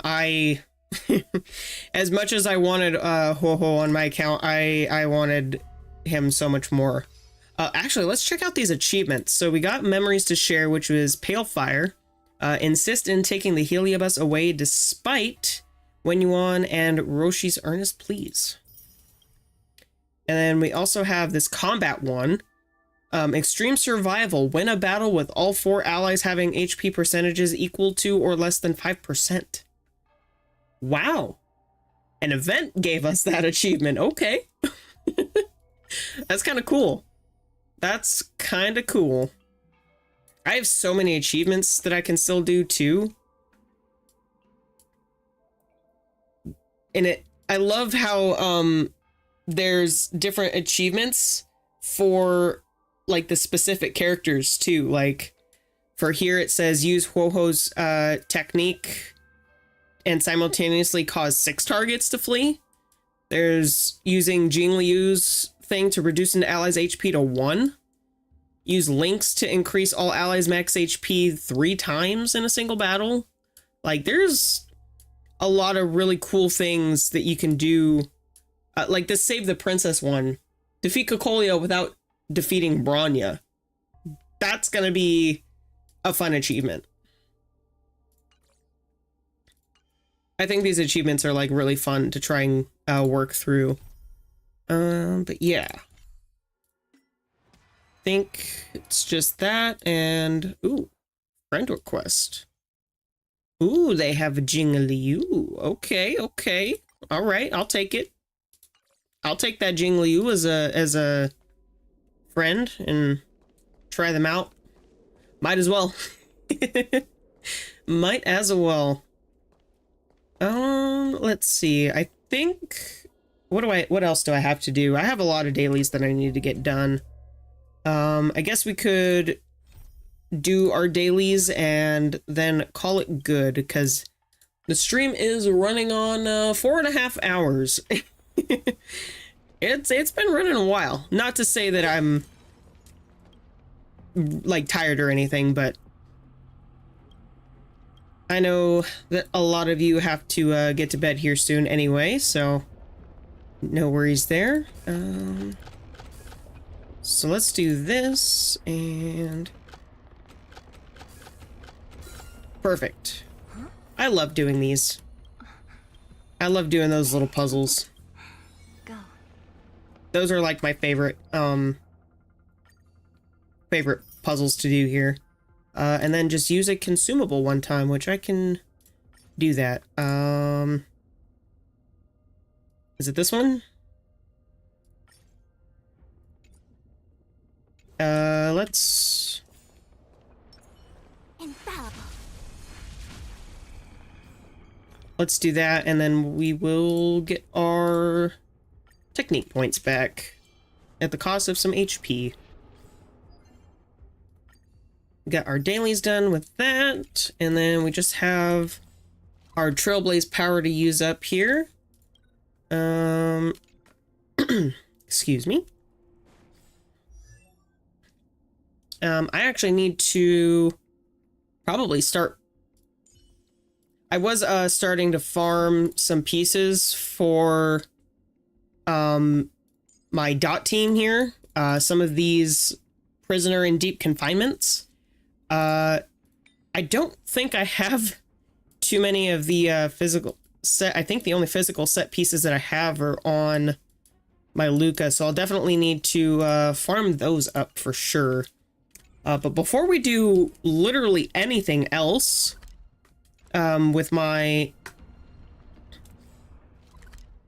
Trailblaze power is I need to farm experience for character. I also need the light cone experience, and I need credits. I am so behind on these materials. I did not think that I would be. It's a little bit of a problem. Let's go ahead and use, I guess my Asta. I think my Asta is built, if I'm not mistaken. She is. Let's just do. We're gonna do something a little bit weird here. So we're gonna do this, and then we'll go ahead and pick a support. Let's see, what does this person, they have the light cone, they got traces maxed out. Oh my. Relics are, still looks like they're trying to level up the relics, but that's a good Jingliu. You know what? We'll use their Jingliu and we'll see how it goes. Human creations. This is double speed. Lend me your strength. I really need to build my Herda just for this. Converge and awaken. Time for a buzz. I need to build my Herda just for this. In lunar flame.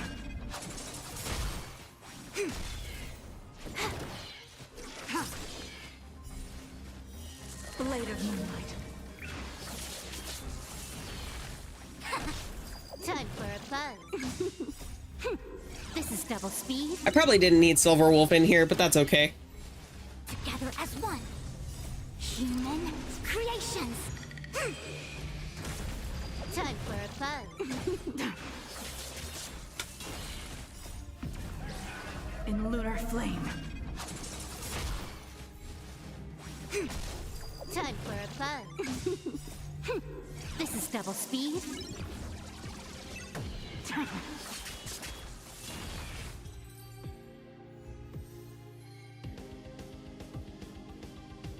This is very fun. I really like Jingliu. I probably shouldn't have skipped so many characters, but I've been a little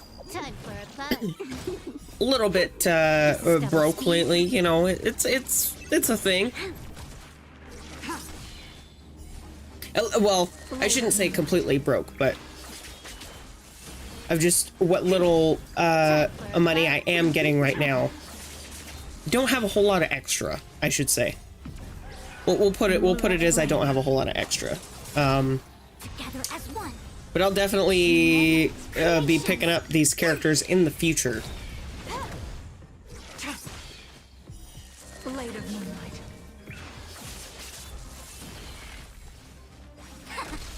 Time for a fun. This is double speed. This is double speed.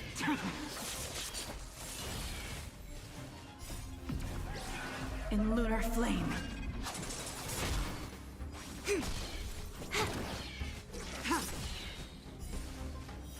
Blade of moonlight. Converge and awaken.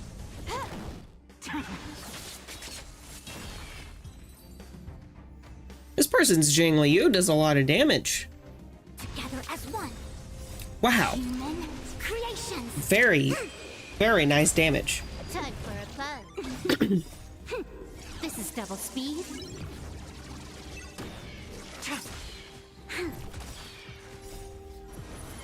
To guard and defend.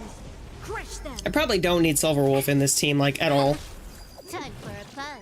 And Fushuan's probably not the greatest choice either, considering Time for a fun. that Jing Liu needs to reduce the teammates' HP. I didn't think about this. Blade of moonlight. Converge and awaken.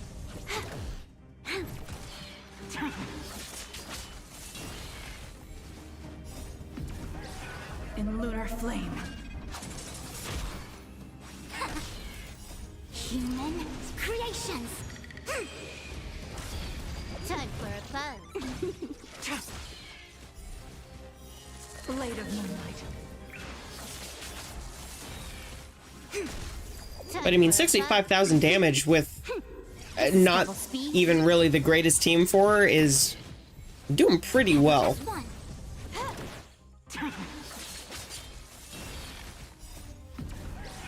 In lunar flame. I, on the other hand, have my Bronya as support. Because my Bronya is E2 with her signature light cone. And, I'm very proud of that. Very proud of that.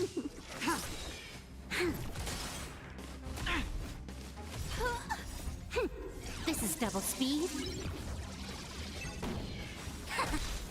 Human creations. Lend me your strength. Blade of moonlight.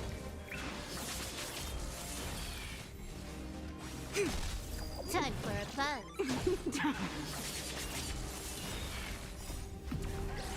In lunar flame. Together as one. Time for a fun. This is double speed. I don't know why, I like my Mono Quantum plus Bronya. It's the strongest team that I have right now because the characters I've had since launch. But yeah, it's nice to be proud of your characters, you know, being able to show off how much effort you put into them and having the payoff be worth it. Yeah. No, 100%, 100%. In lunar flame. Having your support character be kind of the character that you are the most proud of, I think is really cool in a game like this, because you get to see what people's favorite characters are by which character they choose as a support. And you also get to see like how much investment you put into them. I actually put a very minimal investment into my Bronya, which is kind of weird, but she performs very well. She's at level 80. I still need to level up her light cone a little bit, but I am quite short on light cone experience. And my credits are running a little bit low. Just a little bit. I wonder if I'll have... Oh, I do have enough. Perfect. Even better. But like her traces, I could definitely level these up more. Like I probably should actually level these up more. But her relics are maxed out. Like, they're not probably the greatest, but, you know, crit rate, crit damage. The effect hit rate doesn't really do much, but the more crit damage she has, the better. She also has, you know, crit damage, attack, and effect resist is really nice.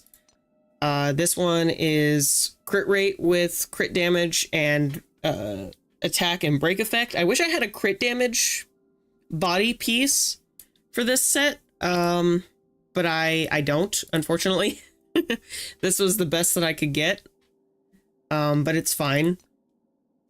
And her boots, I would normally probably be okay with running speed boots, but I have to have her speed tuned with my Zila. So that's why I have her just on attack boots, but with some speed subs. And then the crit damage and effect resist is always great. And then I run her on the Celestial Differentiator. I probably could run her on either the Fleet of Ageless, or there was another kind of support set. It had either energy regen or I think it was the effect resistance set that was really good for her. That after she used her ultimate, the entire party gained like a attack boost or something, while she also had effect resistance. But this is just the best of what I have right now, and I have I want to say it's a pretty decent energy regen rope.